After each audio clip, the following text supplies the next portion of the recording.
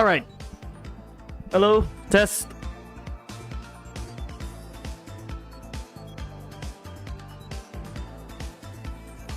Ini ceritanya stream 2K celebration atau ultah? Dua-duanya.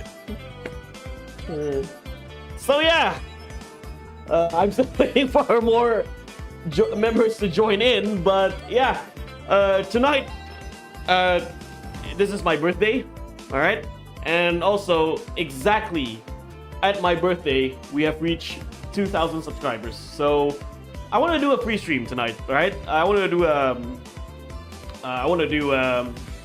just playing some random games, have some fun on this lovely Wednesday night to celebrate 2K subscribers. And can you hear me, by the way? To celebrate 2K subscribers and my birthday.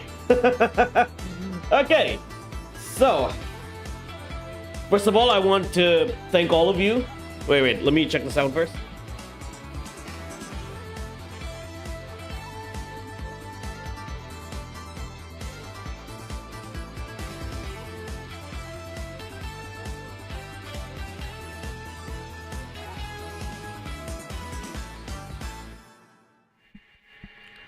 Yeah, as I said, I want to thank all of you first who subscribe and watch videos in my channel. Abede Prof ya, terima kasih Amira, makasih. I want to thank all of you who subscribe and watch the content that I'm giving to this channel. We have reached 2,000 subscribers in almost 4 years, so it's been a long ride, but we're here.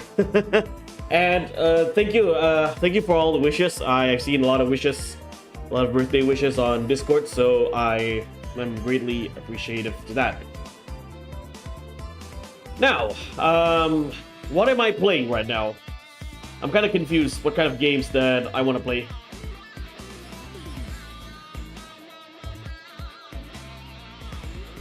So let's go right into our Steam page. And let's slow down the volume here as a background noise.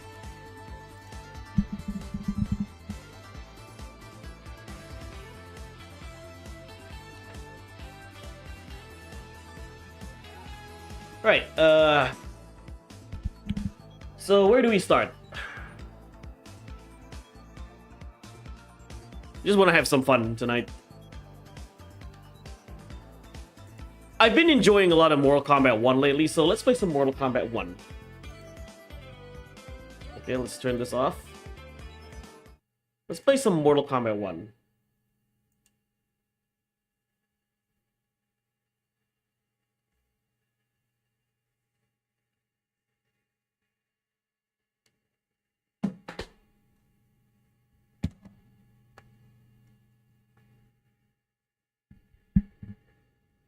You can see the screen, guys.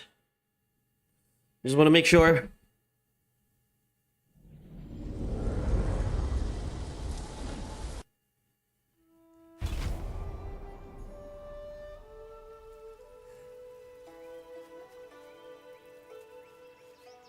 Okay, aman. Siap.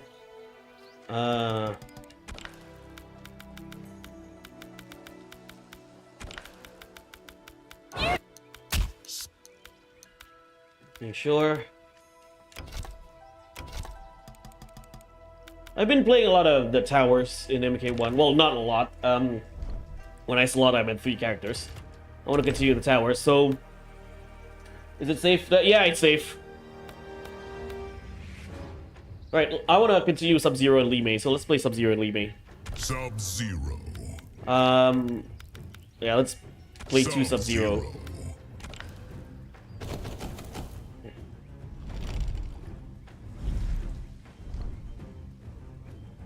General Shao. Striker.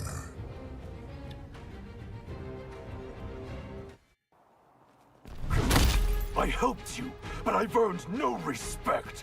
Because there's nothing lower than a traitor. It feels surreal to have Shao Kahn as our first opponent. Round one. Fight. Yeah, I'm playing hard.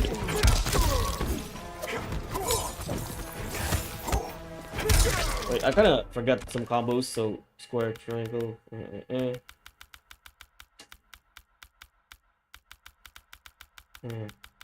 Okay. That seems simple enough.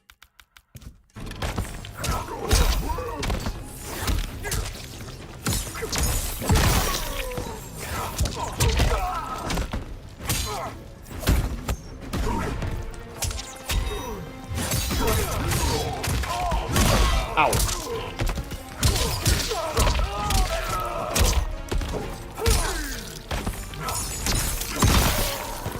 Wait, what's the Ice Glacier Deadly Vic? Oh. Ah, I love this move. Round two. Fight.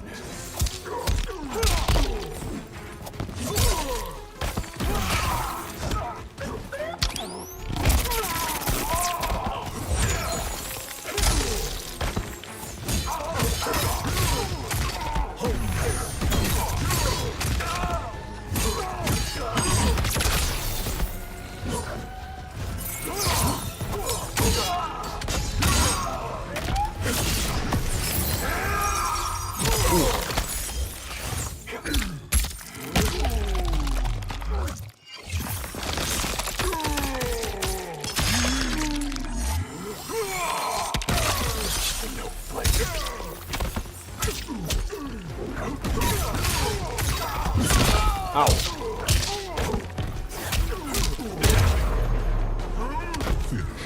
Finish him. Anywhere.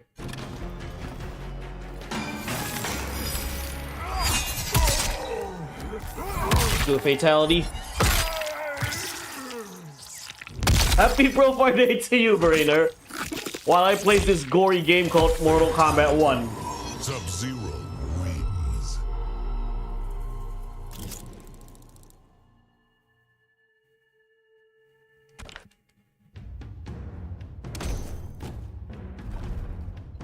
Kitana.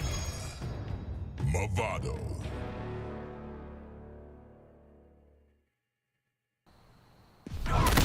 Liu Kang's deceived you your entire life. And yet still I trust him more than you.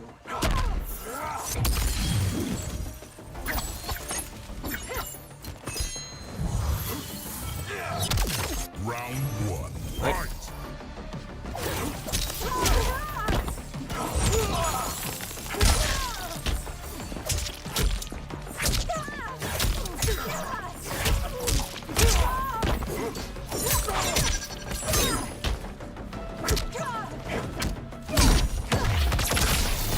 I kind of wait. Let me. I kind of forgot the combos.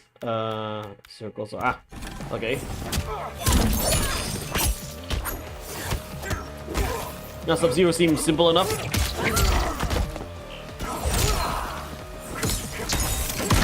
Hey, Brandon, welcome. Yeah, Ice Ice Baby.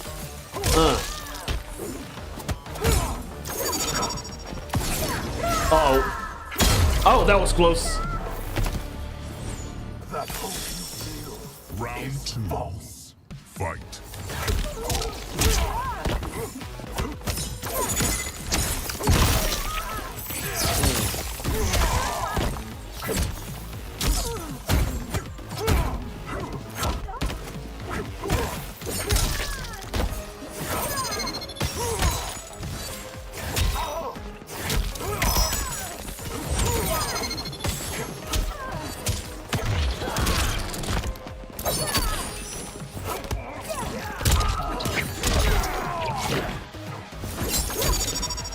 Got yeah, I keep forgetting combos. Holy shit.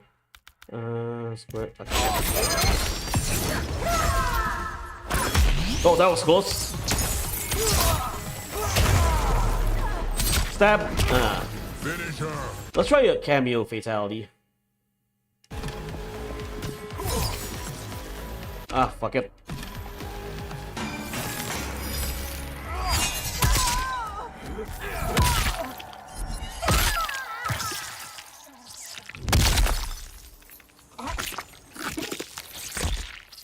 Fatality. Sub-Zero wins.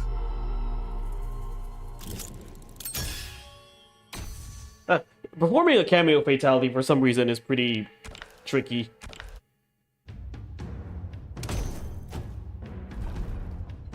Reiko. Goro.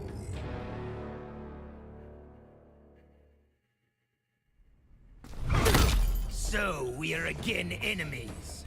Blame your general for that. A fun fact, Sub-Zero's English voice actor voiced Gojo in Jujutsu Kaisen. Oh, Kingdom Hearts, that sounds pretty damn good, Brandon. Round one. Fight.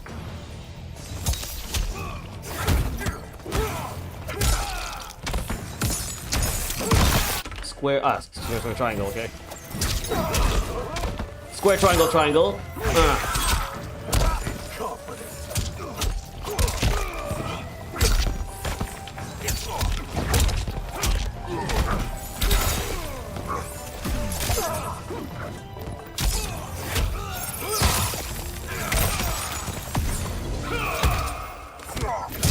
Oh damn it! His fatal blow with has a grab beat Ursula and started Halloween time. Nice.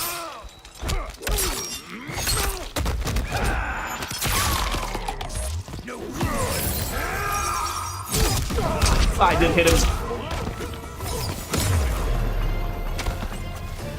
Die like my father. Round two. Fight.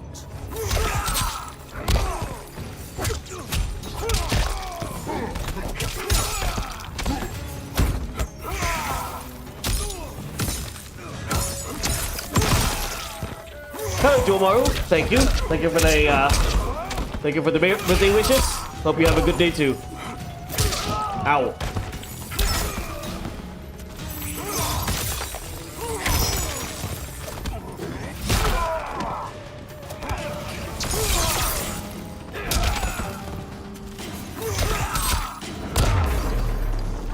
Finish.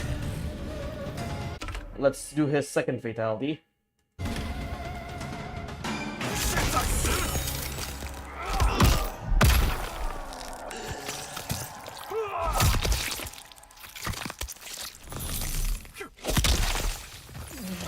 Fatality. Sub-Zero wins.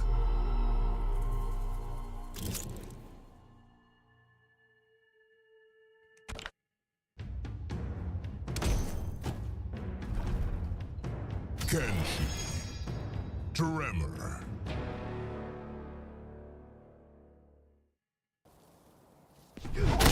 My ancestors say they've tangled with yours. Has it occurred to you to ask them why? I will say this: Mortal Kombat 1 music is a step up from Mortal Kombat 11.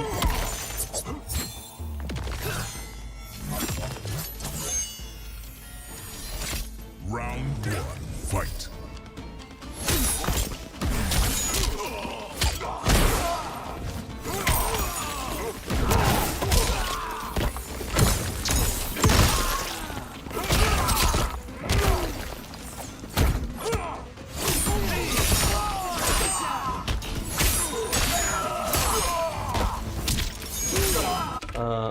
Deadly vapors.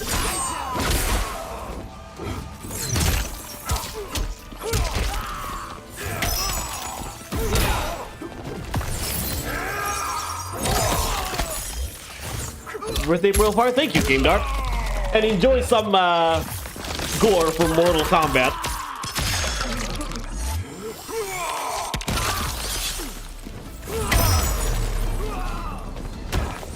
Cold courses through me. Round two.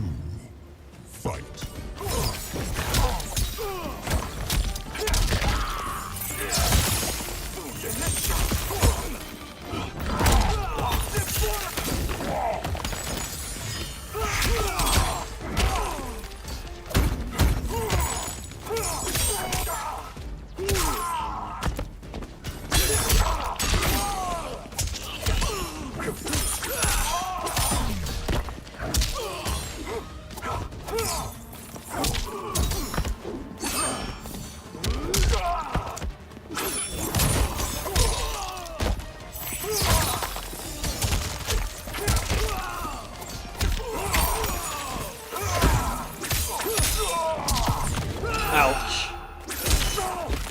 Oh, please don't die.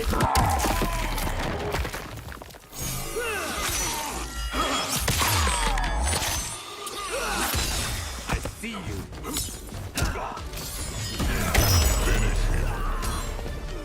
Alright, let's try the cameo fatality here. There you go.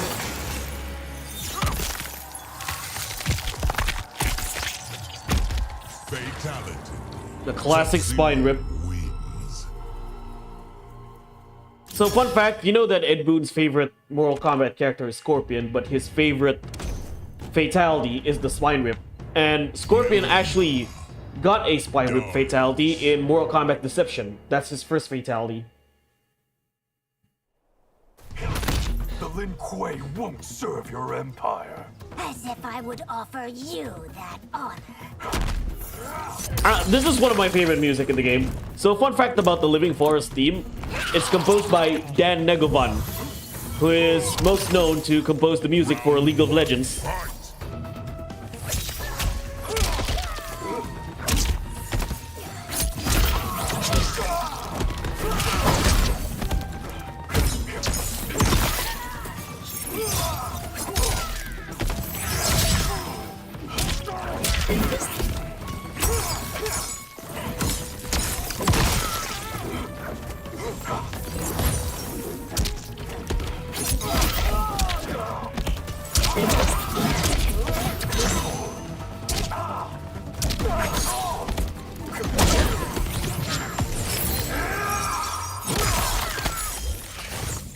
That was up.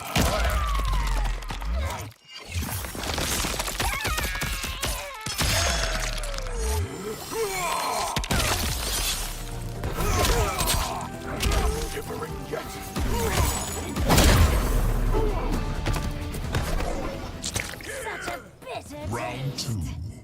Fight. Yeah, I'm playing on hard, by the way.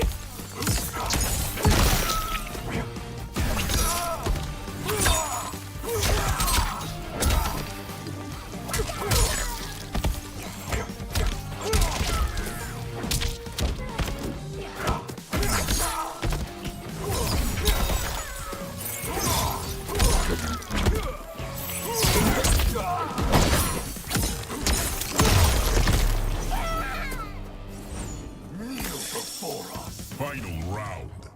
Fight.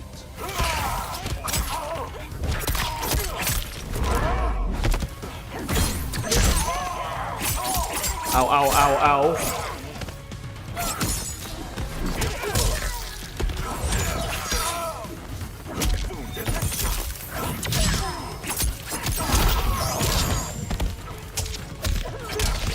Hey, Technobus. Yeah, thank you, thank you. Well, it's a pre-stream today. We're gonna play some random games.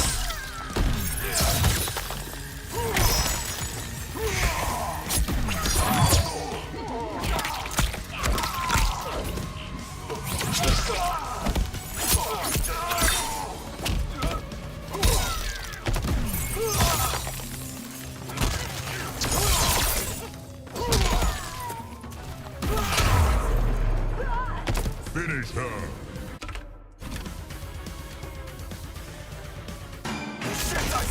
Gotta smash that face.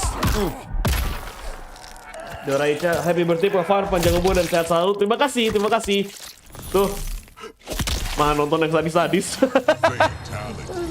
Sub-Zero wins.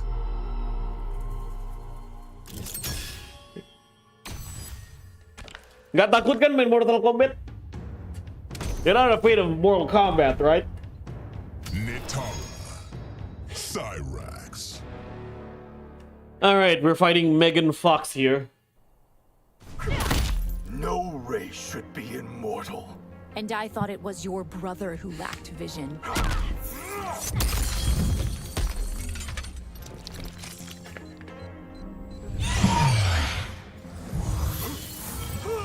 This 60 FPS patch is pretty damn good. I'm gonna give NetherRealm Studios credit for that.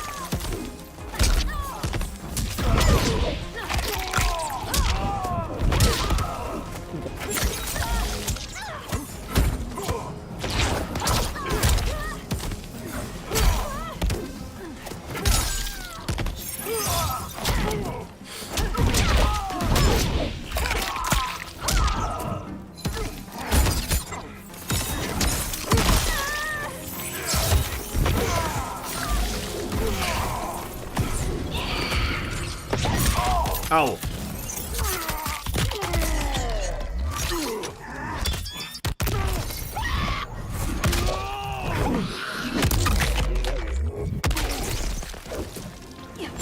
I'll return the favor.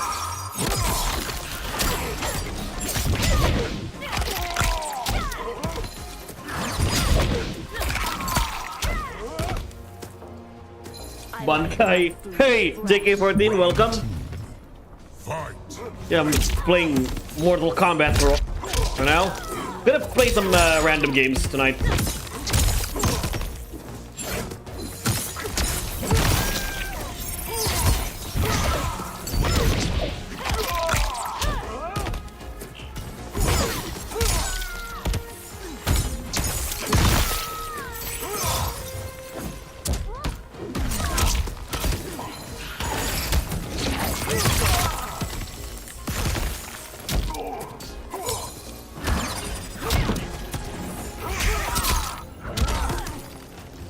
I told you the fun fact, right? Sub-Zero's voice actor is Gojo in English from Jujutsu Kaisen.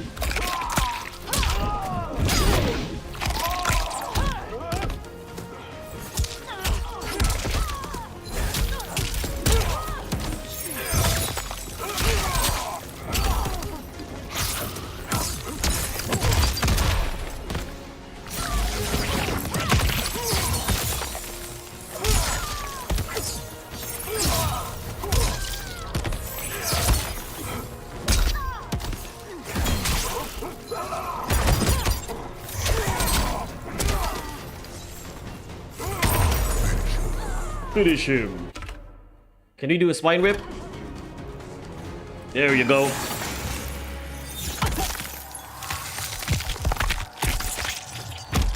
Fatality. Sub-Zero wins. I just beat Megan Fox.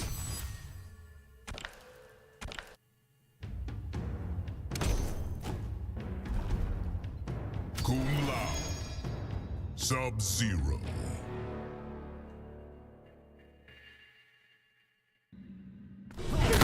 This time, don't pull any punches. A request you will soon regret. Round one. Fight. Let's get.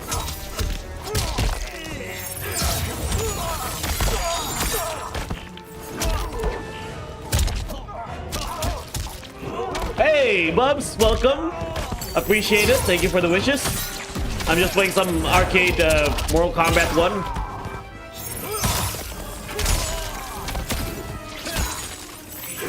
Yeah, this is. I'm playing on hard as well. I want to unlock the endings.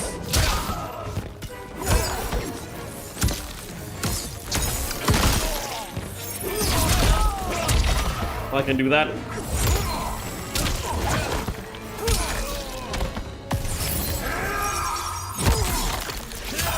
Ah, damn, he blocked that.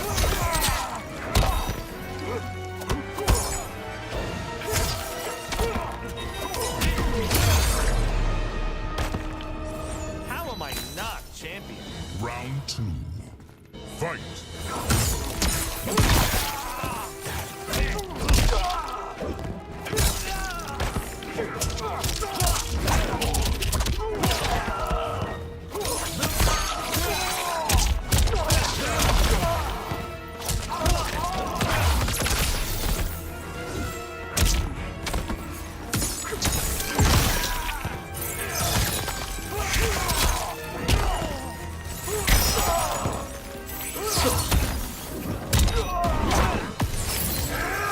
Please hit.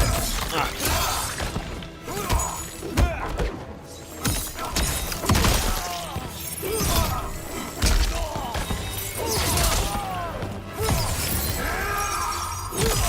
Ah, gotcha.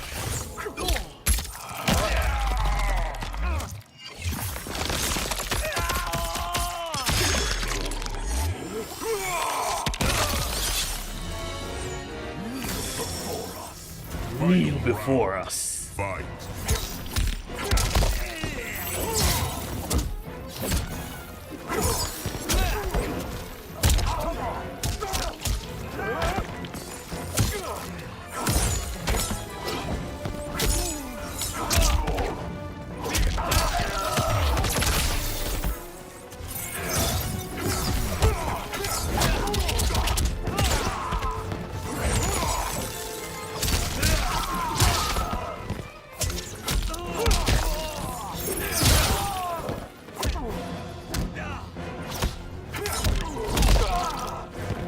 I'm gonna lose, am I?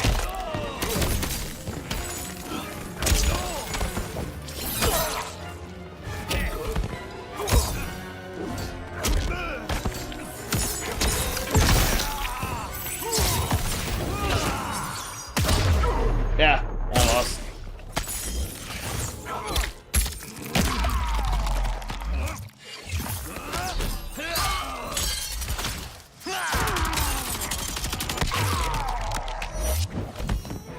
Finish him.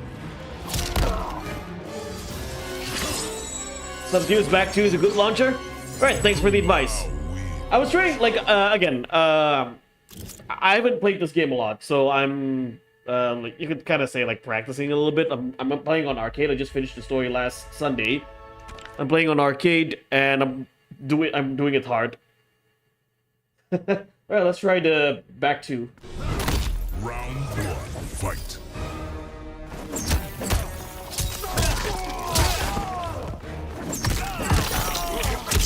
Alright, thanks, Bubs.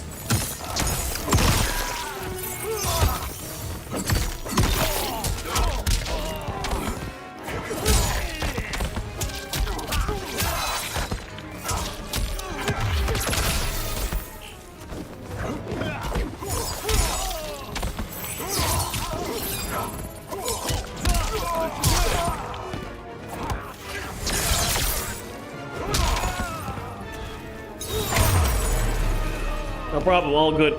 Yeah, I do like Sub-Zero's moveset in this game. He's pretty cool. No pun intended.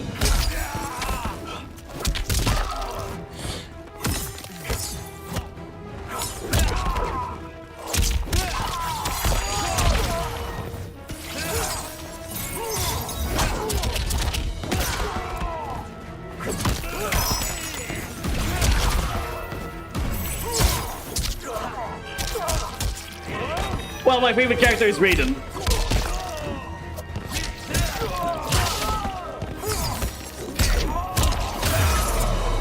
I was playing the other ninjas yesterday, so I want to play some. Final round. Probably I'll pick Raiden after this instead of Lee Mei.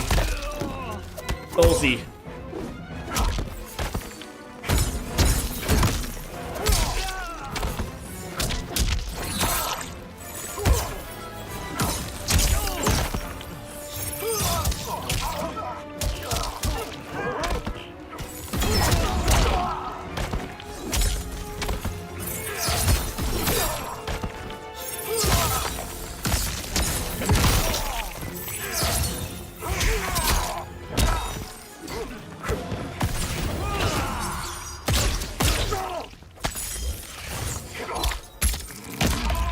Raiden is cool. Yeah, Subs is always my favorite. Nice.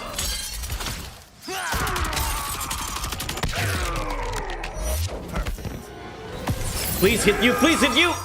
Ah.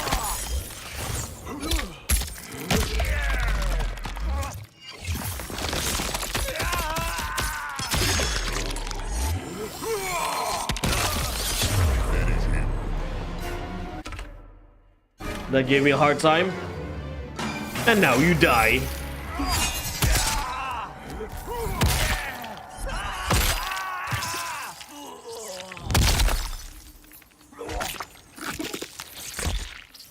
Fatality. Sub-Zero wins.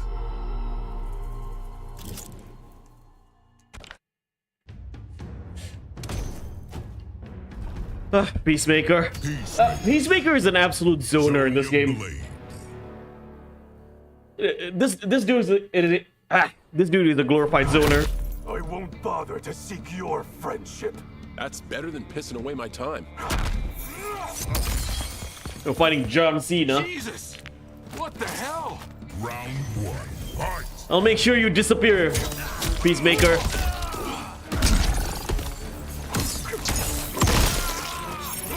Is my chance late? Yep. Nope, we move from here just in time.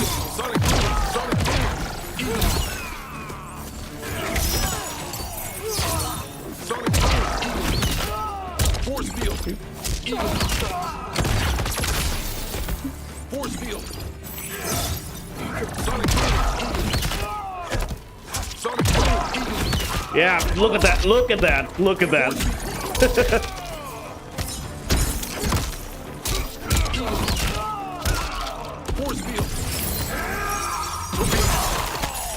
Hello again, then. Yeah, welcome.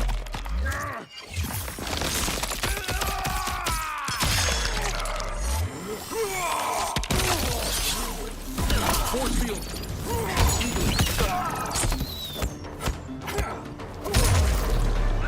That was close. I feel no pity for you. Round 2. Fight.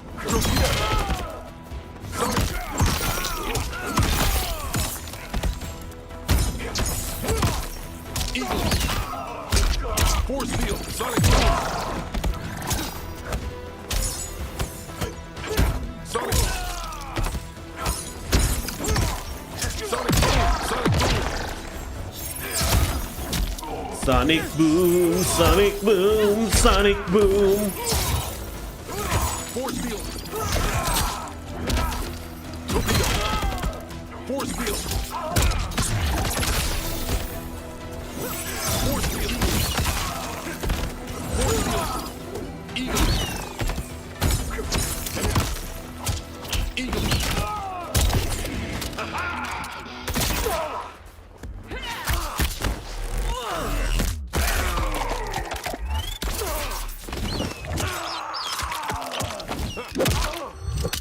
Booyah! Ready to make peace? Final round. Fight. Force field. Torpedo.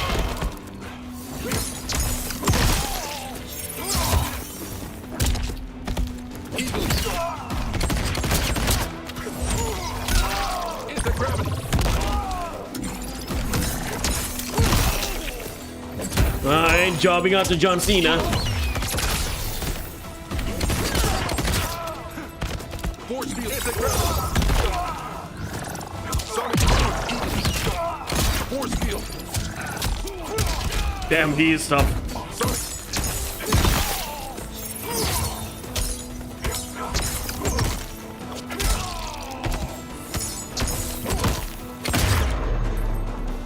Finish him. Ah, I got buried by John Cena. Peacemaker wins. Happy birthday, Profar. Thank you, Natio. Yeah, I guess I'm fighting Super Cena from 2012, where he was burying talent left and right. Round 1. All right, Fight. let's do this again.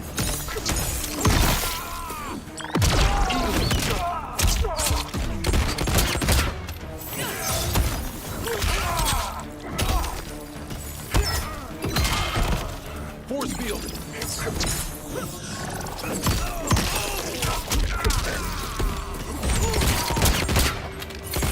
Eagle. Sonic boom. Eagle. Sonic boom.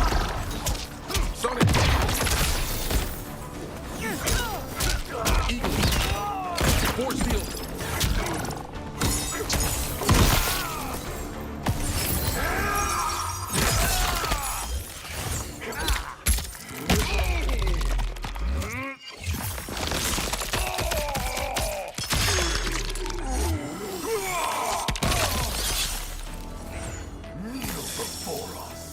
Round 2. Fight. Eagle. Force field.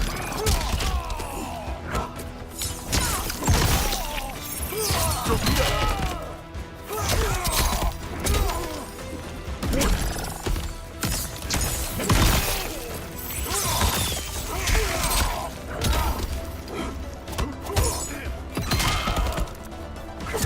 Sonic boom.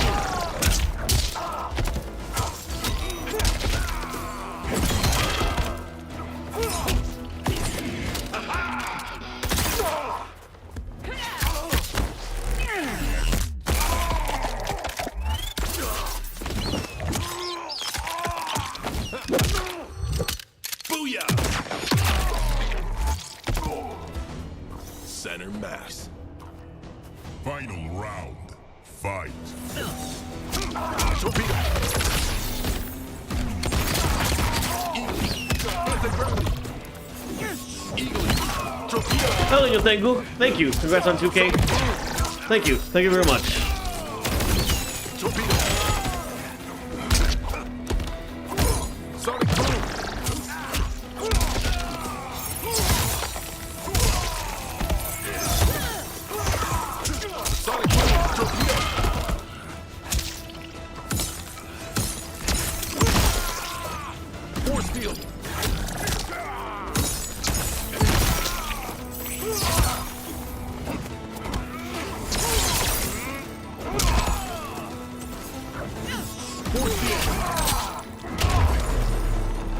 Finish I'm him. doing good. Wow, that was tough. Ah, you can't see me. Ah. Now for real, John. You can't see me. Fatality. Sub-Zero wins. Sorry about that. Got a little frustrated fighting John Cena. Sub-Zero. Sub-Zero. All right, now the mirror. Now the mirror match. We can't both exist. We won't for much longer. Round one. Fight.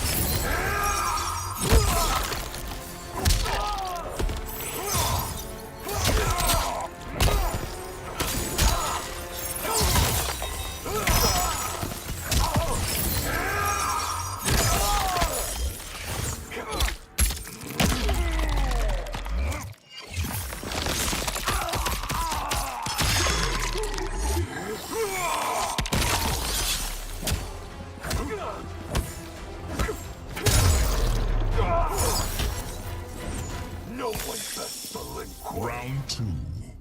Fight.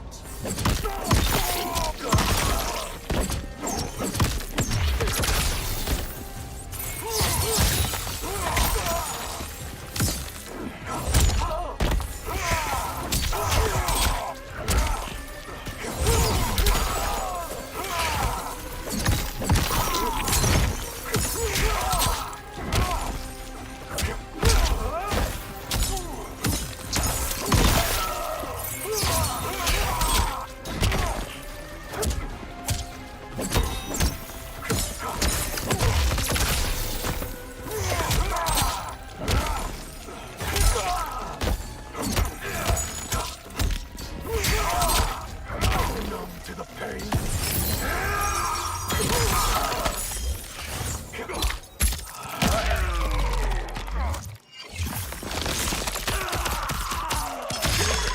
Hello, Father XOSs.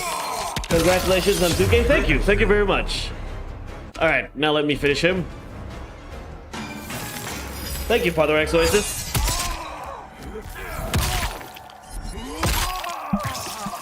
What's up, family? I'm doing great.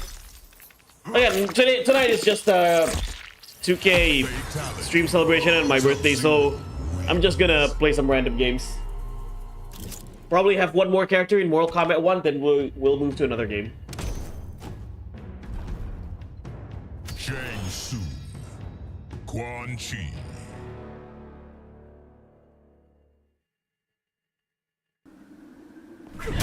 If it is asylum you want, I won't grant it. What makes you think that I need your protection?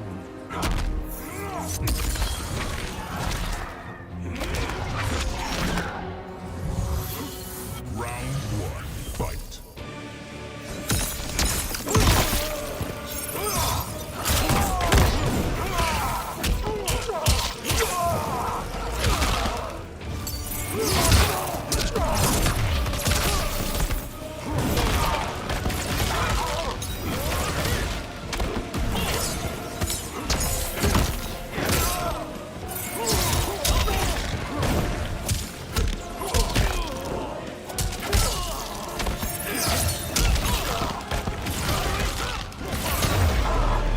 Wow, Shang Tsung is pretty damn hard on hard.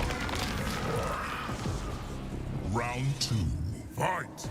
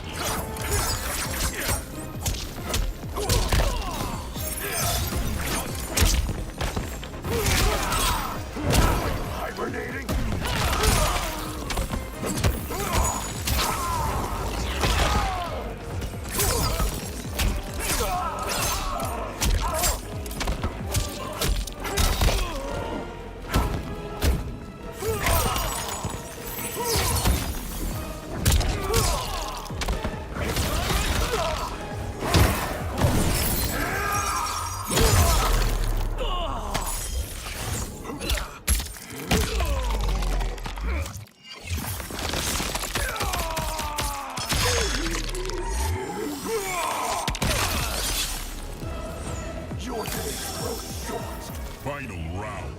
Fight.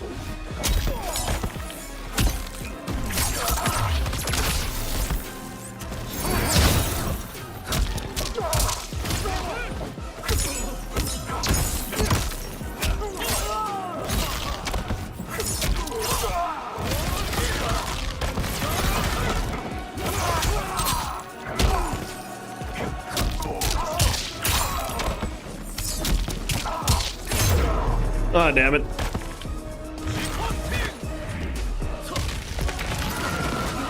Shang Tsung wins.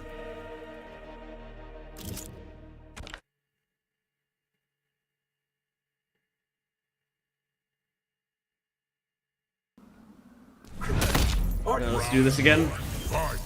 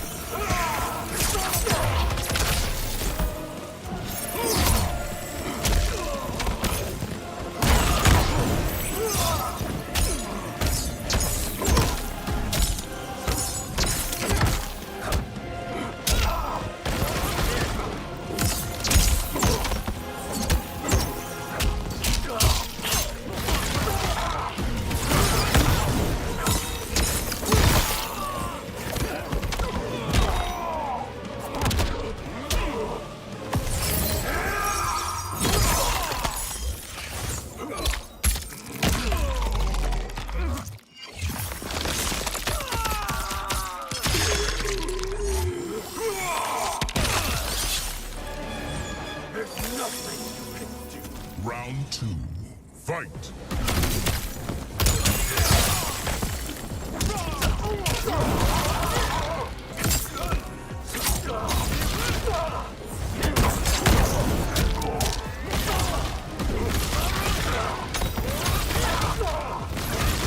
Yeah, just spam it. Spam that, Shang Tsung. Spam it, Shang Tsung.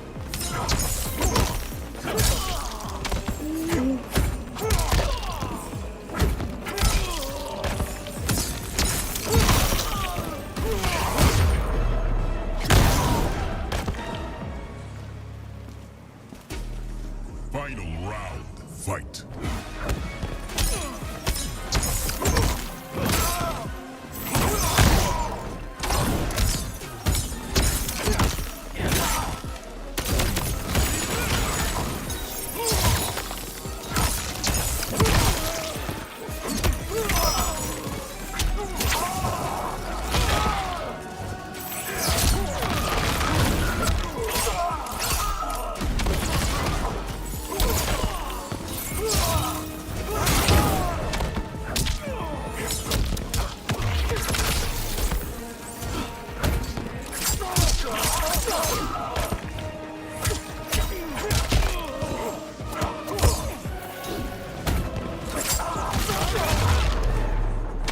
This is pretty damn tough.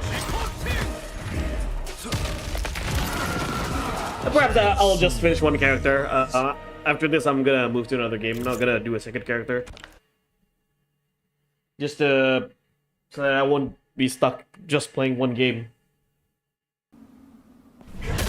You're done. Round 1. Fight.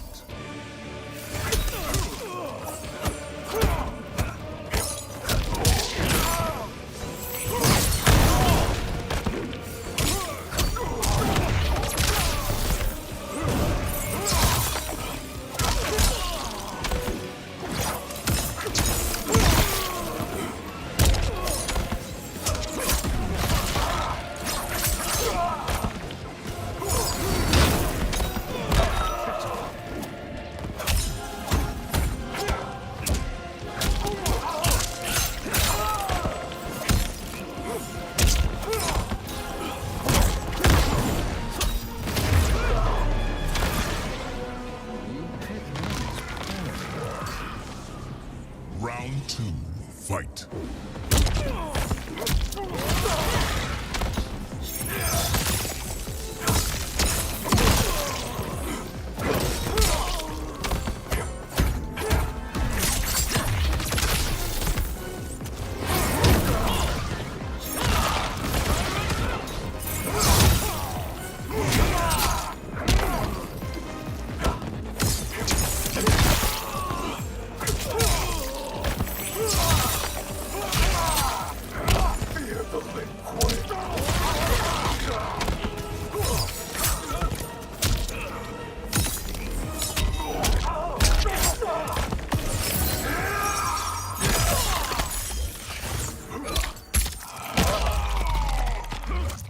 Tekken 8 or MK1?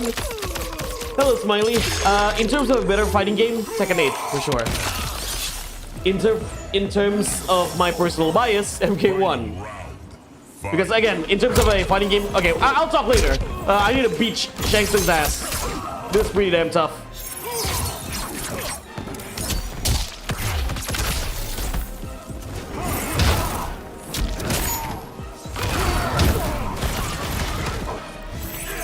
He is giving me no mercy.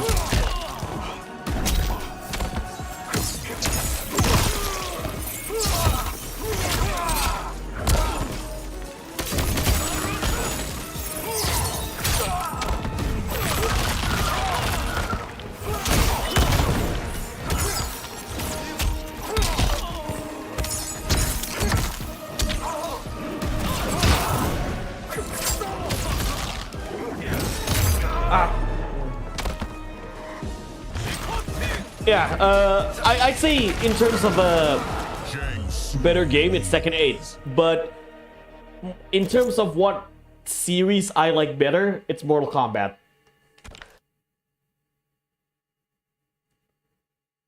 Yeah, the reason why I have a bias for Mortal Kombat 1 is because I'm just biased towards Mortal Kombat in general. And I just got my ass kicked again. Alright, let's do this again. Sub-Zero.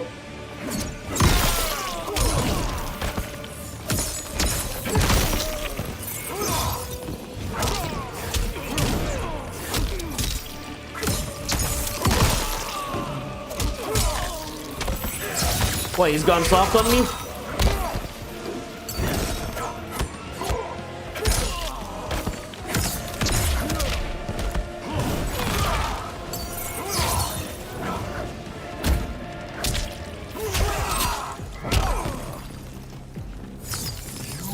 Hello, Malik. Welcome. Thank you for the wishes. Now, watch me kick Shang Tsung's ass.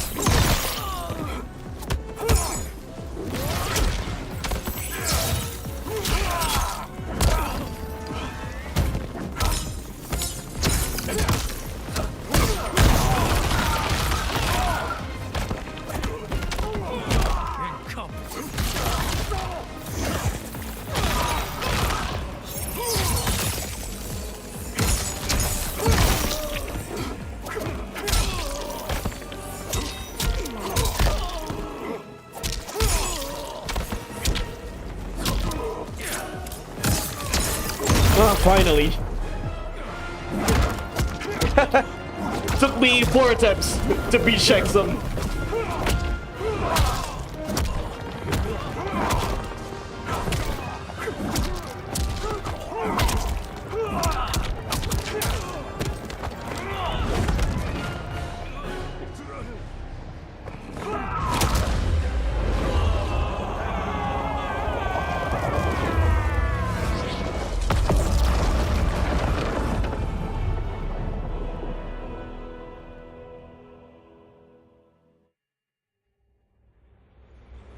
I had broken the Lin Kuei free of Liu Kang's enslavement. We were now masters of our destiny, and could take our place among Earthrealm's great nations. But taking and holding territory would require a vast army. I needed more fighters to make our presence felt. Then I recalled Shang Tsung's dragon warriors. An army of them would be unstoppable. But trafficking in such strong magic would surely draw Liu Kang's attention. Sector advised that we avoid detection by building our army using science, not sorcery. We've invested much into this endeavor, and we are beginning to see results. Once again proving the depths of Sector's genius. When we are done, all of Earthrealm will honor our desires and heed our demands. If not, they will face the Lin Kuei's wrath.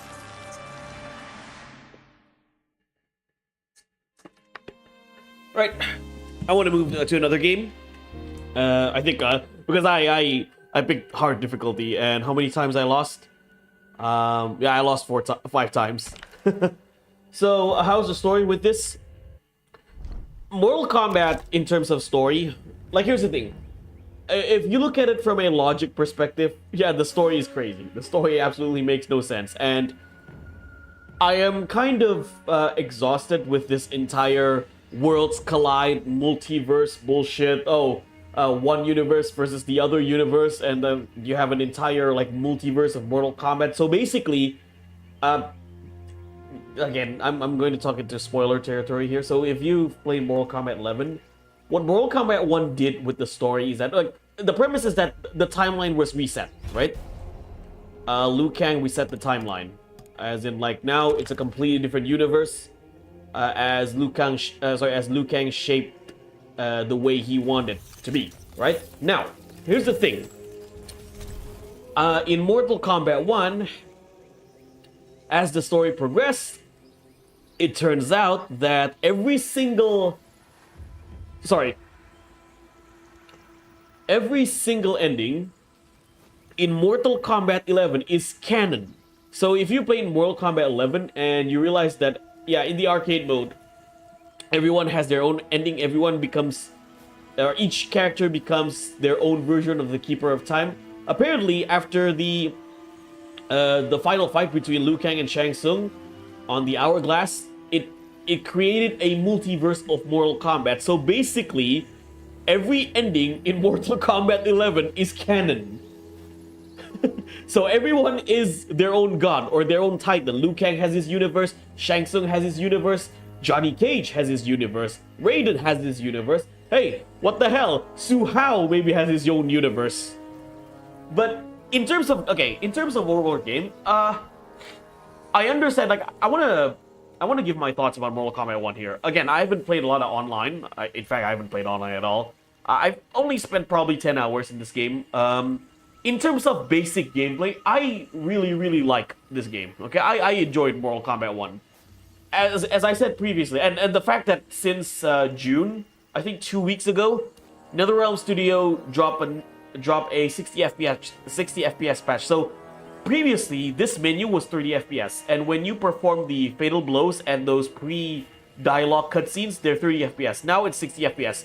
It runs a lot better on PC. Previously, going from 30 to 60 FPS, like transitioning from scenes to gameplay, 30 to 60 FPS, took a lot of time with my PC. Like, took quite the loading time. So with this 60 FPS actually makes everything better. So I'm really, like, I have this game since early this year, but I was only able to enjoy it recently because of the 60 FPS. Now, again, gameplay-wise, it's really fun. I think the gameplay is what you expect from a NetherRealm Studio. Some people don't like it. I personally like how NetherRealm Studios give Mortal Kombat since Mortal Kombat 9. I really like the 2D format of Mortal Kombat since they rebooted the series in Mortal Kombat 9 back in 2011. I love that. And they've been, I'd say, consistent. The Morgan, congrats on 2K. Happy to see you go. Thank you so much, Morgan. Thank you so much, Morgan. After this, I want to play a different fighting game. I actually want to play an underrated fighting game after this. I want to play a Naruto fighting game. And it's not Naruto Ultimate Ninja Storm or Naruto Ultimate Ninja series. It's, you'll see. Happy 31. Thank you, Blue Hedgehog man. So, where was I? Yeah. In terms of gameplay, I enjoyed this game for what it is. Are there problems? Yes, exactly. Some of the combos are stiff. Some of the, like, the cameo system, it has a good concept, but wasn't the best in terms of execution. However, I feel like the hate towards Mortal Kombat 1, again, maybe I could change my mind. Maybe I could change my mind as I play more of Mortal Kombat 1. But in some aspects that some of the hate that I found online about Mortal Kombat 1, I feel like it was a little bit blown out of proportion. Like, people say, oh, this is the worst Mortal Kombat game ever, or this is the worst fighting game ever made. Yeah, I feel like that's a little bit too much.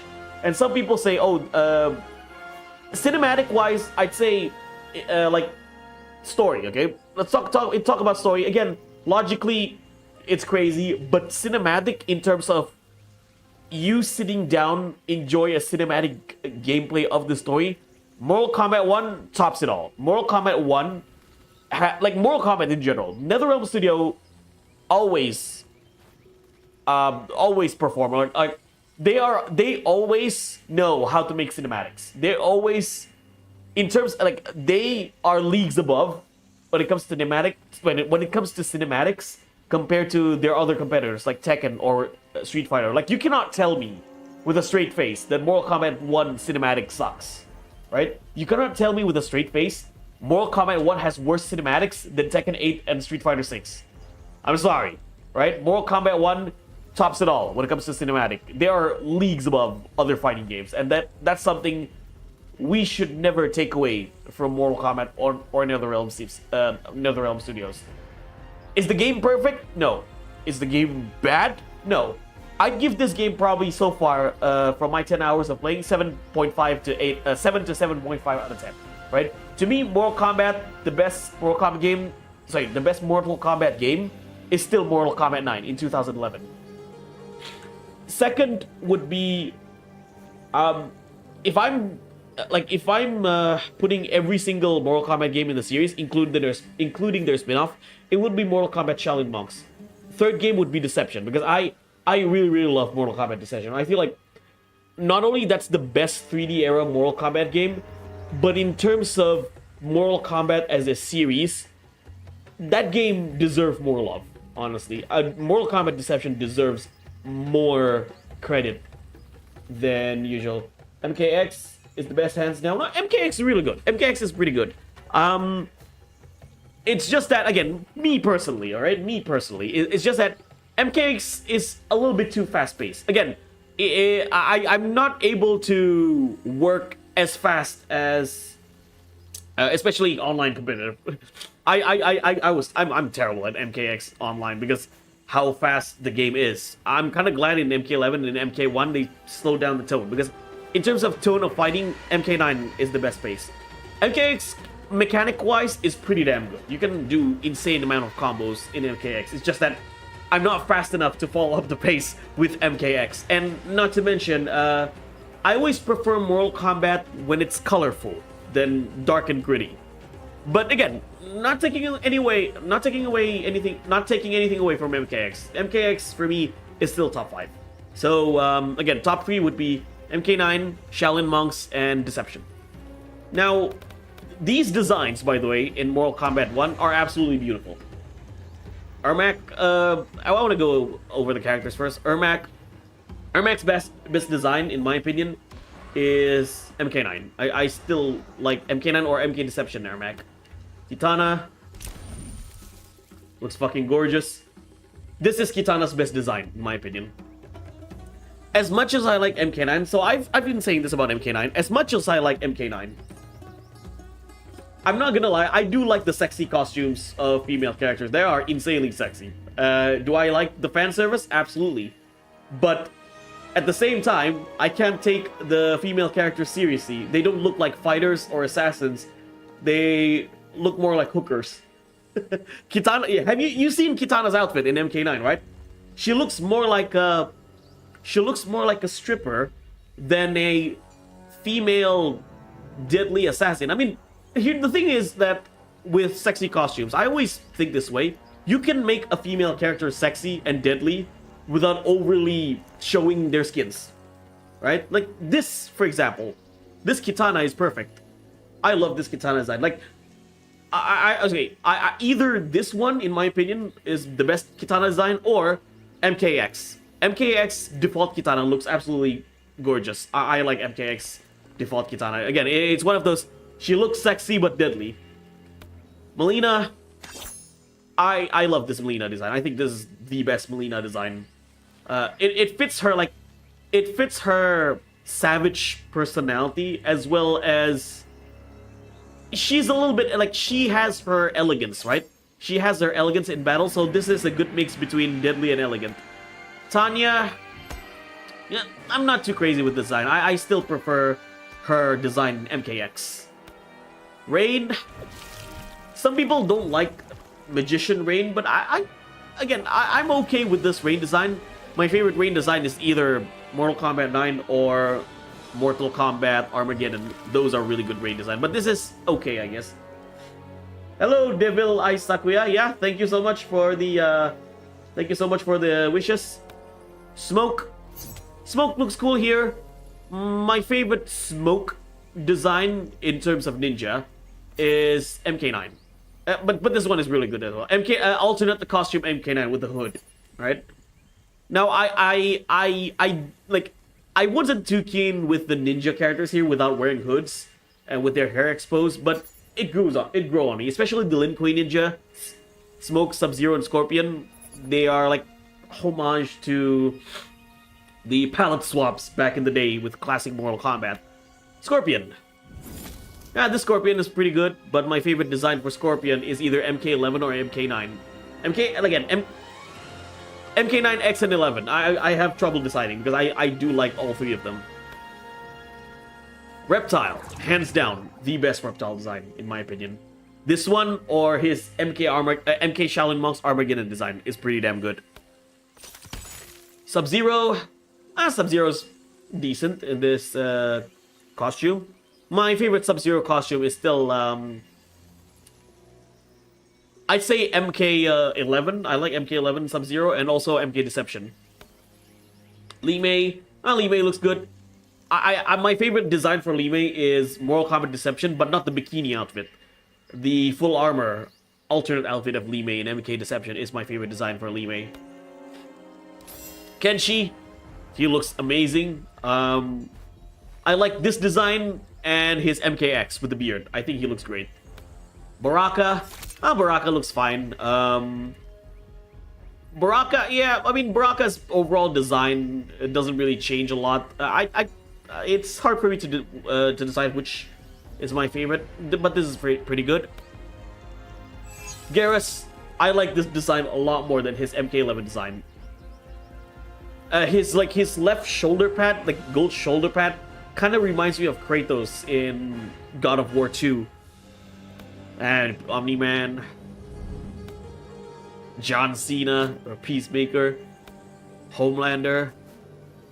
Yeah, I'm not too crazy with the guest characters in this game. Quan Chi. This design is okay. My favorite Quan Chi design is still in MKX. Havoc. Havoc's cool. He has a good design here. I still like his Deception design a lot more.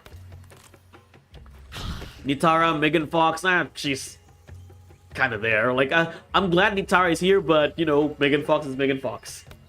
Ashra looks fantastic. And fun fact for all of you who are not Indonesian, Ashra's blade, the Kris, is actually a traditional weapon in Indonesia, especially in Java. So, yeah, ada Indonesia, coy! Yeah, she's, like, the first time I saw her in Mortal Kombat Deception, I was actually quite surprised. Oh my god, there's an Indonesian weapon in a Mortal Kombat game, and she kind of like dressed as an Indonesian in Mortal Kombat Deception. But yeah, Ashra, she looks cool here. I still prefer her Deception outfit, but this is okay. It portrays her like half human, half demon like features. Kung Lao, his design is good here. My favorite still is Mortal Kombat 9 design. Johnny Cage, I do like the simpler design for Johnny Cage, but my favorite design for Johnny Cage is either MKX or MK11. Liu Kang, yes, Fire God Liu Kang. I like Fire God Liu Kang in this outfit more than his MK11 outfit. Young Raiden, yeah, he looks cool. I'm always a fan of Raiden. Like, I'm biased towards Raiden, so I will always like him. Reiko, he looks cool. Again, his outfit is somewhat similar to his Mortal Kombat Armageddon outfit. Sindel, step on me, mommy. Yeah. Anyway, yeah. Sindel looks great here. My favorite outfit is still MK11. Sindel, like there's the evil outfit for Sindel and MK11 still looks good on her. General Shao or Shao Kahn. I'm not too crazy with the horns they gave in this game for him, but my favorite design, like it's Shao at the end of it. It's Shao. It fits his design, but my favorite design for Shao is still in Mortal Kombat Deception. Yeah, bro. Hey. Shang Tsung. This is my favorite Shang Tsung design, hands down. This is my favorite Shang Tsung design, and the fact that I admire his voice actor Alan Lee. He did an impressive Kerry Hiroyuki Tagawa impression in this game. So I want to see the cameos as well. Scorpion Sub-Zero. I think all the characters are cool except Homelander and Tanya. Yeah, I agree. Like, I'm not too crazy with Tanya's outfit in this game. I prefer her outfit in MKX. Let's see, Janet Cage. She's okay. Darius, like, I did not expect Darius of all characters to come back. All right.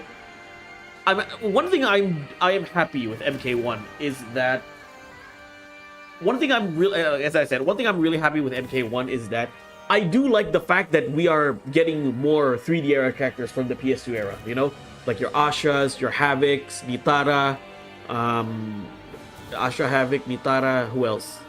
Yeah, those characters. Reiko. Darius, and some of them are cameos. I like the 3D era. Like, again, the 3D era was my childhood. I grew up with the 3D era Mortal Kombat, so I have a personal taste for the 3D era Mortal Kombat game. And I feel like when Mortal Kombat 9 came out, people were shitting on the 3D era. Now that Mortal Kombat 1 is here, people are shitting on the NRS era. It's a no-win situation with these people sometimes. So it's like, yeah, you shit on the previous games before the reboot. Now you're shitting on the current game after the reboot. You just can't win. So yeah, Darius, good to have. Like, he's not my favorite character, but okay, he's there. Sarina, I actually would have loved to see Sarina be a playable character. She's one of the few Mortal Kombat 3D era characters that I would love to have back. And I do like the fact that they gave her the blades, the crescent blades, whatever you call it, that those crescent blades. She had that in Mortal Kombat Mythology Sub-Zero. Cyrax, classic Cyrax. Out of all the cyborgs, Cyrax is my favorite. Kano, MK1 Kano, MK1 Sonya, Sector, Frost, Jax, Chameleon with a K. Good to see her back. I love Chameleon. Mavado. Good to see him back as well. I wish he was a playable character. Tremor. Classic Tremor. Goro. Wish he was playable. Motaro. Same. Wish he was playable. Shujinko. This dude is super underrated. In my opinion, Shujinko is an underrated character in Mortal Kombat. I love him in Deception. Like, I like the fact that in this game, him as a cameo character, his attacks are mimicking other like his opponents. That's basically what Shujinko is. Kung Lao. Okay, Kung Lao, Sub-Zero, Scorpion. I don't agree with these characters. Like, I don't agree with these characters being cameo, because why? You have Kung Lao, Sub-Zero, and Scorpion as playables. Like, the entire point of a cameo, I remember what Ed Boon saying, oh, cameo characters are characters that act as assists who are not playable. So why are you putting playable characters in the cameo roster? I would have replaced these three with someone else. I would, if you want to put a cameo, again, bring back some more 3D era characters. Bring back Hotaru. I would love to see it. Bring back Taven. Bring back Dagon. Or if you want to put some more popular Mortal Kombat characters, bring back Jade. Bring back Nightwolf. Bring Fujin as a cameo. Not Scorpion, Sub-Zero, and Kung Lao. You can make the argument, oh, these are characters from different timelines, but still, they are the exact counterparts of the playable characters. So I'm not a big fan of them. Striker, okay, Striker's there. Right. So I wanna boot off Mortal Kombat for now. Now, I want to play a different fighting game. How many of you guys here are fans of Naruto? So, there's this one. I've made a Naruto video before, like early in my YouTube days, and also look at this lovely live wallpaper of Inuyasha. Okay, so let's go to Dolphin Emulator. Okay.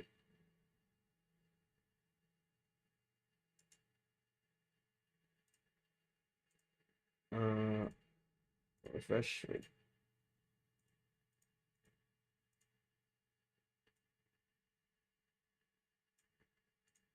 Let's check the. Okay.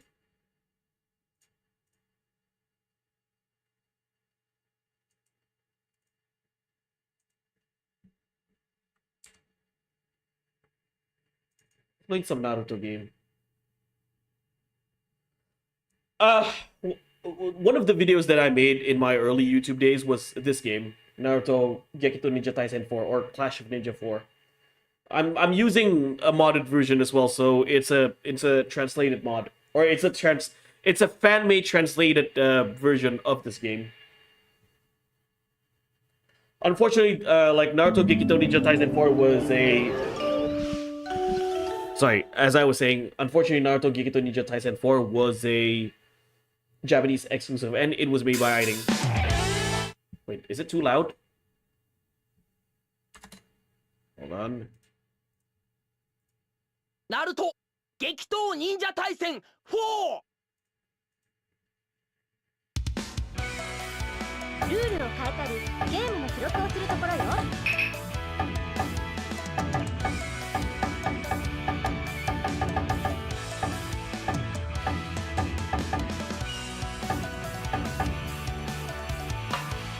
3人一人一人ナルトの練習ができるモードよ。 Yeah, so this game plays very similar to Bloody Roar. So I want to show a little bit of the combat first. I'll pick my favorite character in this game, Neji. Let's fight Kidomaru.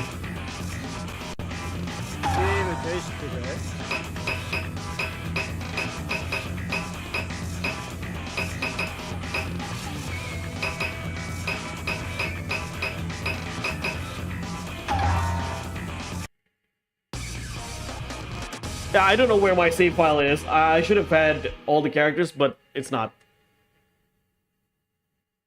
I'll just play whatever characters I have in this game anyway. Yeah, so the strings, like, you have two types of attacks.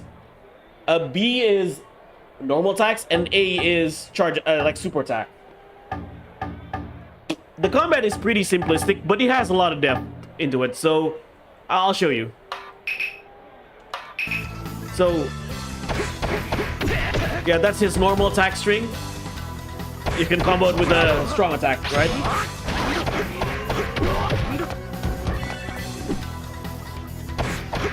And when you press circle, you'll do a super.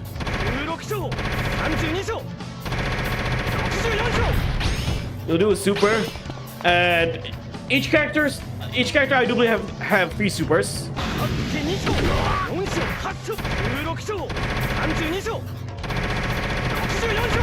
That's not the super I wanted. Here it is. Yeah, down X on the GameCube controller. And triangle is a throw. Let's try this.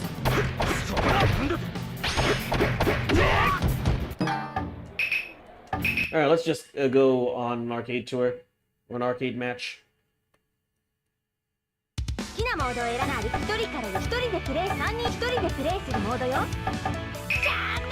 Let's go to score attack, which is basically arcade mode.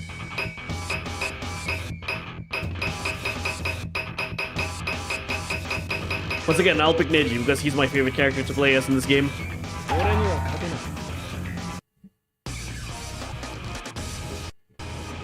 Hello, random black guy. Thank you for the wishes. Actually, I don't mind Homelander. I meant Peacemaker. Ah.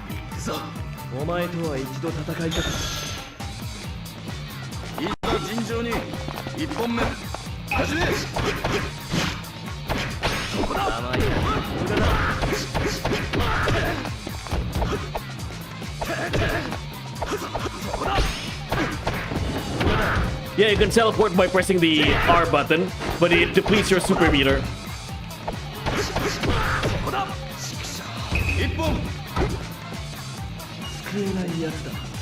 いざ尋常に2本目始め。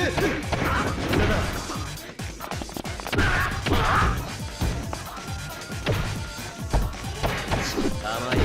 無駄だ。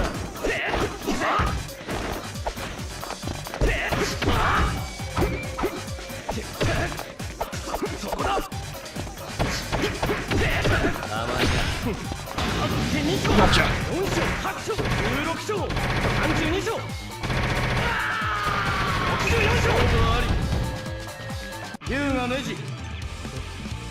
勝ったと思ったか You know, for a game that came out almost 20 years ago, this visuals aged pretty damn well. Kimimaro.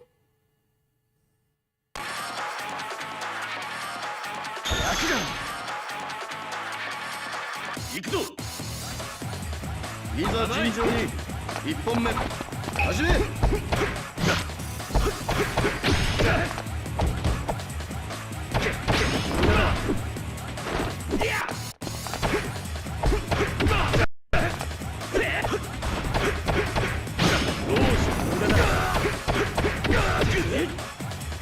1本救えないやつだ。いざ尋常に2本目始め。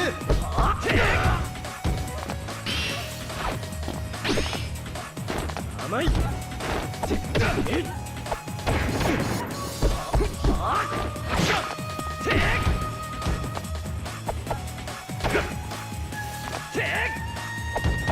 This was even contested in Combo Breaker, which I'm glad it did.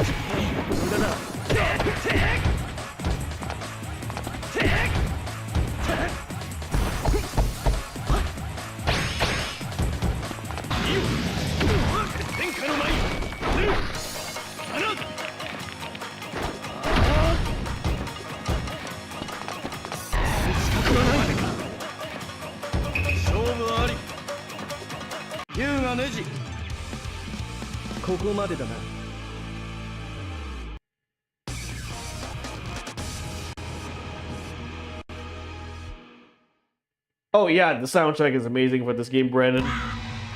危険するなら今のうちだぞ。遠慮なく行かせてもらうぜ。いざ尋常に1本目始め。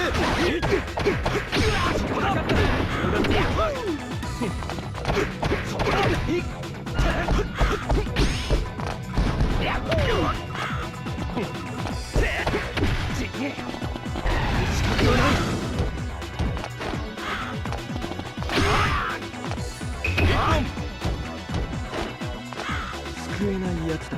いざ尋常に2本目始め。 Oh, what is that graphical glitch right there? 行くぜ。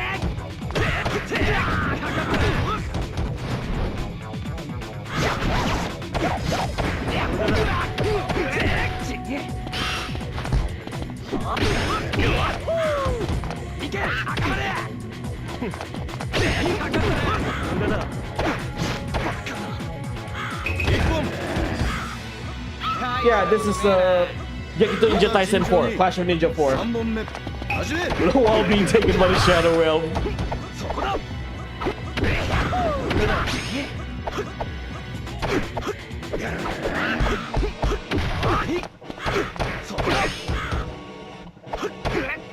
16章、32章、64章。 I do like that the super depletes your enemy's super as well. 優雅ネジ。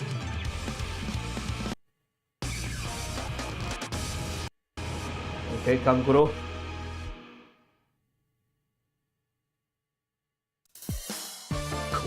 Ah, my favorite music in the game. 負けるのはてめえじゃん。いざ尋常に1本目始め。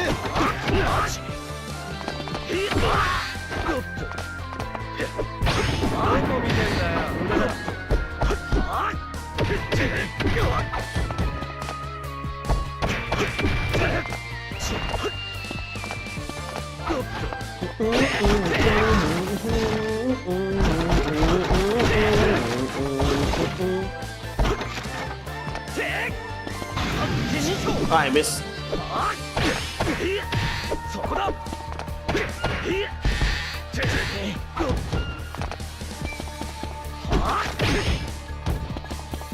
そこだ。そろそろ行くぜ。うちの術。 That was embarrassing. 大したことねえじゃん。首以外にしといてやるよ。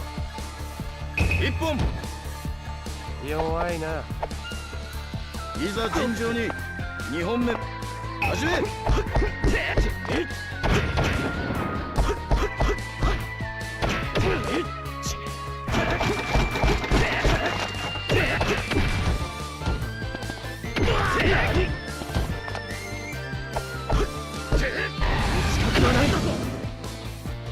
一本。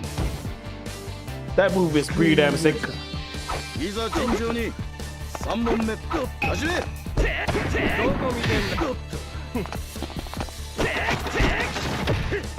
無駄だ。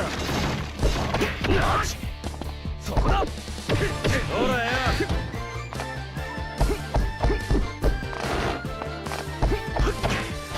どこ見てんだよ。無駄だ。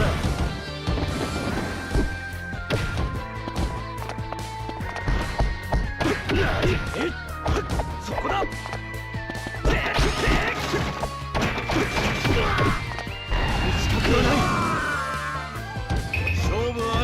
Showed Alex blazing some clips from the Fable and he loved it. Ah, nice.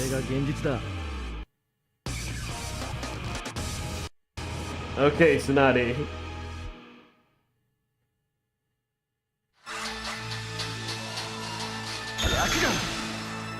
ちょっとは楽しませてくれるのか。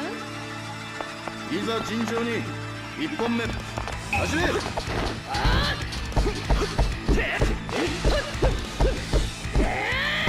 そこだ。無駄だ。これを使うことになるとはな。陰風陰海。構造再生。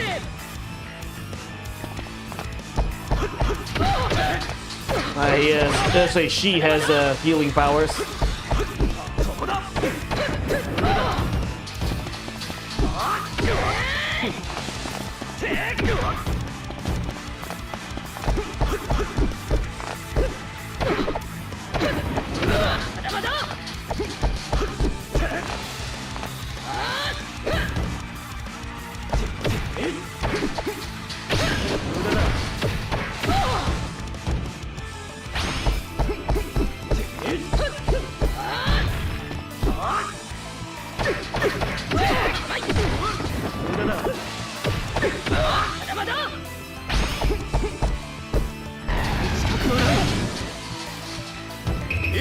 Hey, Hanu, yeah, hiding moment. She big strong. いざ尋常に A knighting game wouldn't be complete without that pose, you know, that aerial pose. Ah, that aerial pose. Ah, never change hiding, never change.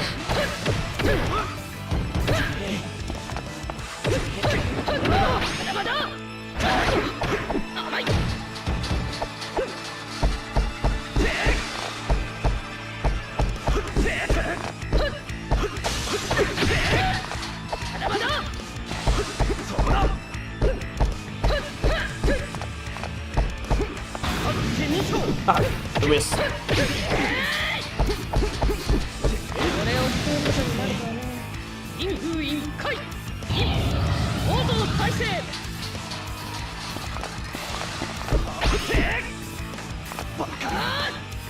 1本。どうした。これだけか。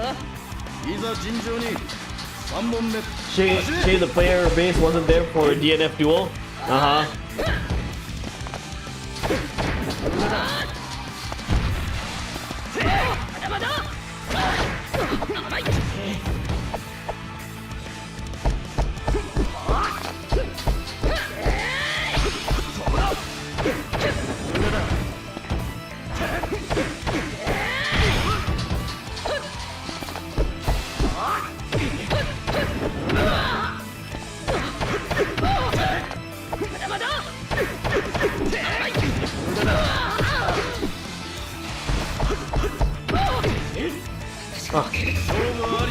Got her.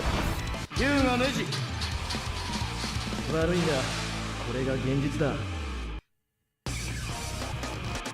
Alright, I'm fighting his master. Yeah, this is Gekido Ninja Taisen 4. I'm using the modded version, Alberto. 青春してるなお前ら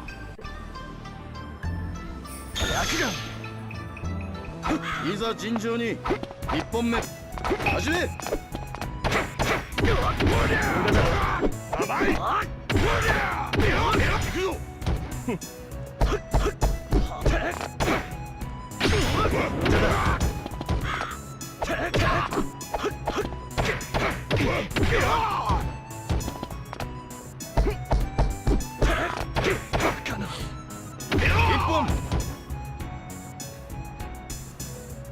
いざ尋常に2本目始め I don't know why there are graphical errors in this game. It never happened to me. It never happened to this game before. And holy shit. The game crashed? What?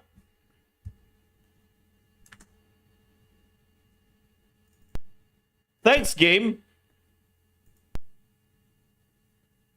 Hello, Brian. Yeah, that's a... The game doesn't want me to complete it itself. The game doesn't want me to finish.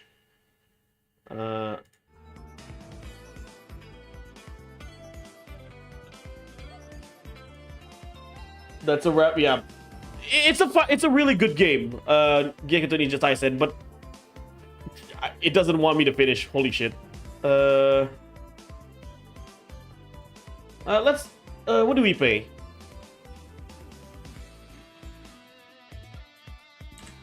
You wanna make a tier list? Dolphin normally doesn't break down like that. Yeah, I don't know what the hell happened. What game should we play?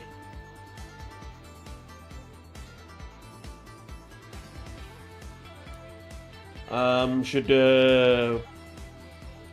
we play Basara? But I'm saving Basara for next time. Let's see.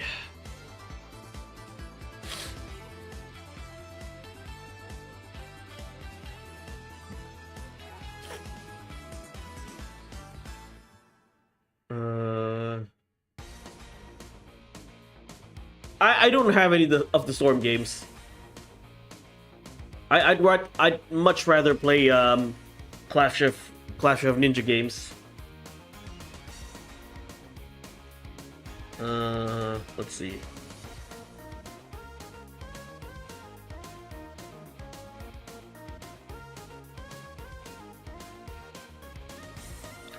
How about some WWE games? I haven't played any WWE games in this channel. Hey Meowser, welcome.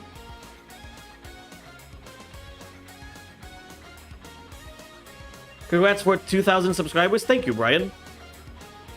To quote our favorite Jomok content creator, thank you. Thank you. I want to turn off the music first because WWE. Alright,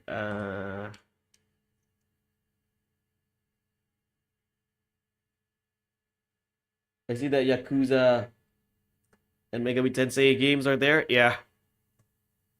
I'm kind like, I'm kind of paranoid playing a WWE game because how WWE is. Yeah, I need to turn off the music first. Because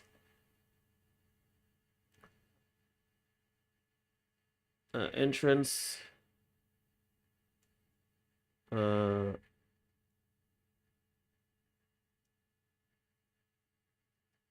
I'll skip the entrance, honestly. I can just turn it off. So let's see. Let's go back to...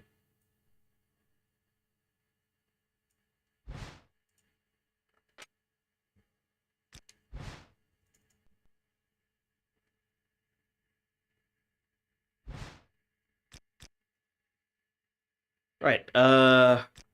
Maybe play some couple of matches. Hold on. Title match. So, how many of you like playing WWE games? This is probably one of my favorite WWE games to date. SmackDown vs. Raw 2007. This and 2011. So, go over the champions here. You got World Heavyweight Champion Booker T. WWE Champion Edge. 2006 was a very special year for me, especially in because this was around the time that I was watching WWE.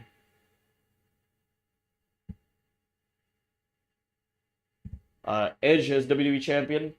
Played WWE on PSP, nice. WWE Tag Team Champion, Joe Mercury and Johnny Nitro.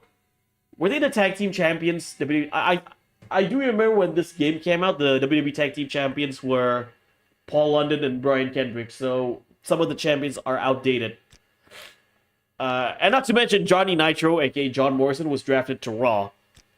Big Show and Kane, yeah, the World Tag Team Champions, when this game came out, was the Spirit Squad. I don't know why the Spirit Squad are not playable in this game. Oh, you see, Intercontinental and Tag Team Champions, Johnny Nitro. Johnny Nitro was the IC Champion. US Champion Bobby Lashley. Like, Bobby Lashley is still wrestling in WWE today. Like, he is 46 years old, and he looks no different than he was back then. Gregory Helms, aka Hurricane. I played WWE games for a ridiculous amount of time as a kid. And WWE right now have shows in Saudi Arabia as well. Yeah, Mickey James, Women's Champion. Dusty Rhodes, rest in peace, $1 Million Champion. Hardcore Champion Mick Foley, and Smoking Skull Champion Steve Austin. So let's go over the roster. Let's play one-on-one first. Why am I second player? Holy shit.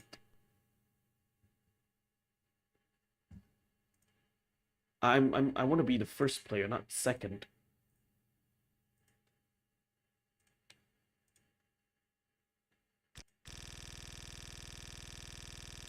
Pause that. Yeah, my apologies.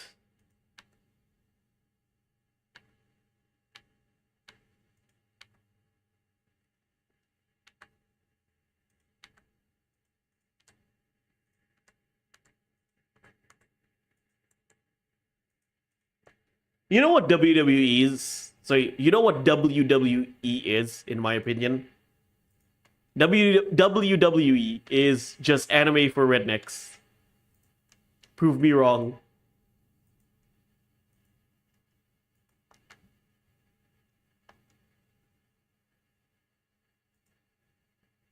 Yeah, the auto mapping likes to go apeshit sometimes.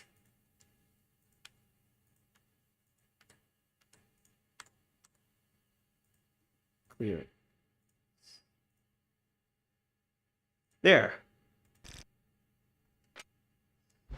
You're not wrong. What's Kinnikuman then? It's hello Terry, it's anime. It's double anime for rednecks. Okay, so I want to go over the characters here. Oh, now it's going apeshit again, sorry.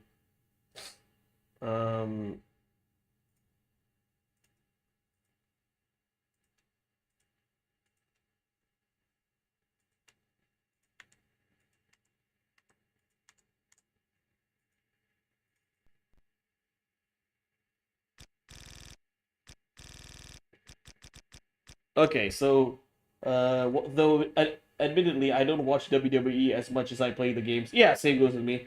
Most of the WWE knowledge are from the game. Yeah, same goes with me. So go over the characters first.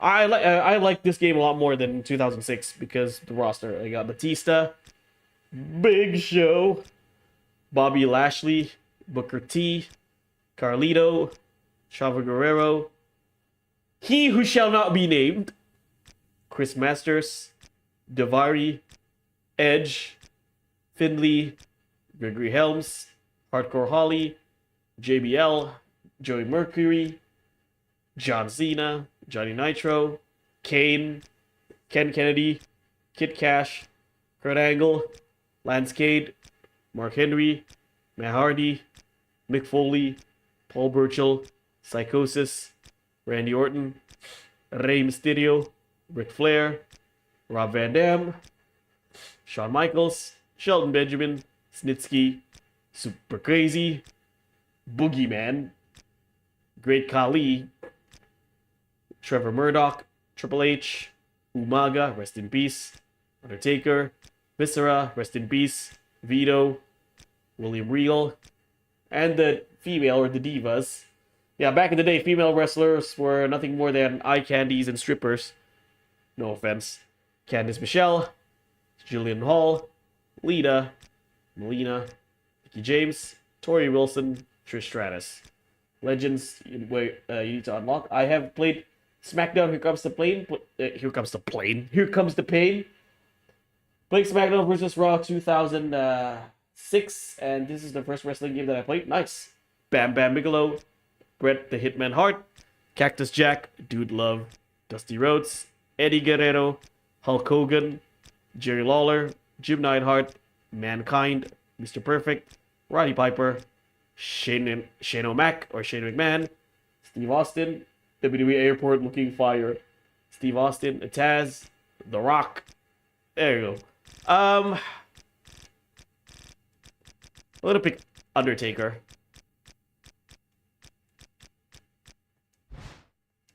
Let's fight Edge.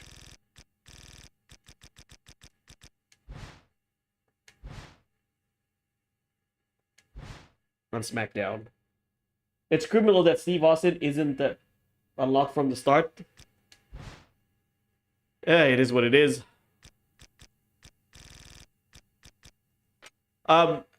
Let's not just play a regular match. I want to play Hell in a Cell. Let's play it hard. I want to increase the difficulty. Let's play Hell in a Cell.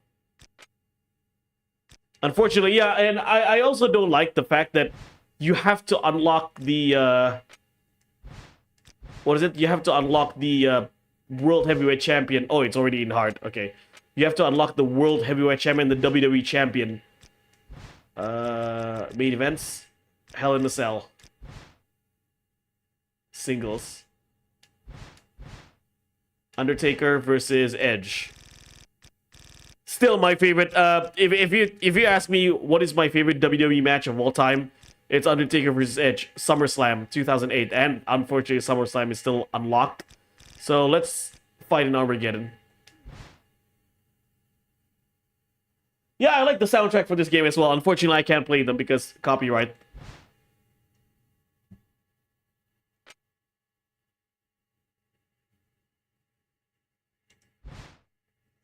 As much as I want to, Meowser, you don't know how much I want to play the soundtrack for this game.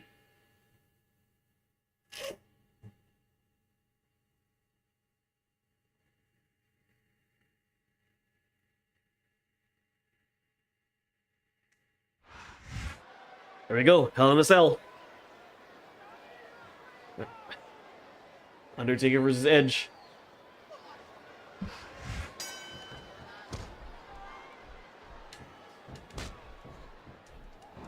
Come on, ref. That should have been a disqualification right there. Shoulda, woulda, coulda, Cole, but it's not. It's not a disqualification. Hey, Leon, welcome. Yeah, I'm playing WWE SmackDown vs. Raw 2007.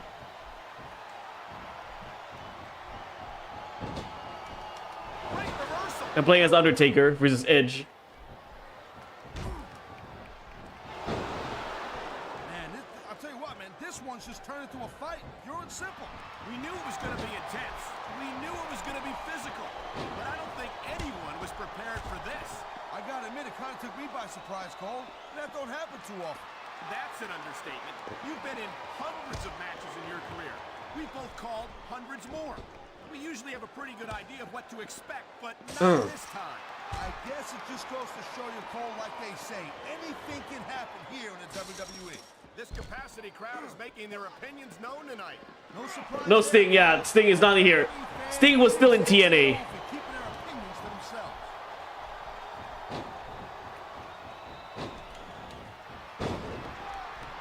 These superstars have been going hard all match.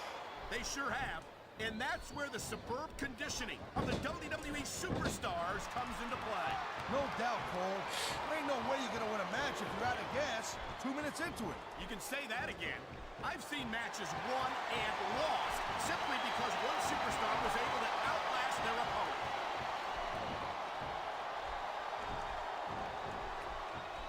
DDT. Well, it looks like they're slowing the pace down a little bit here. Here's the For the cover. This could be it. Come on. That free.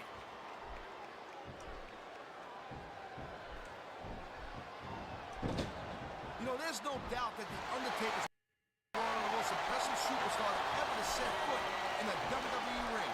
But you know what, Cole? You're only as good as your last match. How can you say that, Taz?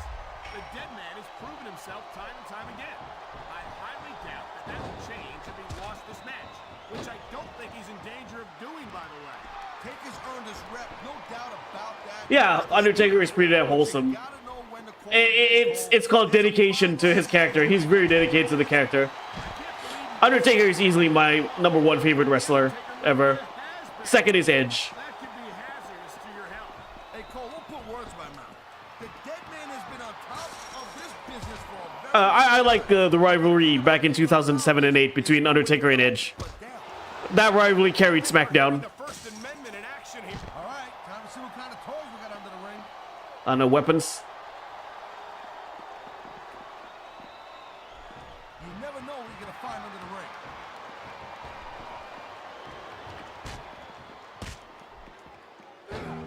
Edge is so quick and so deadly. You can't take your eyes off him for 1 second. And that's doubly true if you're the referee. I don't think Edge has ever met a rule he wouldn't break. No shame in that, Cole. Like Tapi deh bang.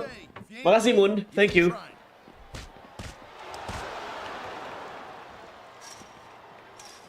Ah. I think that if one of these superstars successfully executes their finishing move, this one is over. That ain't necessarily the case, Cole. Just because it's called a finisher doesn't mean it always ends the match. You sound like you're speaking from experience here, Taz. Of course now. Let's take it outside. Look at this. No fear on the face of this superstar. Yeah, that 50 cents will get you a cup of coffee. There's not a superstar in the locker room who can afford to ignore these fans, Cole. You're right about that. Someone's Right. going for a ride, Cole. And it looks like it's Last the ride. last ride. Undertaker is one of my favorites too. My favorite match from him is WrestleMania 28. Against Triple H.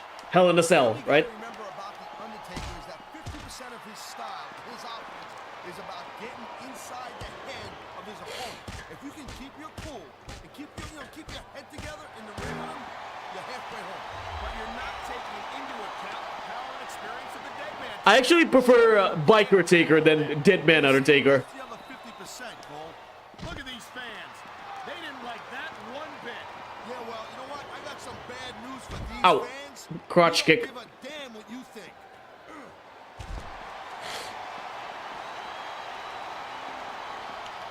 Hey, the ref's got a tough job.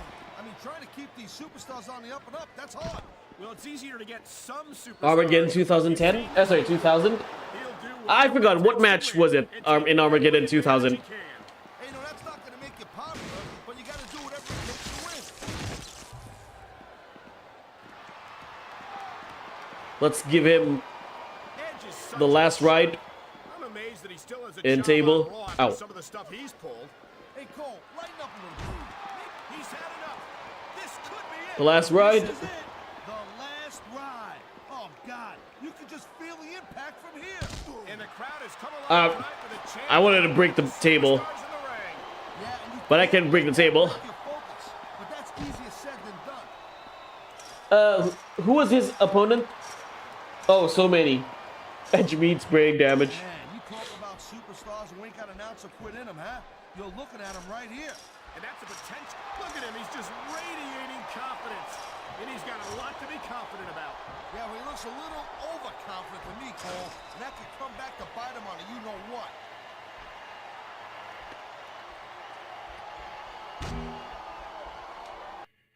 He anticipated that move perfectly. Uh-oh. Let's carry Tombstone. Next, Cole. Tombstone, pile driver.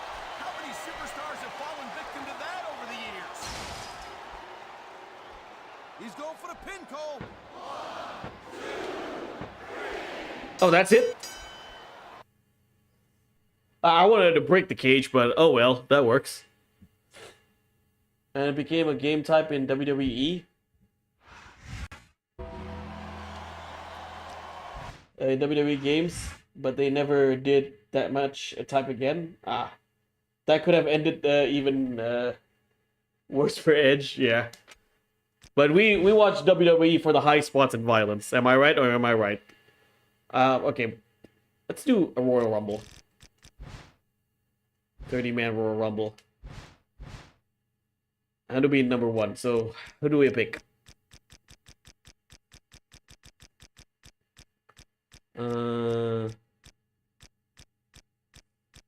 Who do I pick?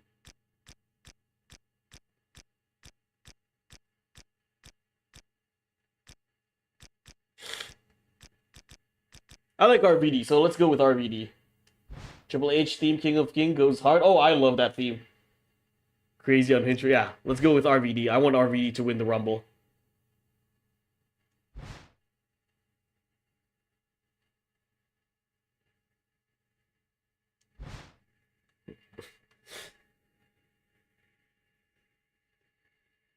And crazy unhinged promos of guys who can't seem to handle their coke addiction. Speaking of coke, I'm playing a guy who is always high, RVD. Wait.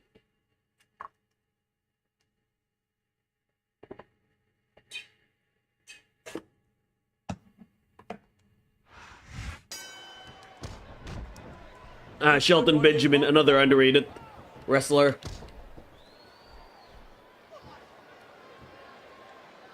His opponent is helpless, and he's taking full advantage. Wow, that's one of the biggest chest slaps I've ever seen.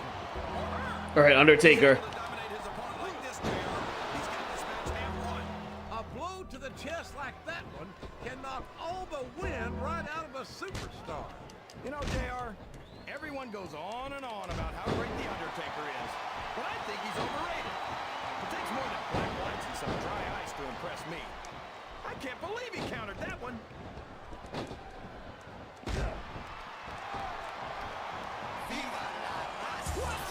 What are you saying? Eddie Guerrero. Don't try to change the subject. I lie, I cheat, I steal.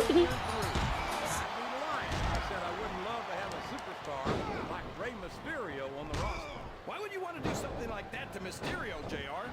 Everyone on Raw is at least twice his size. Then destroy him.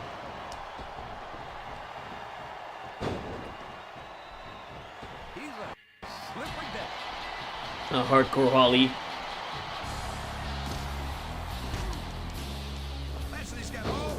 Few of your favorites? Who? RVD, Eddie, and Undertaker?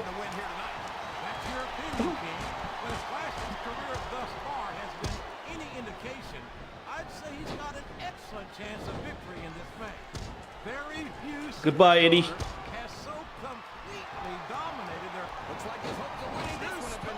Mr. Kennedy. Kennedy.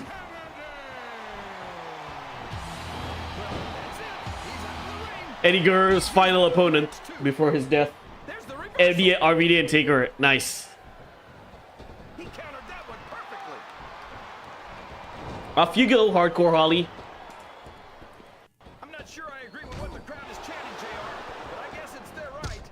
You're damn right it is. It comes. What a reverse. I don't believe it. Where's the big show?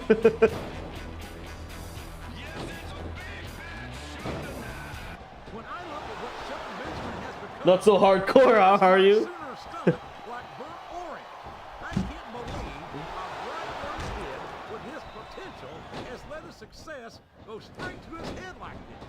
Big O is finally here. Matt Hardy.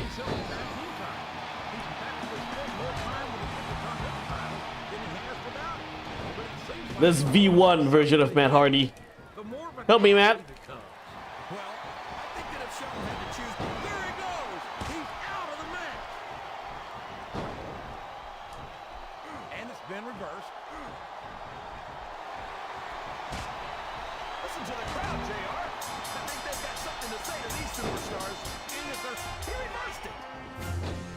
Dun, dun, dun, dun, dun, dun, dun, dun.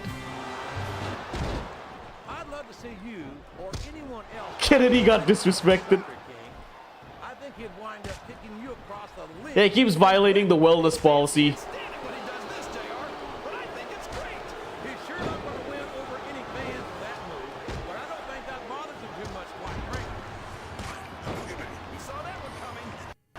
Boogeyman, a wrestler who can't wrestle.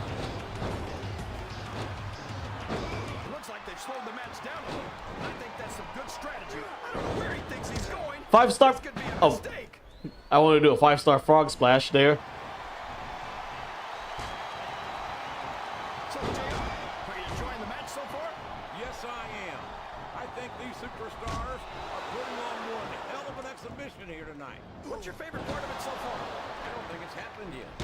My favorite part of the match would be when you quit yapping and let me enjoy it. Old school. Keep your words soft and sweet because you may have to eat them later. A textbook reversal there. This capacity crowd is making their opinions known tonight. They sure are, Jeff. It's like he read his opponent's mind.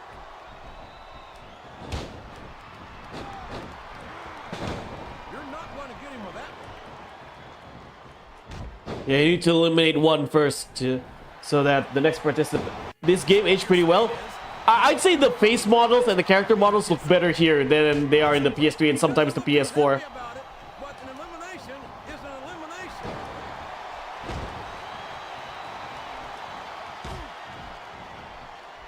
This has gone beyond just being a match, JR. I think these superstars genuinely hate each other.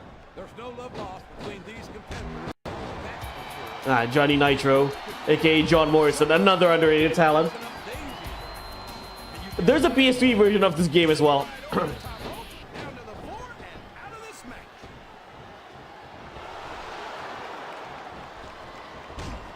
Better looking than 2K20. Everything's better looking than 2K20. You want to know what I think as well? This game is better looking than AEW Fight Forever. Yeah, I'm happy that I'm getting to see it too, JR. I just wish they'd pick up the pace a little. Classic old school. Uh-oh. Come on. You gotta stop. Yeah, there's a PS3 version of this game. I don't think that's Or of this game. He's built up too much momentum to be slowed down. That went nowhere. Yeah, this is 2007. SmackDown vs. Raw 2007. There's a PS3 version for the game. Look at this, JR. Can you imagine SmackDown putting on a match half as good as this? No disrespect intended on our SmackDown colleagues, but no, I can't. I truly believe That's- Well, there's one less superstar in this match now.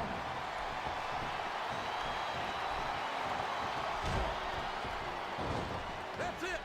The match is over for that particular superstar.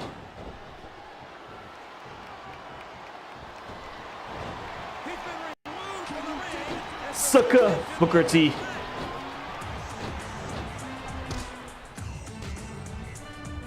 Really? I might be mistaken. Yeah, but this game has a Xbox 360 version.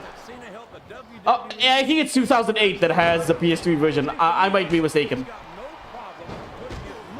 I see. The PS3 version got cancelled. Never been a better role model for our younger WWE fans than Booker T. I couldn't tell you who it could be. Woo!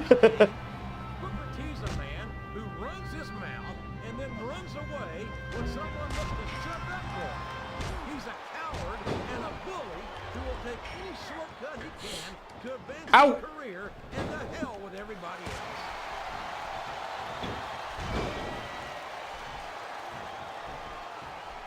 I've got to say, JR. Oh boy, the adrenaline is pumping. I think this could be the Chris beginning of Masters, the end. aka Chris Adonis. Get in like this. Come on, do something quick.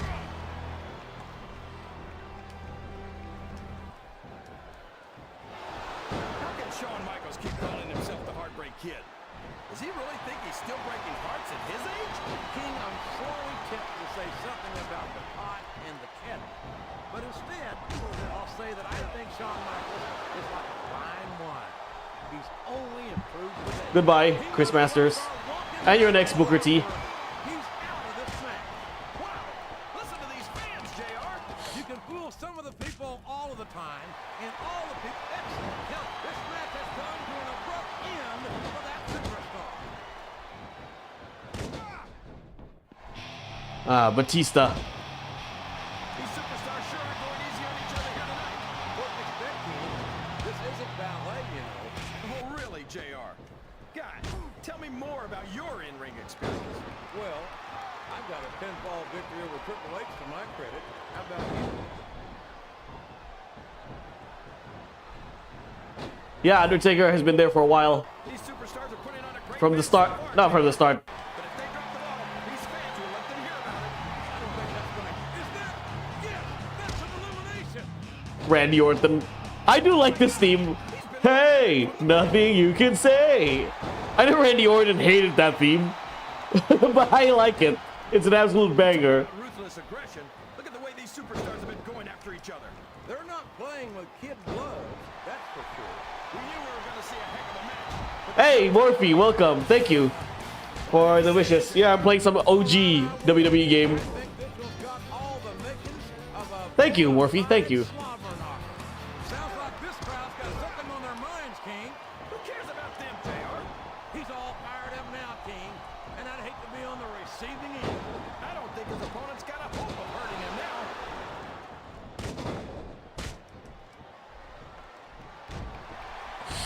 You know, JR learned some of this match on paper. Viscera. But it's turned out a lot better than I thought it would. I'm not at all surprised, King. I knew this was going to be a terrific match. Oh, come on, JR. You're just talking through your hat. Speaking of hats, when are you going to get rid of that silly thing anyway? Right about the time you stop wearing that crown, I'd say. Undertaker's worst nightmare. Certified Hood Classic. You gotta watch Vito, JR. I've seen this guy go from being cool as a cucumber to trying to tear some... Oh no, RVD's gone out. Oh, no. Ah, goodbye. Oh, that was close. He's in the latter mindset here tonight, King. We don't see... Oh, JBL's out. To injury, tossed out of the ring and the match. Watch out! He reversed it. Wow. He wasn't too gentle about throwing him out.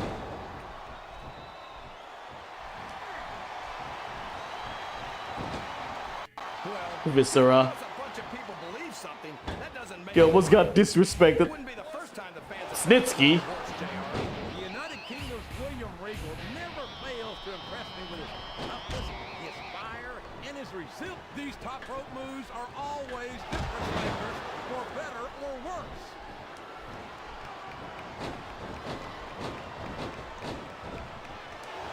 I think I know who's going to win this match, but I don't want to say it.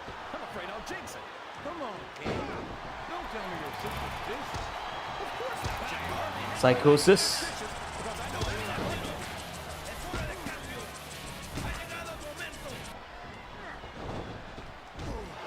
to find out just how much punishment the human body can withstand here tonight. Goodbye, Orton. Up and over and out. And say goodbye to you, Snitsky. I think this crowd's giving these superstars a piece of their minds, King. Are you sure they can afford it, JR? That's one fewer superstar in this match. And goodbye, Psychosis.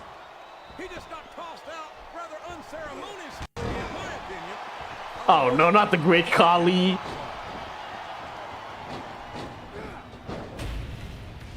Except he can rest. He can wrestle this Say time. that we're both stunningly good-looking guys from Tennessee. If you want to get nasty about it, I will mention it. Lance King has certainly proved himself as a single star. But you can't forget his tag team prowess either. What a counter! Well, I'll read the chat a little later, guys. I don't think these superstars William Regal, an underrated wrestler. There's the illumination.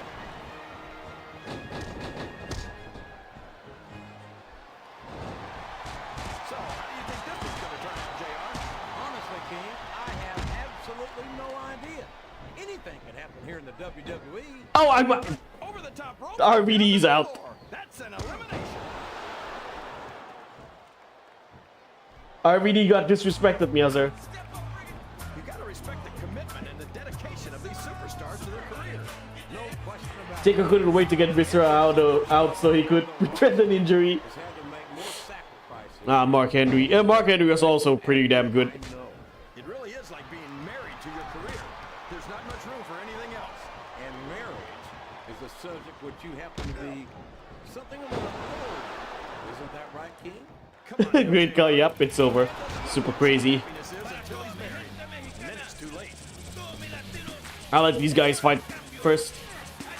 Get the hell out of the ring. Get Great Khali is still in the. He's still in the match. Look out. You know where this is going. Wow. Super crazy. Just eliminated Taker.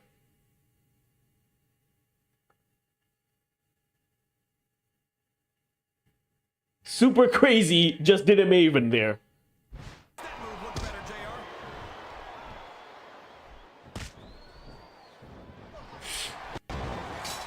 JR's not going to be Hello, Isaac. Welcome. Okay. I'm not playing favorites, King. I might have issues. Paul Burchill. I do like the pirate gimmick. But then again, Kairi Sane did the pirate gimmick a lot better than Paul Burchill.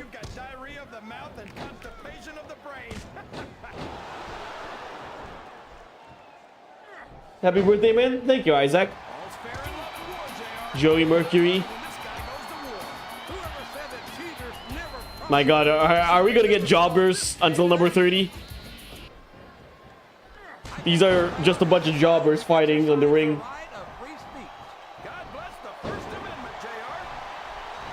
Give me someone good, please. Why do I get the feeling that Burchill was never allowed to trick or treat as a kid, and now he's trying to make up for lost time? Ah, finally. Let's play. Okay, let's go with Cena. Oops. Okay, I'm playing Cena now. I've been looking forward to this match all night. I can't believe it's finally underway. This has been a hotly anticipated contest, and as far as I'm concerned, it's living up to the hype. No question about that, JR. The fans certainly seem to be into it, that's for sure.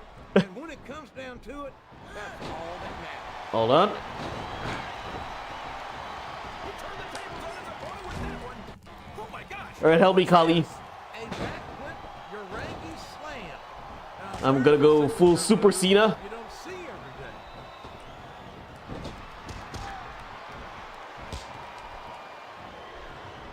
Boy, it's obvious these superstars have done their homework on each other. Goodbye, Kali. Sure have, and this is one hell of an exam.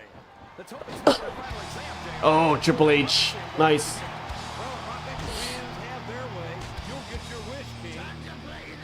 Man, he's just laying in those punches, JR. Yeah, and I bet I know how many we're going to see, too. My God! It's like he's trying to crack his opponent's head wide open. Well, that's one way to win a match. Messy, but effective. His opponent telegraphed that one. And Kurt Angle is the final opponent, or the final entry. Yeah, let's get rid of these jobbers first. Let's get rid of Pirate Boy. And I know you frown on that kind of thing, JR, but I think it's cool. When Super Crazy does it, it's Mexicool. I don't see what's so cool about it, King. Super Crazy is a skilled enough competitor that he doesn't need to resort to those kinds of dirty tricks. Time to play the game. Yeah. You suck. I'm looking at one of the most awesome forces I've ever seen in a WWE ring. And I think the Dead Man's going to remind everyone tonight why they call him the... Yeah, Kurt Angle just got eliminated by the jobber. Lovely. How come all of these rappers can't talk about anything except how great they are? I don't think there's anything wrong with that, King. Cena's got some impressive accomplishments to his credit. I think he's got every right to be praised.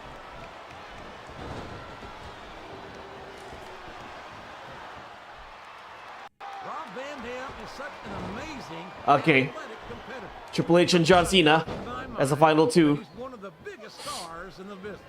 You've got to be kidding me, JR. I think you're more out of it than RVD is. I mean, Van Dam might have a few fans, but that doesn't mean he's as big a star as he seems to think he is. Something wrong with your eyes, King? You need glasses? Look at all the RVD fans in this arena. There aren't many other superstars who get this kind of reception.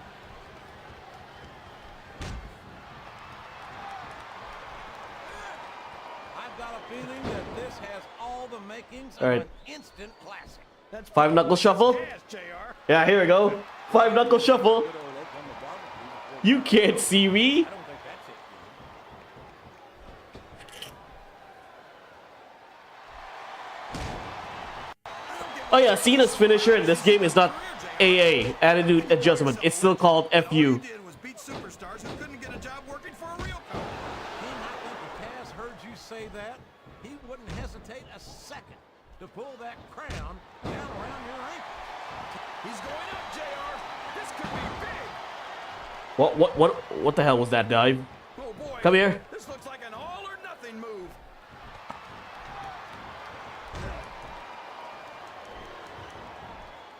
Can you believe we actually get paid to do this job, JR? It's like a dream come true. No, he's Super Cena in this game. F you. You know I'm helpless when it comes to puppies. Oh, I know. He was a split second. But there's no pinfall.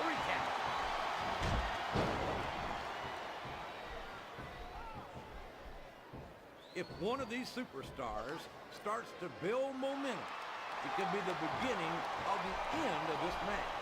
That's right, JR. You don't see a lot of matches won with one or two big moves. You sure don't. You've got to lay the groundwork first. I think these superstars are getting some feedback from the crowd, JR. Nothing wrong with that, King. That's what we like to hear.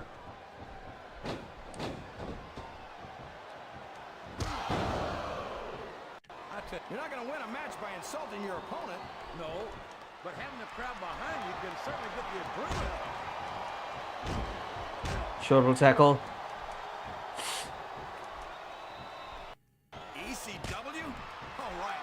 Extremely crappy wrestling. Well, extremely crappy wrestling. Oh no, pedigree. Arena knows what's coming next.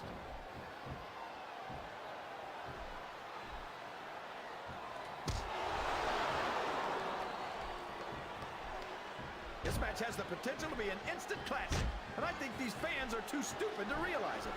How can you say that, King? How can you insult the intelligence of these WWE fans? Well, I heard that we gave them an IQ test, and the results came back negative. Folks, I've got to apologize for the King here tonight. He must have gotten up Ouch. on the wrong What? side of Cena just somebody else's fall down. this morning. Oh boy, these fans have got something on their minds, JR. Well, they paid for their tickets, King, and they've got a right to say whatever they want.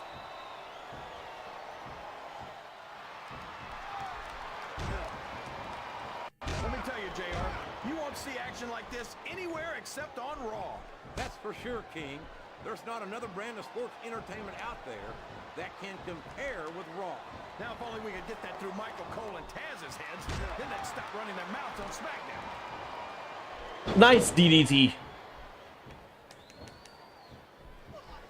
After some of the things we've seen in this ring, JR, I think we'd better remind the folks at home not to try this stuff themselves.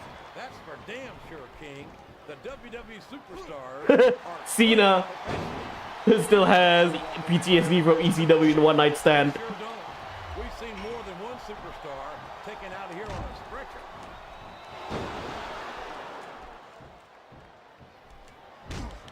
He's got his Come on, F you. I think he's going for it. No, it can't be. Not the FU.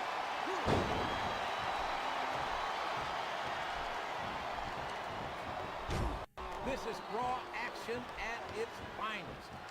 That's why Raw is the #1 brand of sports entertainment. You got that right, JR. You're not going to see this kind of action on This SmackDown. move. Not on SmackDown or anywhere else.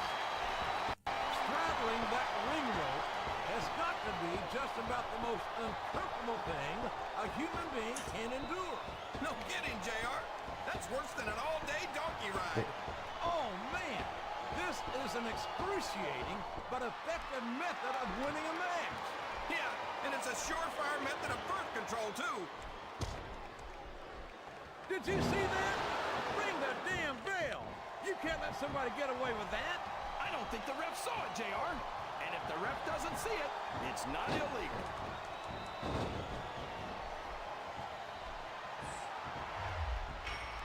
You think this is... Looks like someone's heading for the high rent district. Are you seeing what I'm seeing, King? Looks like turnabout is fair play. Why is he using submission? This is Royal Rumble, not a regular match. I'm not sure if it's your eyes or your brain that shot JR, but that's ridiculous. The Undertaker should... Power slam. While I can still retire with some dignity. Is there any superstar in WWE who can go toe-to-toe with that man, The Undertaker? I don't think there is. Have you got both your contacts in one eye, JR? There's no way The Undertaker's gonna win this match. Just look at him.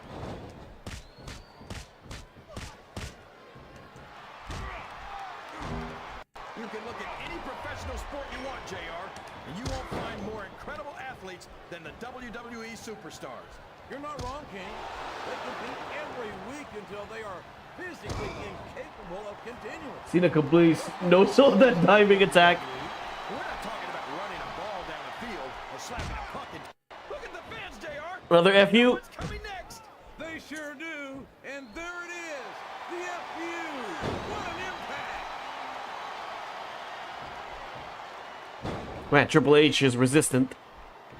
So, King, any predictions about the outcome of this match? Oh, no. Every time I make a guess as to who's going to win, I never hear the end of it. There you go. Maybe that Cena wins. Used to always be Paul Bearer winning my experience. By the way, I thought you'd be happy to hear that I was able to find an English PS3 copy of Basara 3. Nice. Right, let's move to another game.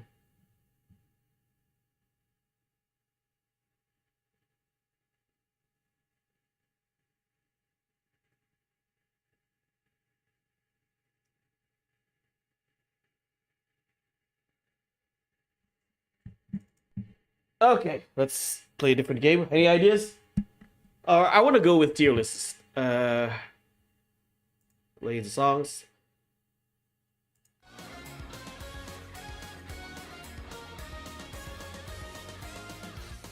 Let's make a Sengoku Basara games tier list. Do we have Sengoku Basara games tier list?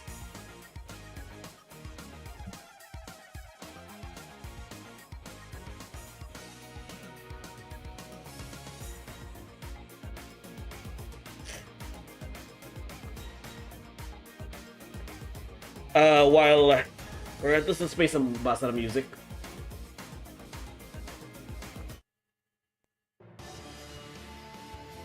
Hey Grimjo, welcome. I'm doing good.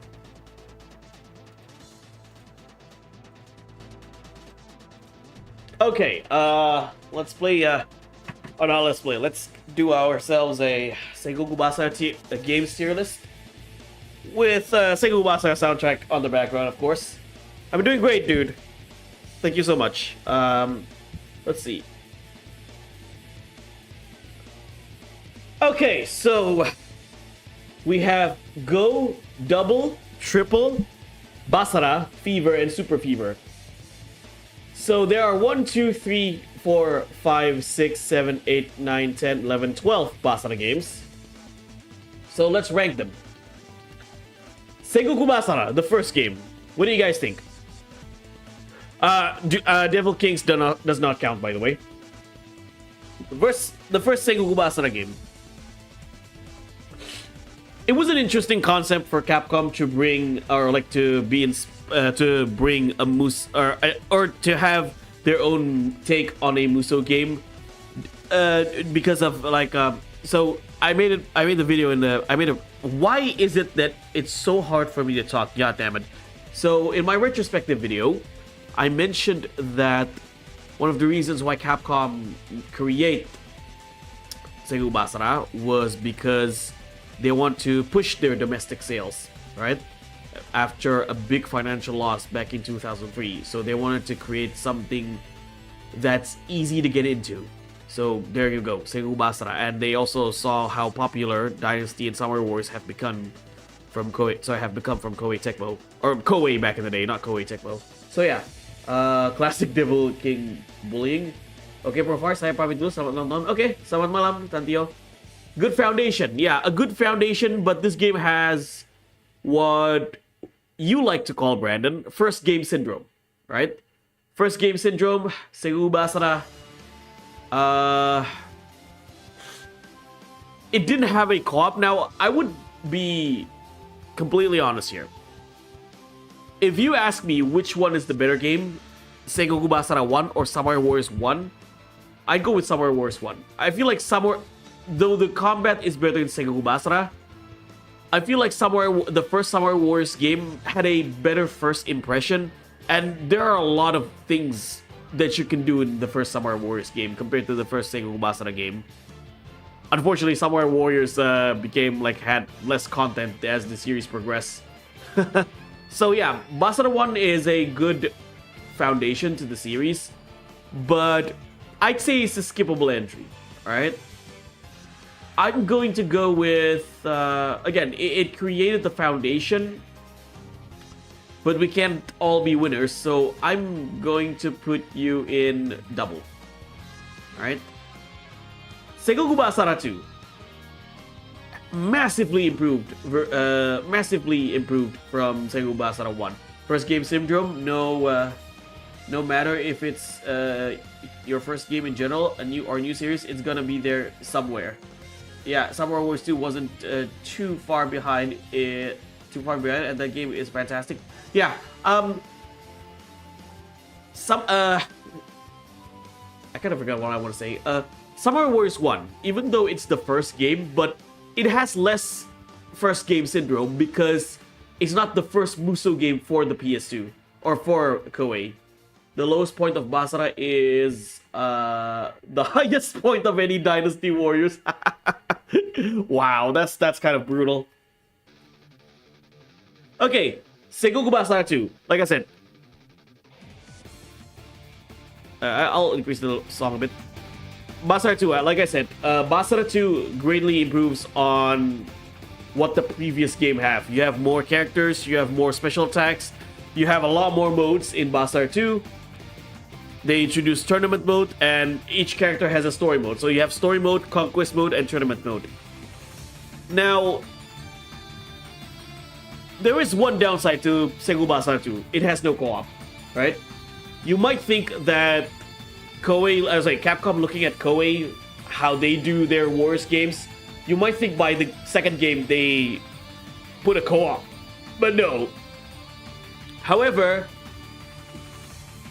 since it is an improvement over Sengoku Basara 1 and a massive improvement in that regard, I'll put you in Basara. Okay? Sengoku Basara being double, we'll see about the rest. I'll put you on triple. Okay? Sengoku Basara 2 Heroes. Alright, Sengoku Basara 2 Heroes is one of the best games in the series. It's how I got into the series overall. Basara 2 Heroes is amazing. Like, this is the first Sengoku Basara game with a co-op. First Sengoku Basara game with a co-op. Granted, not every character has a story, but each character has 3 different costumes. Is any game? We'll see. Each characters have 3 different costumes. Every character has 3 different armor pieces. Every character has 8 different weapons. So many unlockables, so much replay value. Basara 2 Heroes is an amazing game. Now here's the thing. I usually recommend, if someone asks me, Profar, what is the best game to start with Sengoku Basara? I would immediately say Sengoku Basara 2 Heroes. Now, previously, I'd say Sengoku Basara Samurai Heroes, but mainly because of the language barrier. People will understand English a lot more than Japanese, right? Especially Western gamers, they will easily understand a game that is in English than full Japanese like Sengoku Basara 2 Heroes. But I'd go with Sengoku Basara 2 Heroes for to start if you're new to Sengoku Basara, because that game has a lot more content. That game's combat, like, granted, Sengoku Basara Samurai Heroes and Sengoku Basara 3 has better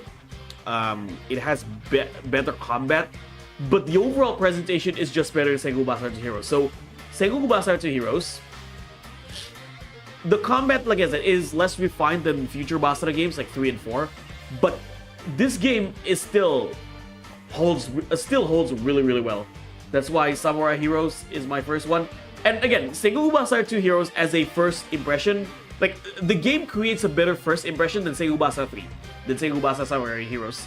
In fact, in my opinion, at least, I think Capcom dropped the ball by releasing Sengoku Basara 3 on the to the West. I think Capcom dropped the ball by releasing Sengoku Basara 3 in the West.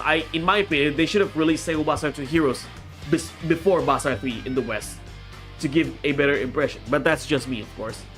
Not to mention, like, the anime came out in the West. The manga came out in the West. Sengoku Basara Samurai Legends and Sengoku Basara Samurai Kings. Sorry, the anime is Sengoku Basara Samurai Kings. The manga is Sengoku Basara Samurai Legends. And they were based off Sengoku Basara 2 Heroes. So in my opinion, Capcom Capcom dropped the ball by not releasing Seigo Basara 2 Heroes first in the West. Instead, they released Seigo Basara 3 in the West. Yeah, understanding the language lets you get a good idea of what the characters are like. But Basara, again, it is, but the thing with Basara 3 or Samurai Heroes, it's not... It doesn't give a good impression towards people as a first-time impression. I'd say Basara 2 Heroes give a better first-time impression than Seigo Basara 3. So Seigo Basara 2 Heroes definitely go into a super fever. Basara X, an absolute kusoge. I don't play a lot of Basara X, but I do like the approach. I do like the collaboration between Capcom and Arxis. It has a potential to be a really good fighting game, but considering this is 2000s Arxis we're talking about, they were like upper tier kusoges. Like they're making upper tier kusoges, whether it's Basara X, Fist of the North Star. Yeah, but for what it is, I'll put you on triple. I completely forgot about that one. F tier. Oh, you hate that game, Grim Joe. Again, this game is absolutely broken for a fighting game. Yeah, F tier for a fighting game. On second thought, yeah, I put Basara X on triple because I feel like there are worse games than this. Battle Heroes. This feels less like a Muso game and more like a... This feels more like a Ultimate Ninja Storm game, right? Battle Heroes, it was Basara on the go, basically. Basara on the PSP, so they need to have some cutoffs. They need to limit what they can do in this port. But, like, again, appreciate that Basara Battle Heroes was Capcom's attempt to create a portable Basara game, but I don't think this game aged really well. I don't think there's I don't think there's enough reason for anyone to go back to the PSP games if you want to experience a good Basara game, especially on the go. If you want to play Basara games on the go, use your mobile phone or emulator on your phone or Steam Deck and then play the main Basara games, whether it's Basara 2 Heroes, Basara Fuyutage, or Basara Force Muragi. That's how you play Seigo Basara on the go. Gosh, I want to play Basara X so badly. It looks so kusoge. Hopefully Capcom can add into one of those fighting game collections. Battle Heroes, yeah, I don't really like you, so double. Sengoku Basara 3 or Sengoku Basara Samurai Heroes. This game improves the combat on Sengoku Basara 2. Like, this is the first game where combat is Devil May Cry-like. However, some things were sacrificed in this game. Like, they cut the roster into half. You have 5 new characters in the game. 6 new characters. One of them is a redesign of it's Ieyasu, a complete redesign of his Sengoku Basara 2 version. So okay, let's say 6. You have 6 new characters in the game. So that, and a total roster of 16. So out of the 30 characters in Sengoku Basara 2 Heroes, only 10 of them made a return. So that's Masamune. Again, I'm not counting Ieyasu. Masamune, Yukimura, who else? Masamune, Yukimura, Nobunaga, Oichi, Keiji, Yoshihiro, Tadakatsu, Kotaro, Fuma Kotaro, Motonari, and Motochika. Gotta head out, dude. Lunch break, almost over. Catch you up another time. Alright, I'll see you later. Sengoku Basara Samurai Heroes. But it's still a good game, alright? The combat is heavily improved, so you go to Basara. Another PSP game, I don't really care much for this game, so double for you. Basara Fuyutage, one of the best games in the series as well. This game actually improves, not only you have more characters, you have more modes. Oh, not to mention, Basara Samurai Heroes or Basara 3 only has 2 modes. Story mode and free mode, and that's it. Basara Fuyutage has story mode, unification or conquest mode, versus mode, and challenge mode. It doesn't have as many modes as Sengoku Basara 2 Heroes, And not to mention, I'm not a big fan of the alternate costumes in Seigo Basara to Utage, but the combat is better than Seigo Basara to Heroes. I want to put this on Super Fever, but the thing is that yes, Seigo Basara to Utage's combat is good, but if I want to experience an amazing Basara game with amazing combat, I go with 4. Basara 4 Sumeragi. But I do respect this game. I really think this is a good game, so go to Fever. Sengoku Basara 4. Original Sengoku Basara 4. Easily one of the, I will always say this. Sengoku Basara 4 is a gold benchmark for what a Musou combat should be like. Okay? Some people say, oh, Sengoku Basara can never be better than Dynasty Wars. Bullshit. Right? Bullshit. Dynasty Wars combat is way too simplistic. And if someone's trying to argue with me, oh, it's more complex because I know some of the arguments that I've heard about why Dynasty or Summer Wars has better gameplay than Sengoku Basara is because, oh, Dynasty Wars have the morale system in which you have to think about the strategy of battle to make sure your morale system is on your favor. I say bullshit. Basara 4 is peak Musou combat? Absolutely. Like, in my 20 plus years of playing Musou games, I have, even the ones that I played back in the PS2, Dynasty Wars 3, 4, and Dynasty Wars 2. I actually came back to Dynasty Wars 2, and holy shit, that game kind of sucked. It has first game syndrome. I know some people will hate me for saying that, but it is what it is. I do not give a single fuck about morale system whatsoever.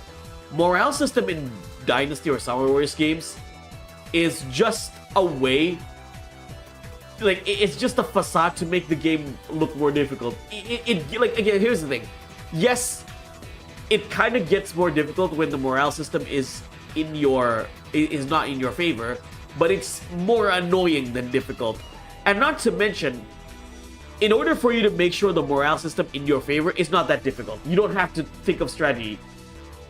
All you need to do is kill the nearest enemy, like kill as many enemies as you can. Like, kill the nearest enemies as possible. That's how you make sure you push your morale system in your favor.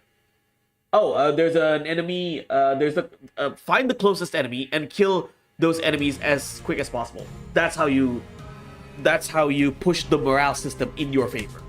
No strategy, no, like, again, let's not bullshit ourselves here.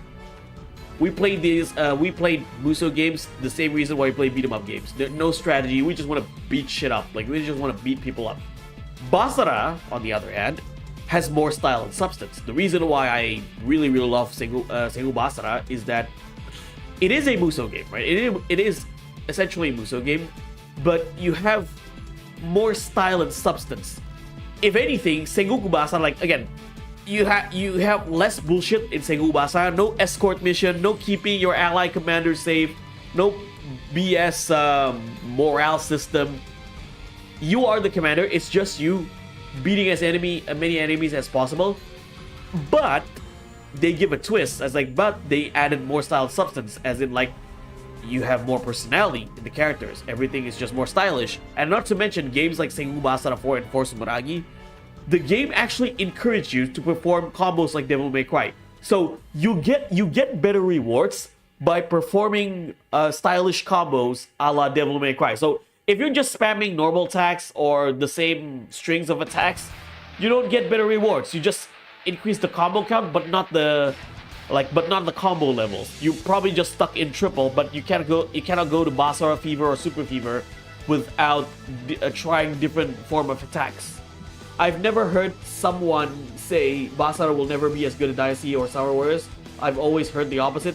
Yeah, try hanging out in Dynasty Wars Discord server, or try hanging out in the Dynasty Wars subreddit, which I don't have a Reddit, by the way. The Dynasty, for some reason, the Dynasty Warriors subreddit and Discord server hates Basara, and I don't know why.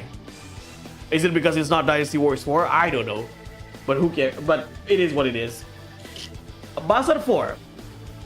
A gold standard because you talk to sane people, yeah. Well, technically, as Kenshin, I just spam his first super art and neutral triangle. That works. Again, Kenshin is a glass cannon character. The thing with Kenshin is that, yeah, you can spam those attacks to get the better combo, but Kenshin dies easily. Again, a glass cannon. He's a Karetsugu light. Okay, so Basara 4, go to Fever. I think Basara 4 is an amazing game. Dynasty is so bland. Oh, but it like, oh, Ice Cold Juice, but Dynasty Warriors has strategy. Like, come on, like every time I keep hearing those. I'm just saying, I keep hearing those arguments when I talk about Basara and Dynasty Warriors, and like the smoking gun of argument for Dynasty Warriors is that, oh, when you play Dynasty Warriors, they encourage you to use strategy. And not that I hate Dynasty Warriors, and Dynasty Warriors is KFC of video games. I like my KFC, don't get me wrong, okay? But again, even for Muso games, I want more style and substance. I want a lot. I don't want just. I just don't want. What's the word I look here? I don't. Playing a quote unquote brain dead game over and over again. Nah. I need more style and substance. Seigu Basara is the answer. Again, if I have to pick, like, even here's the thing about Seigu Basara. Me and my friends showed Dynasty Summer Wars, like Koei Muso games, and Seigu Basara. Dynasty Warriors, Summer Wars, and Seigu Basara. And we asked like casual gamers who are not fans of the series. A lot of those casual gamers, or like a lot of the gamers who are not familiar with the Muso games, they pick Basara. And the reasoning behind it are more or less the same. It has more personality. The combat is better. Everyone just oozes personality. Like, again, I used Seigu Basara 4 as an example. Nobody plays the same in Seigu Basara 4.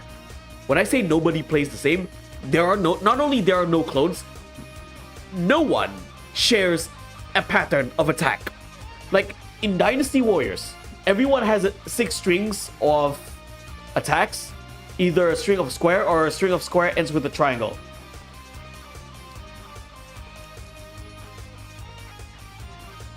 I just want to make sure that there are no copyrighted music here. As I said, in Dynasty Warriors, everyone has, when no one is cloned, like let's say a Samurai Warriors 2, 3, and 4, nobody's cloned. But you know what's the thing with the combat? Everyone shares the same pattern. In Dynasty Warriors, for example, everyone has 6 strings of attack, like either a string of square or a square ends with a triangle. And everyone has the same pattern. Let's say, for example, square triangle is a launcher. Square square triangle is a stun attack. Square square square triangle is a all-rounder attack. I like Dynasty Warriors, but I won't disagree that it's a bit bland. It is. Like, it's, again, I like Dynasty and Samurai Warriors Samurai Warriors. Don't get me wrong. I love Warriors Orchi. Warriors Orchi 3. I think that's the best Muso, like Koei can offer when it comes to Muso games. But if you're gonna tell me with a straight face Dynasty Warriors is better combat than Seigu Basara, you're out of your mind. Sorry. It's just an objective fact at this point. Basara 4 Sumeragi, Super Fever, easily the best Basara game in my opinion, at least. To be honest, I think there are combat systems that are worse than Dynasty Warriors. Of course, yeah.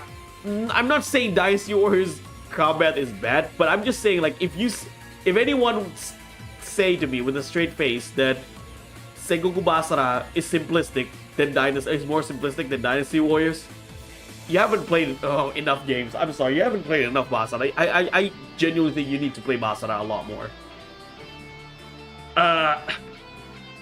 I've seen people say, oh, Seigu Basara is not for me, or like, Seigu Basara is not for me, or Seigu Basara doesn't feel rewarding, because I've heard that argument. Oh, because they play Seigu Basara for some, like, oh, the combat is less refined than Dynasty Warriors. Why? Because, oh, every triangle attack is the same. So let's say when you press square square triangle and then square square square triangle, you get the same charge attack with a triangle.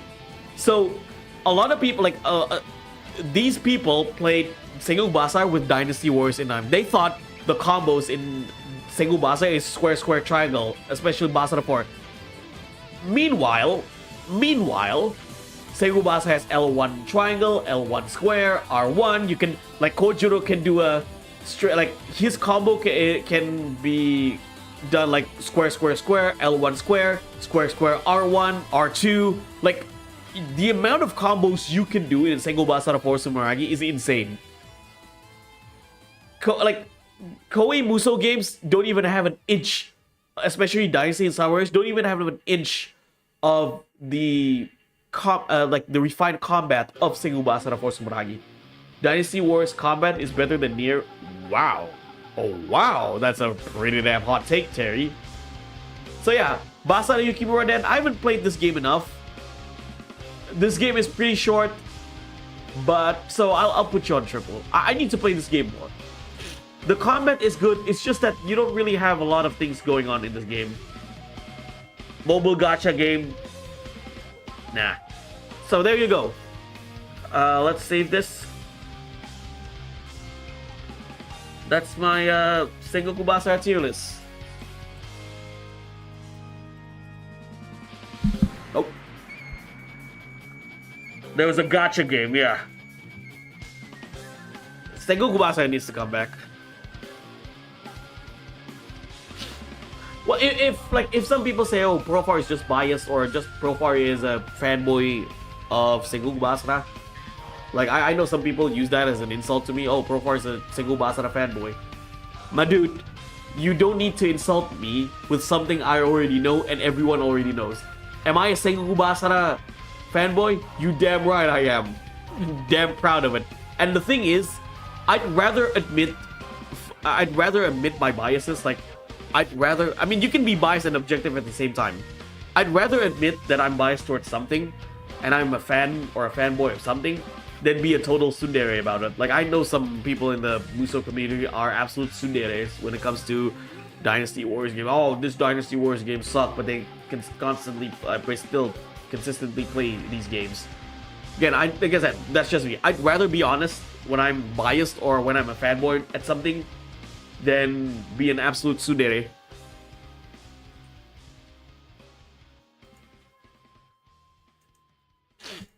Let's see some videos. Probably I'm just gonna be here for an hour. Probably one more game, then I'll call it a night. It's getting late. Let's see. Tokusatsu. Yeah, it's a shorter birthday stream because I started pretty damn late. Some beat 'em ups don't even have that. What? Like, one thing I will give Dynasty Wars is that there are unique combo finishers. Yeah, I agree with that.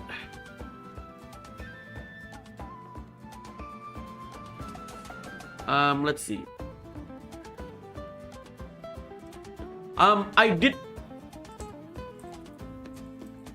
Thank you, Ice Cold Juice. Thank you. I did watch Chris Gildart play Sengoku Basara 4 Sumeragi. Now, this was his first time playing this game, right? This was, I can tell that this was Chris's first hoorah with the game. And yeah, because he didn't know by a lot having of combos less enemies on screen, like, he didn't perform a lot of combos that you can do in this game. It does allow the enemies to be a little bit more aggressive, because like, no if you have I'm just saying, like, I can tell be this more was his aggressive first in a time modern Warriors game. And by the way, Sengoku Basara 4 Sumeragi, you run the risk of having it be too hard, because now you have so many enemies on screen trying to kill you.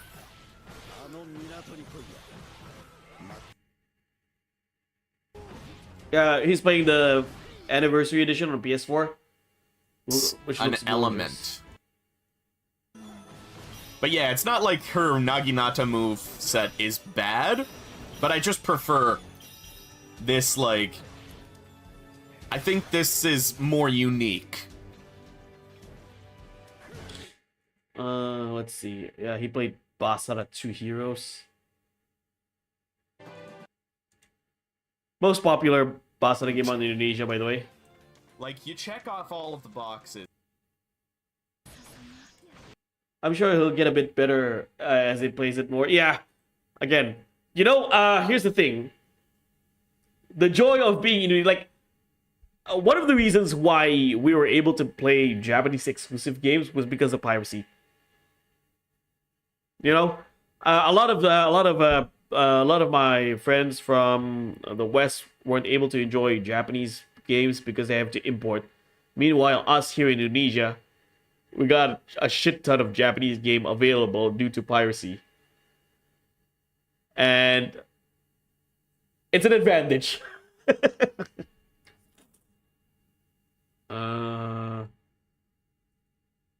Let's see. Probably play one more game before we call it a night.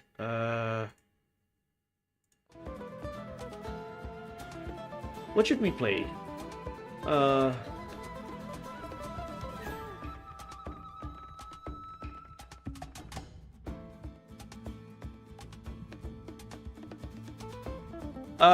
I wanted to play Basara Conquest mode, Basara 2 Heroes or Fuyutage, but it's gonna take a while. Let's play something a little bit simpler. Maybe a fighting game. You speak Japanese? Nah. I can't. As well as watch stuff like Kamen Rider with fan subs. Thankfully, some Kamen Rider shows are actually available officially with subs now. I love me my Kamen Rider. Let's play, what should we play?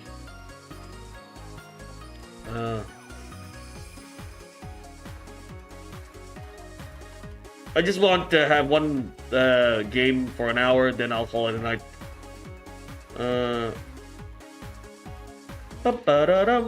Again, here's the thing. As much as I sometimes shit talk Dynasty Warriors, I do still play their games. I do still enjoy their games. I'm just saying, from a style and substance perspective, like from a game, like combat, gameplay, overall perspective, Basara is just leagues ahead. Despite, like I said, despite being the lesser known title. What do I want to play? Let's see. PS3.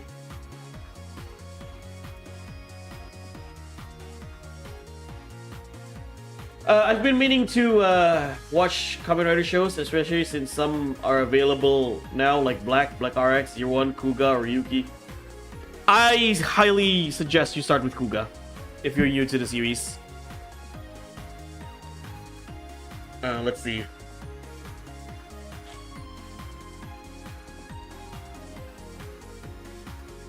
Tekken 6. What up, PS2?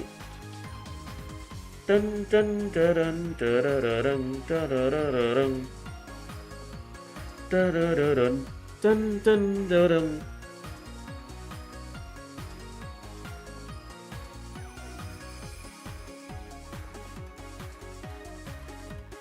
Yeah, the Shout Factory Blu-rays.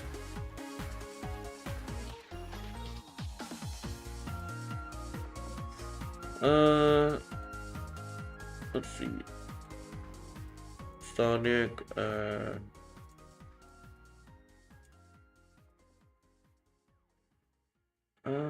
am I playing? I love your Yes Man Inc. Hello, welcome, Yes Man. Yeah, it's beautiful, isn't it? Once I'm done with Single Boss, I do consider, I want to consider, what is it? I do consider of going back to the Inuyasha RPG game because I want to finish that on stream. Let's see, what am I playing? This is the story of my life right here. What am I playing? Or what should I play right now? I'm kind of confused. Let's play. Yeah, so many games. Oh, by the way, yes, man, I'm a big Inuyasha fanboy. So, yeah. Welcome to the chat. Welcome to the stream, by the way. Yes, man, Inc. Finally, it's good to see you here. Happy birthday, Rocket Man! Oh, thank you so much. Thank you. a big connoisseur of physical media, so that's why I bring up Blu-rays. I still wish Agasa Bayu happy birthday, Profar. Thank you. Thank you very much. Thank you very much. I still wish Kamen Rider would have a it would have its own streaming service. Let's see.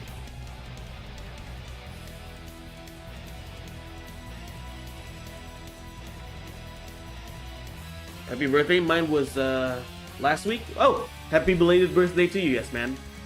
Okay. Next stream will be Segu Basara, of course. Let's play something simple before I call it a night. Should we go back to Mortal Kombat, Tekken? I'm kind of confused. Let's see my game collection. Yeah, I like emulators. What do we have for PS2?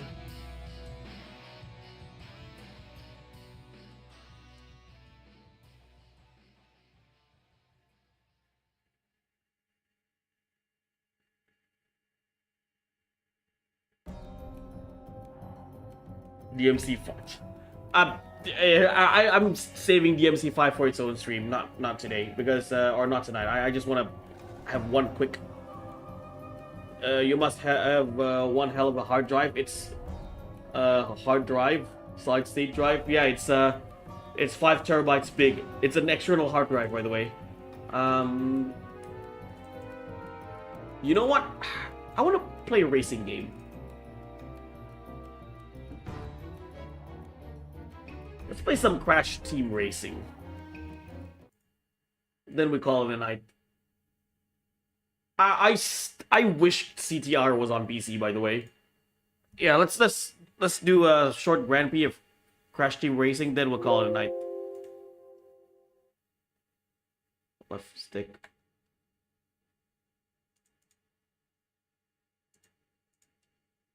Oh. Wait. Let me configure the controls first.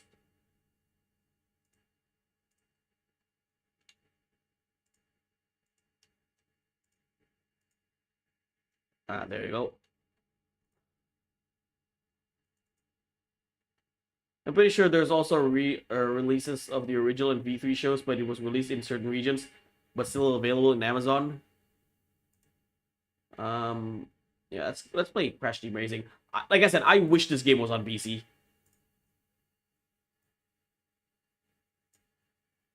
I'm glad that I'm able to emulate the Switch version.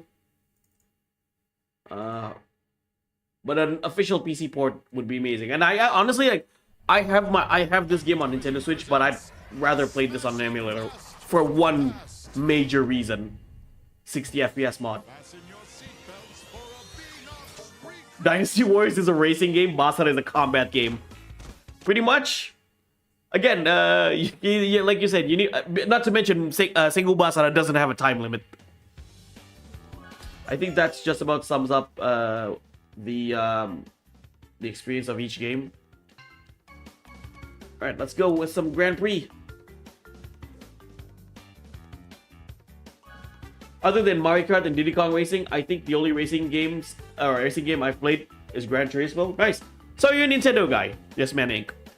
I like my Mario Karts. I'd say when it comes to kart racing, CTR is the most in-depth.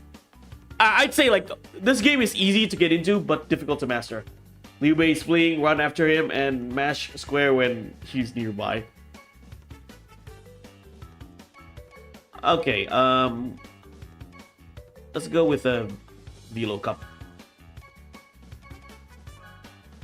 And not to mention, you have a shit ton of characters in this game. Yeah, you can play as an Iwan checkpoint box. Let's pick engine. I like engine. Ballerina engine. Man, I wish F-Zero comes back. Farmer engine, Crash Dummy engine, Chef engine. Yeah, let's pick Mad Max engine. Same goes with kart. I don't really emulate because I prefer to own things and play stuff on OG hardware, but I don't have a problem with it.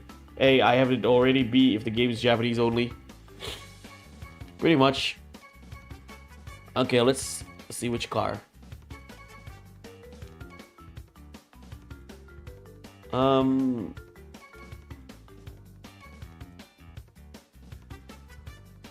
Not paying for a game if it's too expensive. I understand that feeling. Let's see. Alright, let's pick this one. Patterns. This patterns look good. Wheels.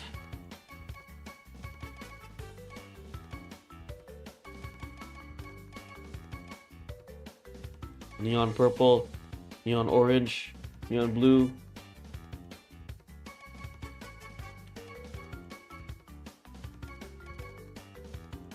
Now let's see which tire I'm using.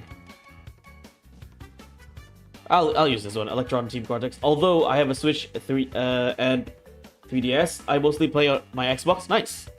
Again, I'm more of a PC player. Again, I don't discriminate different platform gamers, okay? I don't discriminate PlayStation gamers. I don't discriminate Nintendo gamers. I don't discriminate what is it?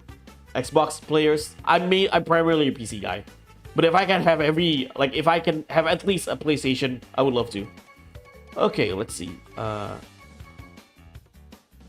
What color? These metallic colors are cool. Let's pick yeah, this sparkling green and purple. Stickers. No need for stickers. Be right back. I need to take a piss.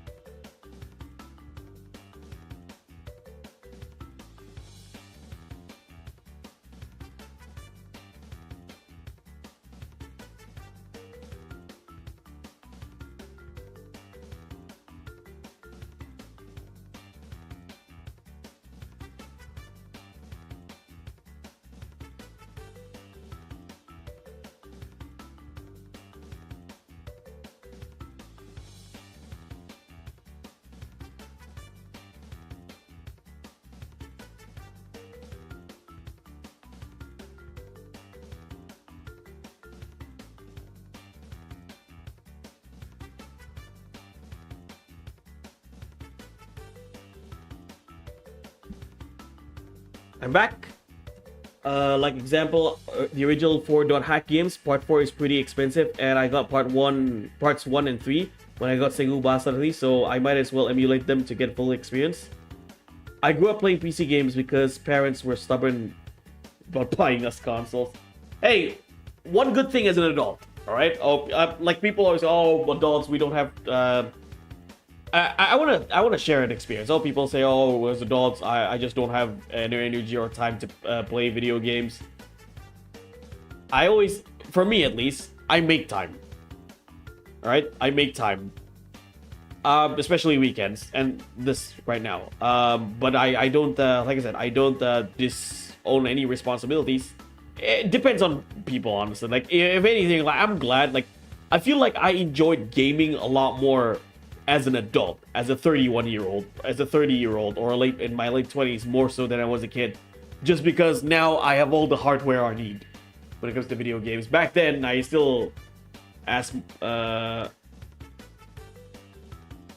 Wait, hold on. Back then, when it comes to games, I still I asked my parents to buy games for me. Plus, you can buy any game you want. Exactly. I can buy any game I want, and I usually make time to play video games. Now, there are certain games where I play it on my spare time. For example, Muso games like Dynasty and Samurai Warriors, and to an extent Sengoku Basara, is one of those games where I play on my spare time. But if I'm playing a game that's story-based, or like it's one of those games that you need to take a while to play, like for example, Final Fantasy VII Remake. I love Final Fantasy VII Remake. That's like, as a first time, I posted on my community post. I really like playing. I really enjoy playing Final Fantasy VII Remake, and that's not a game where I play in my free time or like I play in my spare time. Oh, let's say for example, I came home to work, and an hour after an hour after I'm home, I need to go work out. I need to go cycle. All right, I'll play Final Fantasy VII Remake in my spare time, like in those times between one obligation and another obligation. I'll play Final Fantasy VII Remake. No. Spare time gaming for me is gaming that I will spend in short times. Like I said, Muso games. Maybe some fighting games. Maybe some Sengoku Basara. But if I'm playing a God of War, a Devil May Cry, a Final Fantasy VII Remake, a Kingdom Hearts, games, even Crash Bandicoot or Spyro, games that takes you, like games that you need to invest a lot of hours, I'm not playing them in my spare time. I have to create time. I have to create hours, like let's say a weekend. I usually play those games on weekends. I have to create time to play those games because I'm going to spend quite amount of time to invest myself in that game. It's backwards for me. I used to have amazing experience when gaming, and now that experience is slowly fading away for some reason. People have different experience. Like I said, people have different experience. Me, although like there are more duties or there are more responsibilities as an adult, but there are also a lot more things to explore as an adult. I've been enjoying gaming more as I've been getting older. Exactly, same goes with me. Probably because over the time, my skills have been improving as well as my understanding of the stories within the game. Exactly. And not to mention, you can say I skipped an entire generation. Like after PS2, I skipped 2 generations of video games because I didn't have any hardware to play as. I didn't have a PS3. I didn't have a PS4. It was only until, well, I did have a laptop. So I did have a fairly decent laptop back in 2017 for like PS3 or early PS4 quality gaming. But it's only until 2022 where I was able to buy a gaming PC because of my job. And I was able to buy a Nintendo Switch. I use my Nintendo Switch because my job, the thing with my job is that I go out of town often, and I want something to keep me busy, something to entertain me on the road, or when I'm on the hotel, or I'm in the hotel, play some video games. And so I bought a Nintendo Switch. Now, some people said to me, "Hey, you should have bought a Steam Deck." Yeah, I agree, except that my budget wasn't for a Steam Deck, unfortunately. I don't know what to play. Yeah, exactly. Sometimes it felt like hell. I'll tell you a story, Agasa. I have that same feeling as well. The reason why I played Final Fantasy VII Remake was I had to force myself to start Final Fantasy VII Remake. As in, like, I got Final Fantasy VII Remake, but I was like, I don't really want to play this. I want to play something familiar. I might not like this game, yada yada. I don't have any energy to start this game. No. When I bought Final Fantasy VII Remake, I said to myself, Profar, stop. You have Final Fantasy VII Remake. Your friend said this game is amazing. Don't delay your experience, alright? Play this damn game. And I did not regret forcing myself to play Final Fantasy VII Remake. It helps if you tune the games to your YouTube channel. They will get you playing them. Yeah. Alright, so let's start the race. I keep forgetting, because I'm using a PlayStation controller. Confirm is circle, not X.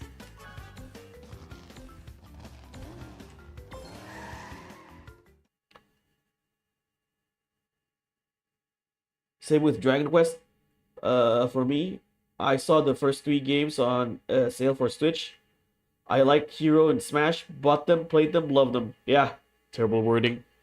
A lot of the newer games, I have to force myself to start and then to get invested. It's kind of like working out in a way. Like in a way, it's kind of like cycling. The hardest part of trying something new, in my opinion, is the starting point. And consistency, of course.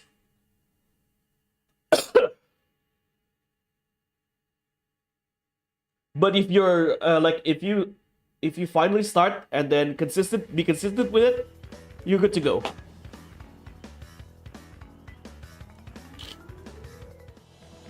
right.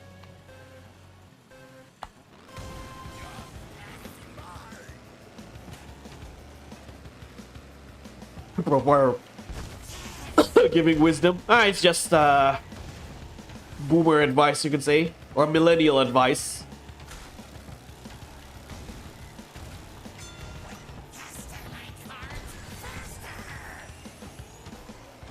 Because like as an adult, I actually like there are more things I'm able to enjoy, and there are more opportunities that I am able to do as an adult more so than I was a kid. Like people, like here's the thing, people always think, oh, it's fun to be a kid, it's fun to be this, like it sucks to be an adult. Me? No. I'm not doing that. I'm going to enjoy every single time in my life. Because if you want to be a little darker, you don't know when you get out in this life, right? You don't know when you're going to get out from the life, if you know what I'm saying. You don't know when you get out, and you don't know how you would get out. So enjoy every moment in life, whether you're a kid or an adult. Stop looking at the good old days, because back in the good old days, we always look at the good old days, right? It's a never-ending cycle of ungratefulness.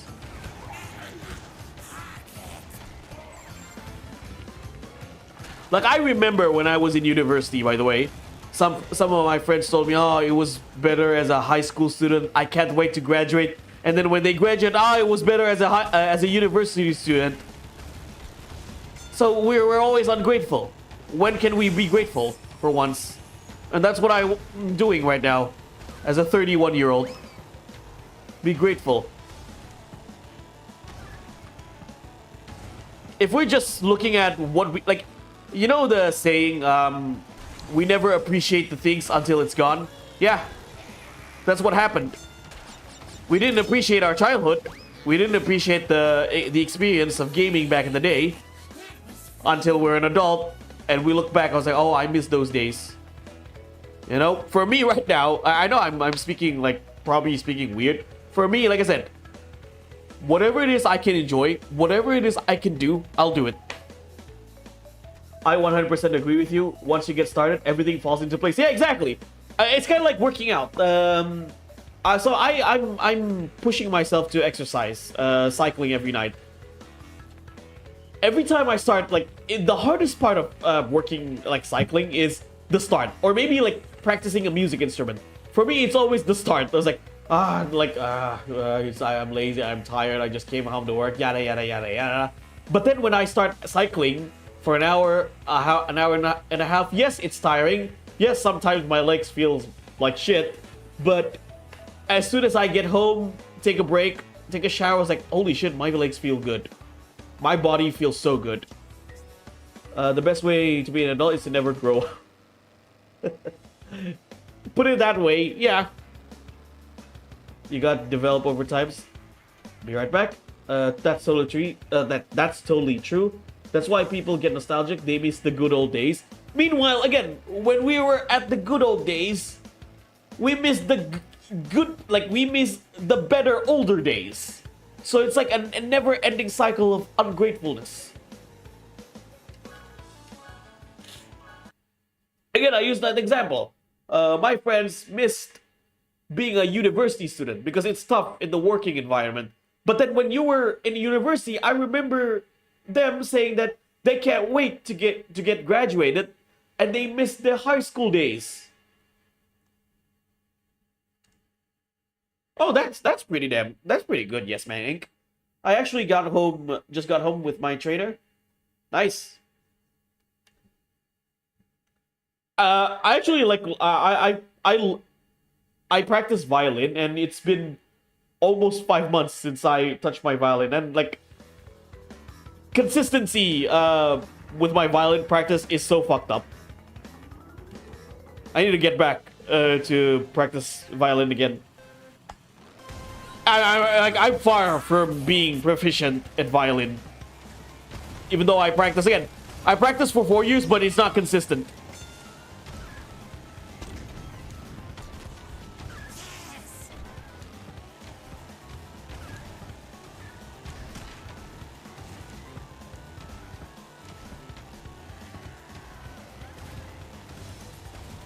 Like, there's a lot of things I enjoy. Back to gaming content.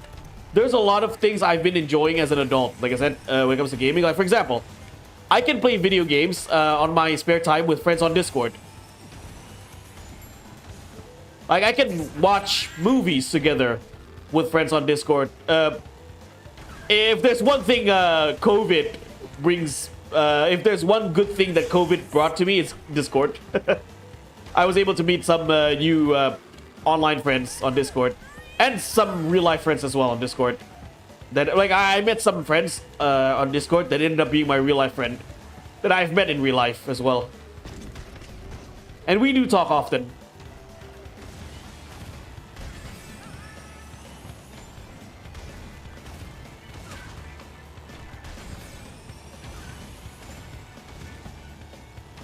Yeah, I know that balance is always the challenge. But look at it like, I'll say this, look at it as a challenge more than a burden.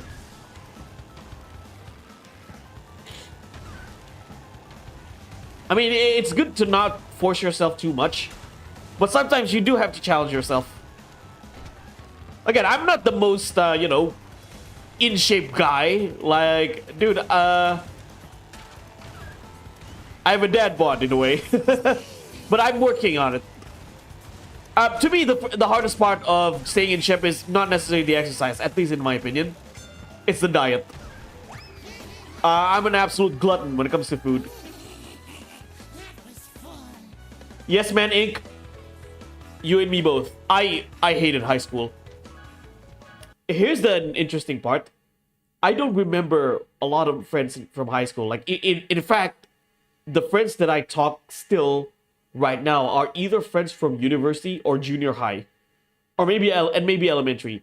I do not have any contact, or I do not talk to any of my friends in high school. Not one.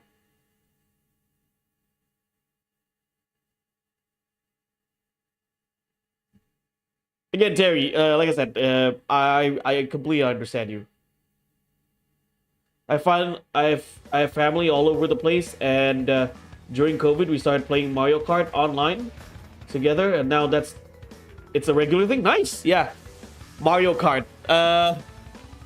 Me and my family still love playing Mario Party. Again, unfortunately, like when it comes to like family members here, for me, not a lot of them are big in video games. I mean, I feel like I'm the biggest. Hold on, I need to wear the headphones. I feel like I'm the biggest video game nerd out of all the members in my family, like on my big family. However, most of the, like, a lot of my family are football fans, so they play, when it comes to video games, they play a lot of FIFA or Pro Evolution Soccer, those kind of games. But I do play Mario Party with my core family, as like with my sister, with my mother, with my parents, and some of my cousins. And not to mention, Mario Party is a family game, but it's notorious for ruining family. Am I right or am I right? The game that ruins family and friends. But even like, here's the thing, even though my family are not a big gaming fan, or like not gamer nerds as much as I am, we do they do love Mario Party. They do love, like, I still own a Nintendo 64, by the way. I still boot up Nintendo 64, and the one game that we constantly have whenever a big family meeting is on our home is Mario Party 1 on the Nintendo 64.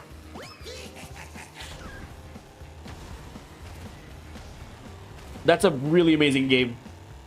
And I would love to have another big family gaming session like Mario Party on the Switch, because Mario Party Jamboree looks like great fun. Nice. I still play my original PS1 and PS2. Nice. Yeah, unfortunately, like, the PS2 for me doesn't really work that well. It's I I don't know what it is about the PS2. Compared to Nintendo 64, it's less durable. Like, I got my Nintendo 64 for 27 years, and not once have I repaired that. Not once have I got that thing to be repaired or to be serviced. It never broke once. The only time that I need to change something in my Nintendo 64 was the controller. Because the analog stick, one of the analog sticks on the controller got banged up really bad. Couldn't beat it. That's quite wholesome, Profar. To be fair, Agasa, the word wholesome and Mario Party in our family doesn't go hand in hand. I told you, Mario Party is one of those games where it is notorious. Like I said, it is the most unfamily friendly family game.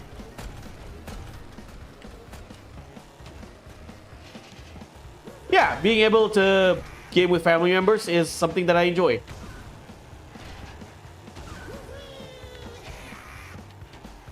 The thing is, my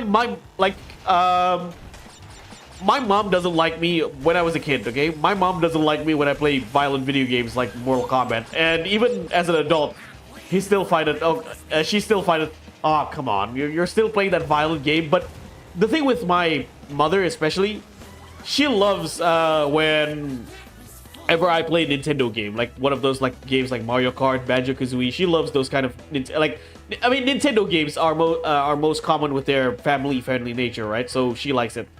And again, I played a lot of Mario Kart since I was 4 years old with my parents, with my mom and dad. My mother's favorite character in Mario Kart or Mario Party is Donkey Kong.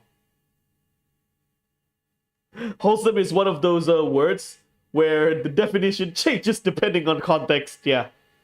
My PS2 did have a problem recently. The first memory card slot stopped working properly. Now it barely works if I hold it up. It feels like I'm gonna break it more if I do. I never played games with my family, so I don't know that experience. Well, different people have different experience. Yes, man, you're from Severe's channel, right?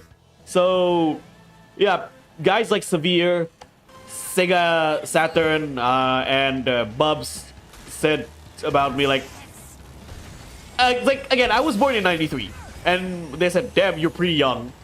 And I said, like, for a guy who's born in the 90s, like, who is young, according to them, I do know, like, you do know a lot of retro games. Yeah, so I told them, yeah, I told Severe, like, my first ever console was Sega Mega Drive. So when I was a kid, I owned a Sega Mega Drive. And then I owned a Nintendo Game Boy. I owned a Sega Game Gear. And my grandma, God rest her soul, my grandparents, God rest their souls. And that reminds me, it's been a while since I actually visit my grandparents' grave and pay respects to them. So I remember my grandparents bought me a Super Nintendo. So yeah, like when it comes to 90s, early 2000s gaming stuff, I'm pretty well equipped. After I got a Super Nintendo, we went to Australia. I lived in Australia with my parents, and we got a Nintendo 64. We got back home in Indonesia. We bought a PS1, and also when I was in 5th grade, I got a Game Boy Advance, and then I got a PS2. But after I got a PS2, I stopped owning new consoles.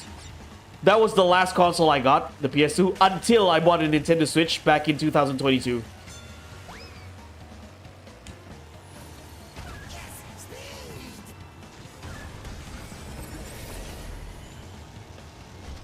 A lot of great games came out in the 90s. Yeah, I agree. 93.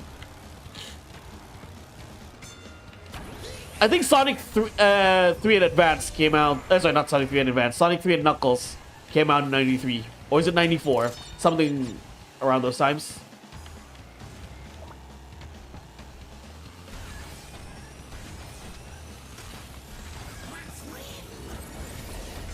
PS2 player here too. Yeah.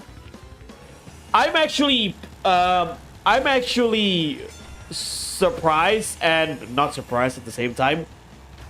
A lot of kids who grew up in the mid 2000s or even younger would prefer, like when it comes to like them as a gamer, a lot of them do play mobile games. Like especially if you're Indonesian, they play your Mobile Legends, your Genshin Impacts, right? But I've seen a lot of people who are younger than me, like 10, 15 years younger than me. They still play PS2 games. Honestly, it just goes to show you how really good of a system PS2 is. To the fact that 25 years after the console's release, and we have younger generation of gamers, we still come back to these games, and even younger generation would pick these games over some of the newer AAA titles. Not that every AAA titles is bad. Yeah, PS2 and GameCube are timeless. PS2 kindergarten era? For me, PS2 was elementary and junior high school era.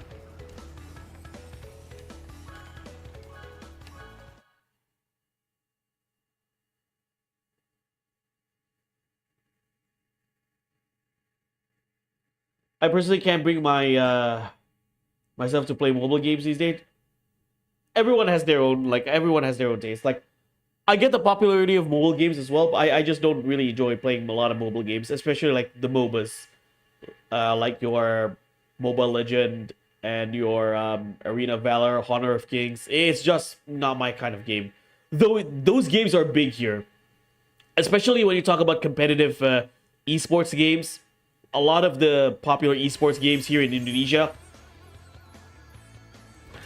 are mobile games. My first console, Sega Mega Drive, like I said. Yeah, it's Sega Genesis, but here in Asia, we call it Sega Mega Drive.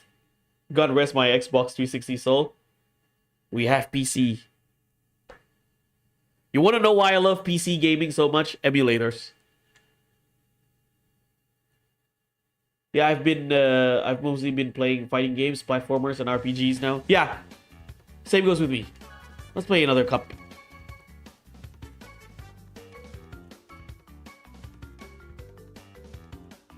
Desert Cup, Space Cup. Let's play the bonus cup.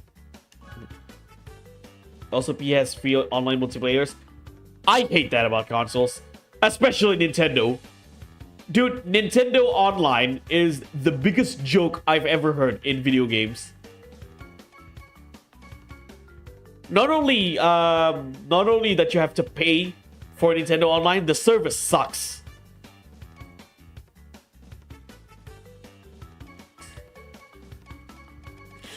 So I got my first phone back in 2003, which was the age of flip phones. I had 2 games on it. Doom RPG and Duke Nukem RPG. Haven't played a mobile game since. You know, you want to know what was my first mobile what was my first mobile phone that I owned? Other than the legendary Nokia, I forgot the name. But my first ever legit phone that I owned was the Nokia N-Gage. How many of you remember the Nokia N-Gage? I owned a Nokia N-Gage Cutie, and although it has its problems, but the idea of playing video games on your mobile phone, or having a mobile phone as well as a portable game machine, was something big. Nokia N-Gage Cutie. I played Sonic in Nokia N-Gage Cutie. It's Sonic Advance 1. There are a lot of good games in Nokia N-Gage Cutie. The ones that I played the most were Sonic N, which is Sonic Advance on the N-Gage. I also play Siphon Filter, both the GBA version and NDS version on Nokia N-Gage. I played King of Fighters Advance on Nokia N-Gage. I played Pandemonium on Nokia N-Gage. It was something special. But again, right now we have if I want to play a mobile game, I usually, at least for me, I usually use an emulator on my mobile phone. But when it comes to portable console, I only have a portable console. It's called Nintendo Switch. I play Nintendo Switch a lot more than my mobile phone. I usually use mobile phone for YouTube, texting, taking notes for like work purposes. I don't remember it, but I know about tank to stop skeletons from fighting. What? Engage looked meh to me, but I have good memories with the Engage. That's the thing, Terry. Never liked mobile phones to begin with. It is what it is. Pop, pop, pop, pop.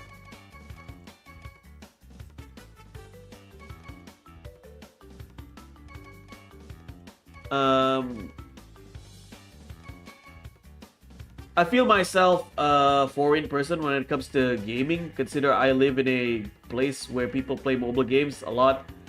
You and me both, Agasa. You and me both. Like I said, let's make a Crash Bandicoot. I like this outfit, Biker Crash.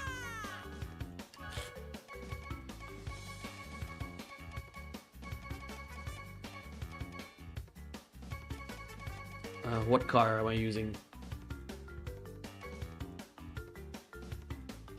Let's use the champion. Paint jobs.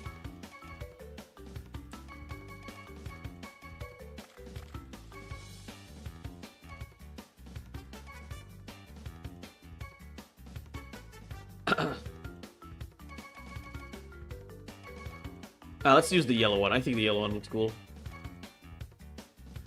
Quickie yellow and no stickers. Wheels. Let's go classic.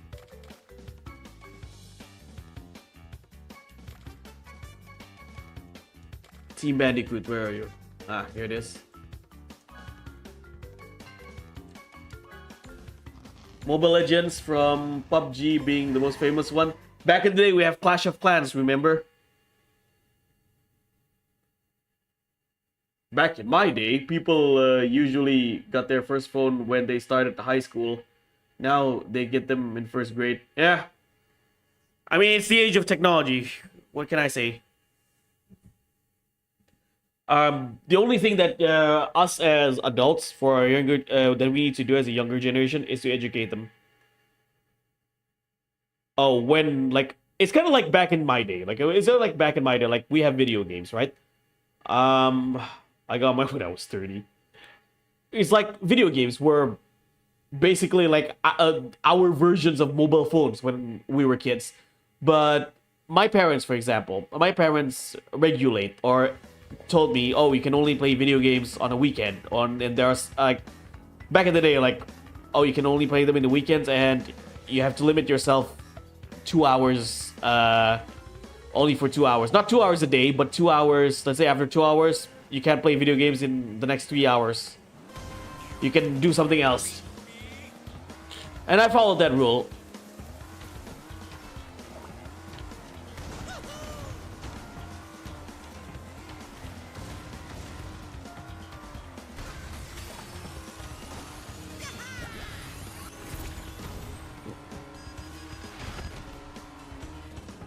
I like this Spyro stage.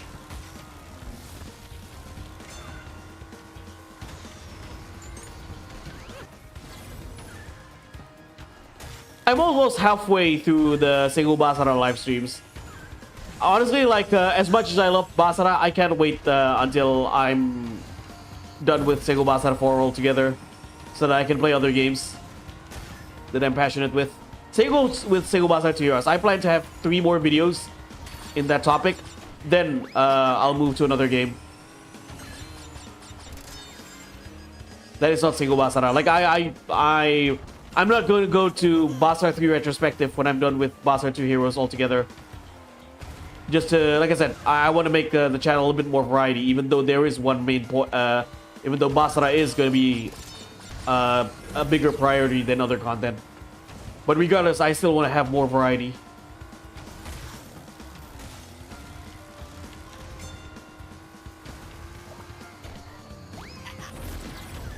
Again, I'm not judging people's tastes. I do heard from a friend, a fellow streamer, that one of his viewers, I assume it's a very young viewer, said that if he has a lot of money, he'd rather top up FF than buy a PS5. You know FF, right? The Free Fire. I tell people I like playing FF as well, not Free Fire, Final Fantasy.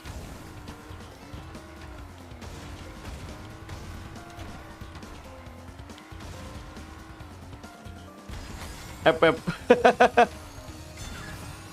I've noticed this as well with Indonesian streamers, VTubers, or just gaming streamers in general. A lot of their channels blew up because they play Free Fire. And some people say, oh, Profar, are you gonna play Free Fire? No.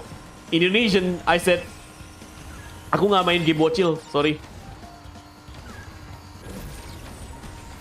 They will put some effort into these tracks, absolutely.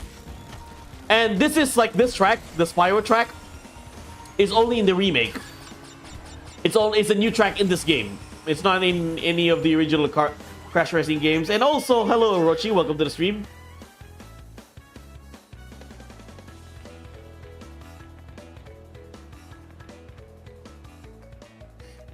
I never played football games. I think that's a criminal offense in my country. I know in the UK, football is pretty damn popular. I mean, here in Indonesia as well. Congratulations on getting 2,000 subscribers and happy birthday. Thank you. Shukran, Orochi. Shukran.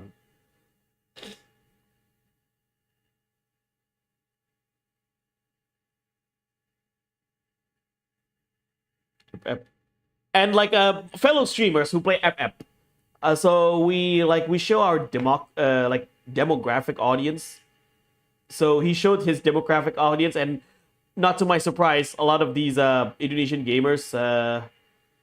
How do you say that in Arabic? Because I can't read blank Arabic, as in like Arabic with no vowel notes, like fathah, kasrah, doma. What the hell is this? Sorry. FIFA is like, it's like, what the hell was that graphics? That was a really crazy graphical error.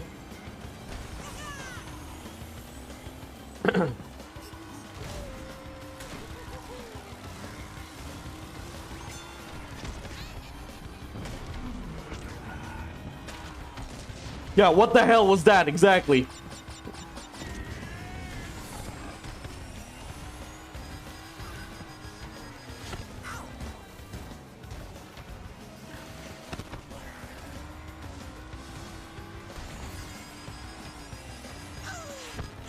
As I was saying, Afwan. I think, what does that mean? It means you're welcome? Hurrah! As I was saying, demographic, Agasa. A lot of the fellow streamers that that are in my circle or that I know, they play a lot of like FF, Mobile Legends, those kind of games. Again, I'm not saying this to judge. It is what it is. But I've noticed their demographic audience as well.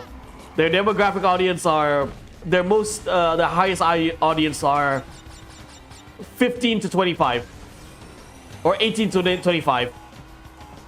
Meanwhile, I showed my highest demographic audience. My highest demographic audience is 25 to 45.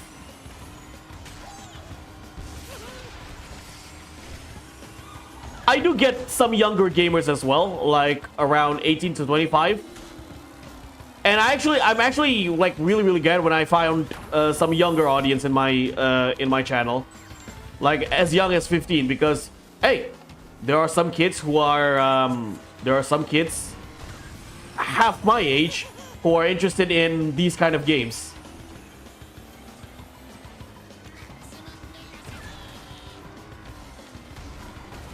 Yeah, most of the oh shit. So I was saying, Agasa, when my friends or like fellow streamers play FF, you know, like Free Fire, the audience that they get is bang bang, you know, Bang, main bang. Bang, top up bang. Bang, hadiah dong bang. Like those kind of audience. I'm not judging, I'm just making an observation.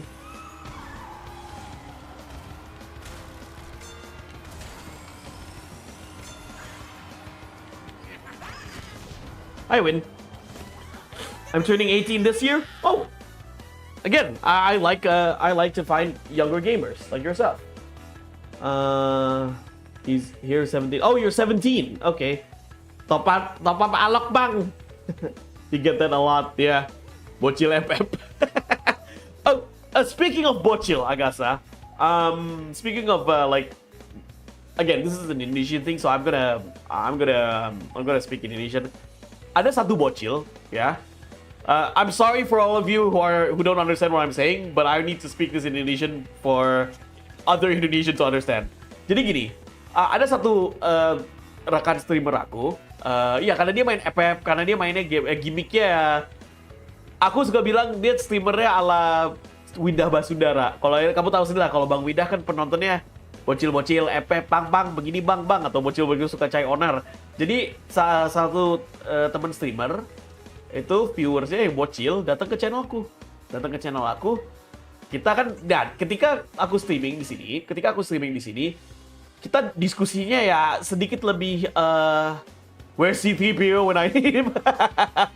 I wish I have a C3PO. Yeah, automatic translated machine. Tadi dia datang gitu, datang ketika lagi aku main Spyro, si bocil ini datang. Kan ketika aku live stream ya kayak gini ya, kita diskusi seputar dunia game, diskusi seputar, pokoknya bukan tipe-tipe diskusi yang bisa diajak bocil-bocil FF gitu. Nah, ketika aku bawa diskusi kayak gitu, dia waktu itu ngediskusi tentang emulator Yuzu dan di take down sama Nintendo. Pendapatku apa? Aku bahas panjang, agak panjang. Kemudian si bocil ini bilang, bang, bosen, pakai bahasa Inggris ya, boring, boring. Ganti pembahasan, akhirnya gue banned. Yang lucu, si bocil ini, karena kembali lagi, bocil ini adalah penontonnya temen streamer. Ketika gue ban dia dari chat, dia ngadu ke streamer itu. Sampai streamer itu datang ke aku bilang minta maaf, nge-DM, minta maaf. Bang Profar, maaf ya. Kalau satu viewer aku bocil ini bikin onar, ya aku nggak ngirimin bocil ya ke ke channel kamu. So yeah, okay. Now I'm going to make things a little bit more simpler in English. So basically, again, a lot of my fellow streamers play games that are popular with a lot of younger audience, right? I call it a lot of kids, like your Free Fire, like your Mobile Legends, those kind of mobile games. So he streamed those games, and a lot of his viewers are very, very young. The equivalent would probably for you guys in the West, although it's an adult game, Call of Duty, but I've seen a lot of people who play Call of Duty online, they play with kids, right? They find kids who play Call of Duty. Like, just okay, imagine Call of Duty, but mobile. Yeah, that's a lot of, I'm saying that like games where you find a lot of toxic 12 or 13-year-olds, or even younger than those. So they watch my friends stream, play those games because it's popular with the kids. And then I happen to be like a member of my friend's YouTube channel, not just a subscriber, a member, right? A member. So I'm quite known in other streamers' channels as well. So what happened is that some of these kids, okay, came to my channel, watched my stream. I remember one of them watch me when I was streaming Spyro. And the thing with me when it comes to stream video games is that I don't just play video games and then do a lot of hooplas or talk a lot of nonsense, brain rot, skibbity toilet. That's not my thing. In between streams, I will have discussions because you guys, most of you guys who watch me came for that. Profar, what do you think of this? What do you think of certain events that happening in the gaming industry? Like, for example, Yuzu getting shut down by Nintendo. What are my thoughts? So I spent 20 minutes talking about it because people came to my stream to discuss or to want to hear my opinion about that. So what happened is that this one kid from a friend streamer watched me, and he was starting shit. Boring. Change the topic. Blah blah blah. Oh, why are you playing this game? Boring, boring. So boring. I don't understand shit. And it's to the point where I told this person, shut the fuck up, ban this guy, like ban this kid. And then the moment I banned this kid, you know what he did? He went to my friend, again, he went to the my fellow streamer and basically cry on him. I was being banned by Profar. Like, I was being banned by Profar because because I didn't want him to talk about Yuzo. I don't understand the topic. And then my friend actually DM'd me on Discord. Now that's a shame. My friend DM'd me on Discord saying, bro, I want to apologize to you. Please don't think I'm sending kids to your channel. I said, nah, don't worry. It happens. It's just how YouTube is. That's what I told him. So yeah, that's basically like when you play a lot, when you stream games that are popular with kids, especially in Indonesia, you get a lot of those. Again, it's probably, like I said, the equivalent is like playing Call of Duty online in America. You get a lot of kids, even though that game is rated M. It's also funny that I noticed a lot of kids play Call of Duty, yet a lot of adults play Mario.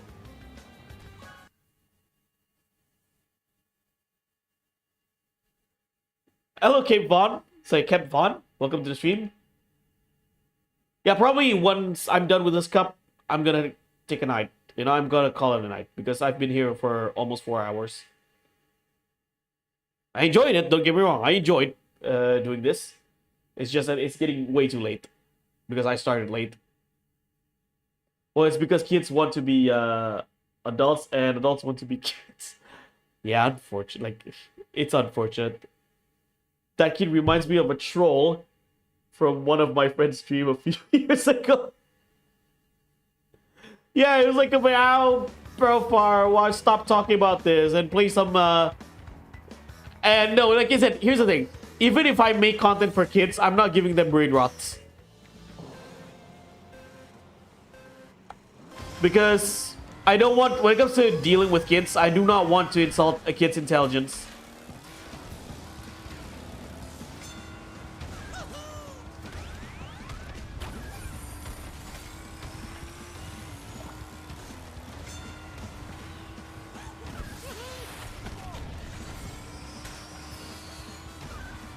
Cut them some slacks. Yeah, I know. It's to the point, like I said, it's to the point where this kid docks him. Well, yeah, he kind of docks himself on Discord. Like, he showed his home address on Discord. I was like, why the fuck would you do that?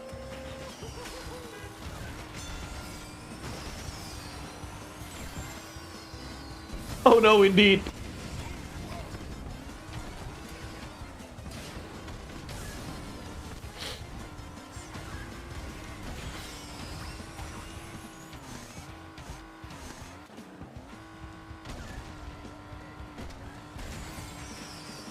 I'll read your channel later. Yes, but it's a little bit too long, and I wanna beat this stage first.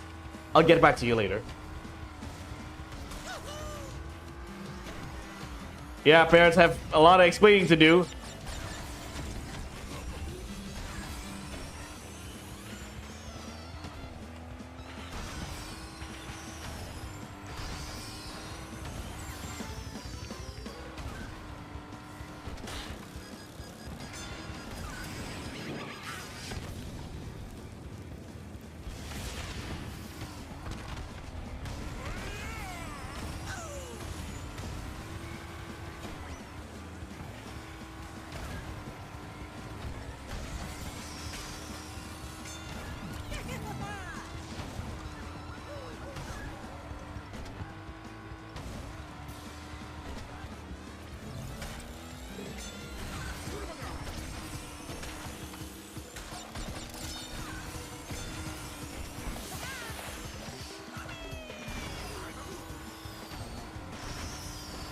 Ah, second place.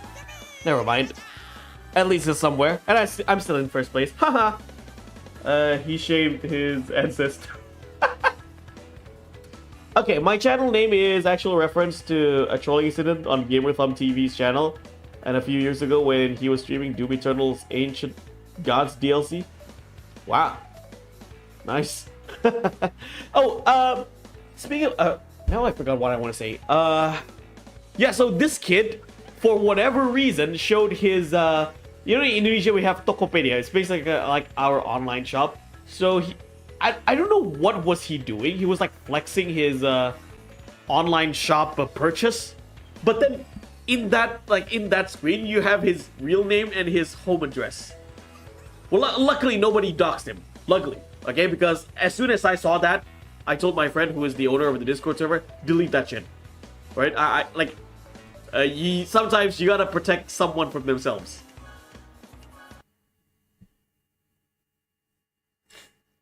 Yes, Manning. Since you earlier, since you handed it, since you admire the Inuyasha wallpaper I have, what are your favorite animes? All of you probably. Right now we have a watch party on Discord. We're watching Sengoku Basara. Right now we are this Saturday will be the finale of Sengoku Basara season 2. Profar, the hero of Discord. That's a little bit too much. Sometimes I am the villain of Discord. Like if I see something way too much, again, I usually try to hold myself, but if something went off the line, like I remember this one guy threatening me to there is this one guy who requested,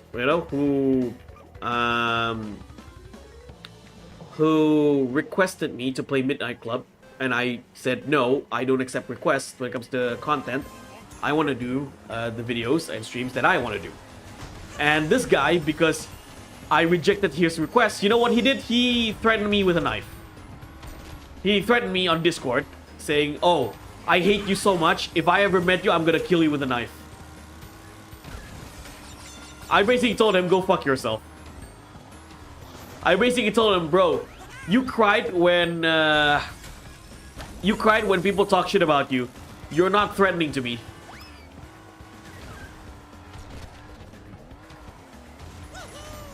I even told him, bro, you can't even hold a pen, let alone a knife.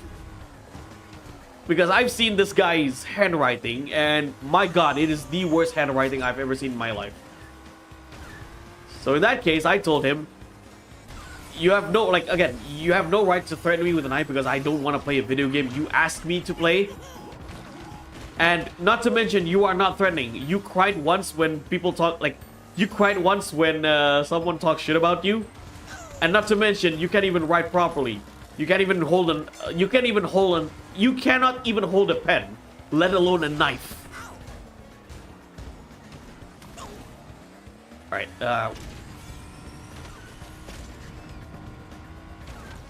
and then he went out to say, oh, fuck, bro, I'm gonna be the greatest YouTuber ever. Yeah, sure, buddy. Not that I care. Yeah, that's his threat to me. Not only he wants to kill me with a knife, his threat to me is I'm gonna prove to Profar that I'm the greatest YouTuber ever lived.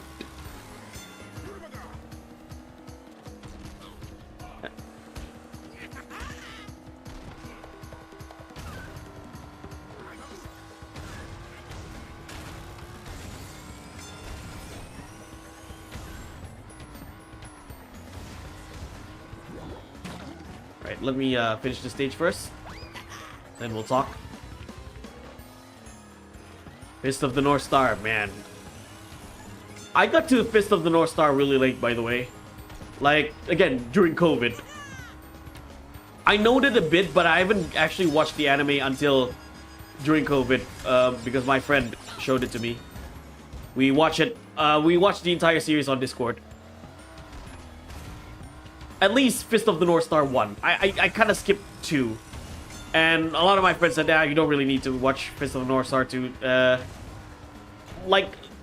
end of Kenshiro's fight with Raoul, that's already a good send-off for the show.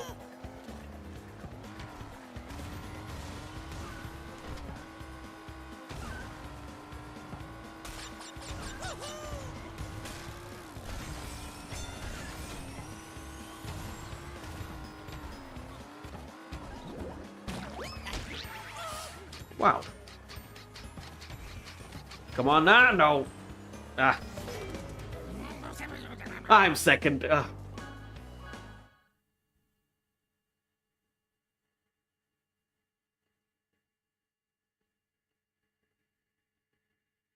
Exactly. What's stopping me from picking up a knife? Again, I don't fight dipshits. Not that I'm good at fighting in the first place. Okay, so let's read. You either die a hero or live long enough to be the villain, or there's another option, Terry. You either die a hero, live long enough to be the villain, or you live even longer to see yourself as a hero. Example: Darth Vader. He lived long to be a villain, but he lived even longer to finally be the hero again. I've not watched much anime. I have a couple I want to watch, but not much. Stuff like Tatsunoko shows, JoJo, and the older Voltron stuff. Okay, top 5 anime. Ghost in the Shell. Are you talking about the movie or the series, standalone complex? Ghost in the Shell is a goated anime. Cowboy Bebop, another goated anime. Berserk, Ronin Warriors, and Fist of the North Star. That's a pre-chat list. Yes Man Inc. Severe! My boy, my man. Thank you so much. Yeah, alright, I'll quit this. When it comes to anime, let's see if I can pull it up. I think I have a list. I forgot where I put it. It wasn't in my channel. I'm clueless when it comes to anime. So, I watched a couple of animes, but I was more of a tokusatsu guy. When I say tokusatsu, it's like Japanese superheroes. You know, like your Kamen Rider, your Super Sentai. Hey Xavier, your AC get fixed yet? So I have a top 10 on my community post. Where is it?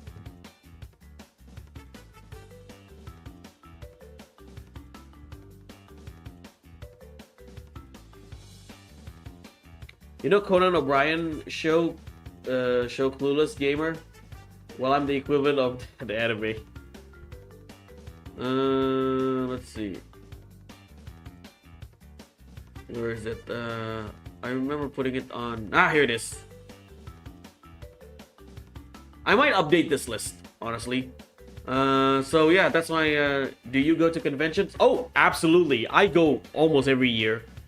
Unfortunately, Yes Man Inc. I didn't go. There was an Indonesia Anime Con this year, but I wasn't able to attend because money issues.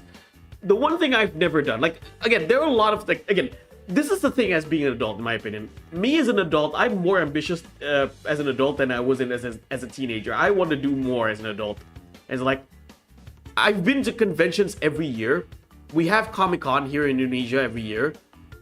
It got halted for 2 years because of COVID, but Comic-Con came back in 2022. I'll show some photos if I have photos. Because most of my photos are in my phone, not in on my PC. So I went to conventions every year since 2014. The one thing I never did in convention is actually cosplaying. I've never done a cosplay before. I would love to. So yeah, here's my top 10 list. Again, I might update. So Inuyasha is my number 1. I like Inuyasha. One of the reasons why I really like Inuyasha is it's the first, like, you can consider Inuyasha a shonen, right? It was the first, you can say, shonen anime that got me invested. There are multiple things I like about Inuyasha. It's like, especially anime in that time. Like, when you talk about shonen in the 2000s, you talk about Naruto, you talk about One Piece, you talk about Naruto, One Piece, what else? Dragon Balls, like early 2000s. Those are the anime, like, they were popular with boys. And then, like, I watch Inuyasha. It's not like a regular shonen anime show. It's like, it has everything in the show. You have shonen, it has shoujo, It has a rom-com. It's an isekai. Like it has everything, in my opinion, Inuyasha. And one thing I do like about Inuyasha is that the series is long, okay? But it only the series can focus on a smaller cast of characters instead of like, especially with, again, I'm not saying this as a bad thing or a good thing. It's just a little preference of mine. The story of Inuyasha focuses around a small cast of characters. Well, sometimes in shonen shows like Naruto, Bleach, One Piece, you have insane amount of characters. Again, considering I understand, like considering they have a larger world and a larger lore compared to Inuyasha, but I just like it when something is a little bit more compact, like Inuyasha. And not to mention, some people say Inuyasha is too long. There is an argument about that, but I feel like Inuyasha's pacing is just as good as it is. And one thing I do like about Inuyasha as an anime is consistency. It has a start, a middle, and the end. And it's like every story, like every parts of the story connect with each other really well.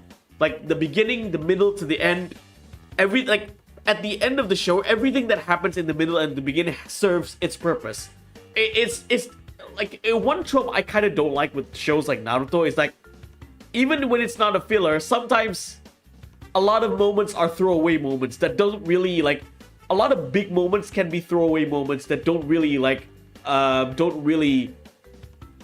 it's not really necessary to end the story or wrap up the story. It's just there to create a big moment. Like, for example, I'm not a big fan, as much as I like Naruto, I'm not a big fan of bringing up or bringing dead characters to life in the war arc to fight Madara. Like, bring all the 4 Hokage. It was a big moment, but I feel like that kind of diminish certain characters' death. Like, they kind of diminish big moments of certain characters' death. And not to mention, it doesn't really play, in my opinion at least, it doesn't really play along with how the show ends. It's like, the show can end without these characters being alive. They're just there to create a bigger moment. Yeah, Inuyasha is my, it's a very grounded fantasy, like a very grounded shonen as well. Inuyasha is my favorite anime. Severe, I would love to cosplay as a Seigo Basar character. Yu Yu Hakusho is my second. Yeah, Yu Yu Hakusho is my favorite shonen for Shonen Jump. And if you ask me, okay, let's talk about anime characters. If you ask me, who is my favorite anime protagonist? My answer, easy. Urameshi Yusuke. Yusuke Urameshi. Yusuke is my number... I'm still alive. I spilled juice. Yusuke is my favorite anime protagonist. Because you see him develop as a character from a delinquent to a man. That's why I like Yusuke as a character. Let's see. Detective Conan. Yeah, I like Detective Conan. I like Kindaichi a lot better. That's my number 3. Kindaichi is kind of like Detective Conan. It's like murder mysteries. If you like Detective Conan, I highly recommend you watch Kindaichi. I've not gotten to something like a con yet, but I probably will go at some point. Yu Yu Hakusho is awesome. Naruto is another really good one. Damn it. Bleach. Yeah, we actually had a marathon of Bleach. The final season of Bleach. Kindaichi is my number 3. You talk about 80s anime. A lot of people say Fist of the North Star, Dragon Ball. My favorite 80s anime is City Hunter. City Hunter is my favorite 80s anime. And one of the things I like about City Hunter is that you know how when it comes to like major animes, you have arcs, you have like an overarching storyline from start to finish that they want to tell, right? City Hunter's format of anime is episodic. So it's like every episode is its own arc. Every episode is its own story.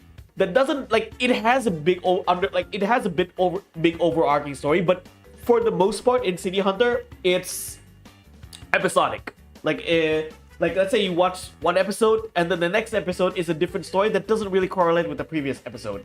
It's kind of like watching Saturday morning cartoons, right? Every episode is its own story. GTO is an amazing show. Great teacher Onizuka. We're finishing that as well. Digimon, I really love it. Naruto, Conan, Fist of the North Star, and Doraemon. I'd like to cosplay. I just don't have anywhere to wear it. Yeah, and yeah, I don't know where I. Yes, man. Yes, man. You and I both. Best anime villain, in my opinion, is Naraku. I want to close this first. Let's play some. I would love, again, same here. I would love to cosplay as a Basara character.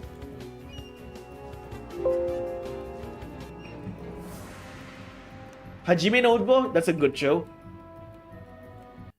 Oops. I would love to play Inuyasha soundtrack, but they're all copyrighted, unfortunately.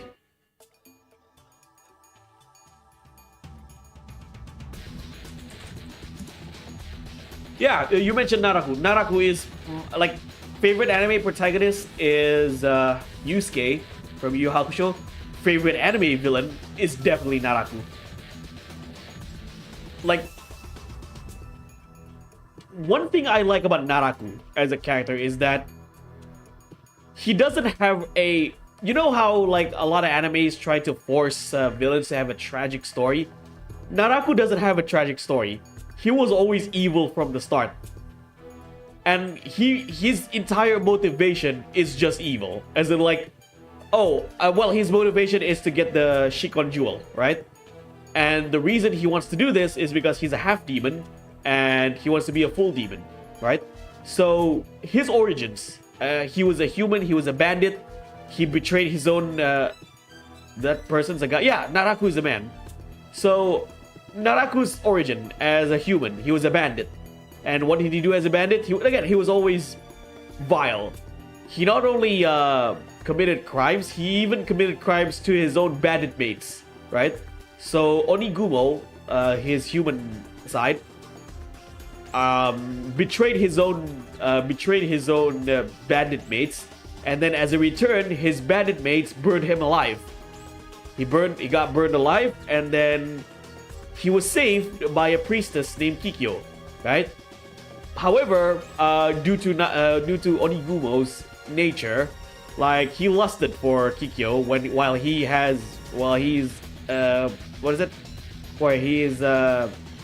not able to move, and with all of his body's burning, right? And so what he did was he sold his soul to thousands of demons. So he said, so he made an offer with demons, saying, the demon said to him, we will give you a new body if you allow us to feed your soul. So he said, yes, come feed my soul. Come feed my soul, thousands of demons. So this one human named Onigumo sold his soul to a thousand of demons living inside him. As a result, he became Naraku. Naraku is like a manifestation, or like a manifestation of a one man that absorbed thousands of demons that create. And him as Naraku is that when Onigumo the human became Naraku, he lost his conscience. Like, his human side was trapped in this new demon body of a new conscious. So it's like, if some people say Naraku is tragic, it's more like he's a victim of his own wrongdoings. He's completely vile and despicable to the core. That's what makes him so great. Exactly. Naraku is just like he has no redeeming qualities whatsoever as a character. When I say no redeeming qualities, like, you cannot find anything forgivable in him. Tragic backstories can work. The problem is overuse. Another villain I like, because you mentioned Fist of the North Star. I cannot say amazing anime villains without mentioning this guy.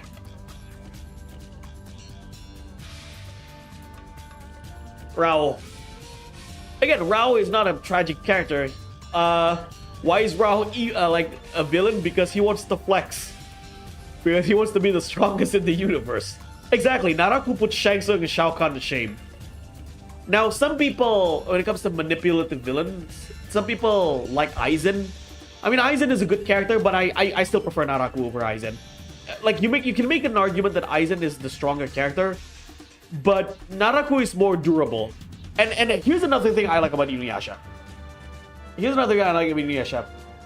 Inuyasha's main cast, right? Inuyasha, Kagome, Miroku, Sango, Shippo. Like everything that happened in Inuyasha, every conflict, every tragedy that happened in Inuyasha was all because of Naraku. Naraku basically created the plot of Inuyasha.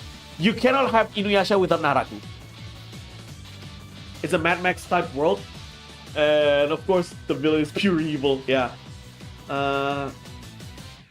Another villain I like in Inuyasha is, again, some villains can be tragic or some villains can be sympathetic. Like Kagura. I like Kagura. Well, she's more of an anti-villain than a villain. But yeah, I like her. Out of all the Naraku's incarnation, Kagura is easily the best one. If you watch Inuyasha as well,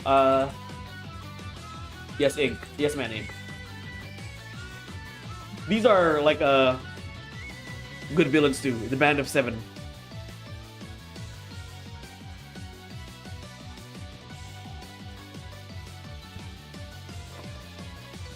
But yeah, I'm glad you mentioned that. Yes, man, Ink. You mentioned how Naraku is an amazing villain. He is. Like as you said, Naraku puts Shang Tsung and Shao Kahn to shame. Now, granted, Naraku, like, there are some tropes that I don't like with Inuyasha. Naraku sometimes can be a Saturday morning cartoon villain. As in, like, you know, he has an evil plan, he fights Inuyasha, and then Inuyasha kicks his ass, and then he runs away like, I'll get you next time, Inuyasha. Yeah, he tends to have that, trope in Inuyasha, but regardless, he's still an amazing villain. And this is a really cool form for Naraku, but I always prefer Naraku in this form, like in this outfit, because to me, this fits Naraku's personality really well. His manipulative nature, his manipulative, vindictive, vile nature fits better with this outfit than his. I mean, I get it. This is a final boss battle outfit, but this is more of a schemer outfit, so I like this outfit, which is why Yashahime was average at best. Kirinmaru, yeah, Kirinmaru is a jobber. And honestly, when I watch Yashahime, I always have the feeling she is the main villain more than Kirinmaru. Like, Kirinmaru as a main villain, he didn't really do much. A lot of times in the show, Kirinmaru just goes with the flow. Oh yeah, my sister is plotting to kill Sesshomaru's daughter. Alright, I'm in. Oh, like my sister is... what's this? Inuyasha had a kid? My sister wants to kill her? Yeah, I'm in. Yeah, that's my biggest problem with Kirinmaru as a villain in Yashahime, is that he doesn't act like a main villain. His sister acts like a main villain more than Kirinmaru. But I would say Kirinmaru has an amazing design. Yeah, Kirinmaru has an amazing design. But again, if you want to talk about the better villain, Kirinmaru and Naraku, come on. Naraku is easily the better villain. Apparently, he had no problem with her sister wearing pants in the family. Yeah, and not to mention, there was this one scene where Kirinmaru is with his sister and Inuyasha's dad, Toga, and he was sleeping and snoring like that. Yeah, this is your main villain, people. He's not, by the way, he's not even the final boss. So so about Yashahime, my biggest problem with Yashahime is consistency of the story. The story is everywhere. It's hard for me to explain the plot of Yashahime because there is no plot. It's just there, you know? And one biggest problem. So in the beginning, it is said to the girls, Towa, Setsuna, and Moroha, that, oh, Kirinmaru must be defeated by a half-demon. And then at the end of the show, or like, Sesshomaru and Kirinmaru cannot clash. And at the end of the show, what happened? Kirinmaru got his ass kicked by Sesshomaru. So right out of the queue, you didn't even follow up, you didn't even give the conclusion, the correct conclusion to the story that you're building up in the beginning. You're building up a story where the newer cast, like Inuyasha and Kagome's daughter, and also Sesshomaru and Rin's daughters, Towa, Setsuna, and Moroha, you build up a story where these girls, your new characters, are going to defeat the main villains, and that the main villain should not clash with one of the most, or if not the most powerful character in the Inuyasha universe, Sesshomaru, only for the story to end with Sesshomaru doing, like, finishing the job. That's my biggest problem with Yashahime. You don't follow up with the story that you created in the beginning, whereas Inuyasha, like I said, you have a proper beginning, a middle, and an end, and everything ties up really well at the end of the story. Alright, yeah, so I would love to talk Inuyasha, like, a lot, because, again, it's my favorite anime. But, it's 2 a.m. in the morning right now, and I have to go to work in the morning. So, probably stop right here. That's basically having Goku kill Cell. Exactly! Goku kill Cell, like, yeah, imagine that. Like I said, imagine that, Yes Inc. Yes Man Inc. You build up the Cell Saga, where Gohan is the chosen one, or Gohan is the guy that's going to kill, or that's going to defeat Cell. He's going to surpass Goku, only for that saga to end with Goku defeating Cell. Alright, so let's see, I want to end the stream by playing one Basara music. Which is it? Where is it? Ah, here it is. Tsuruhime's theme.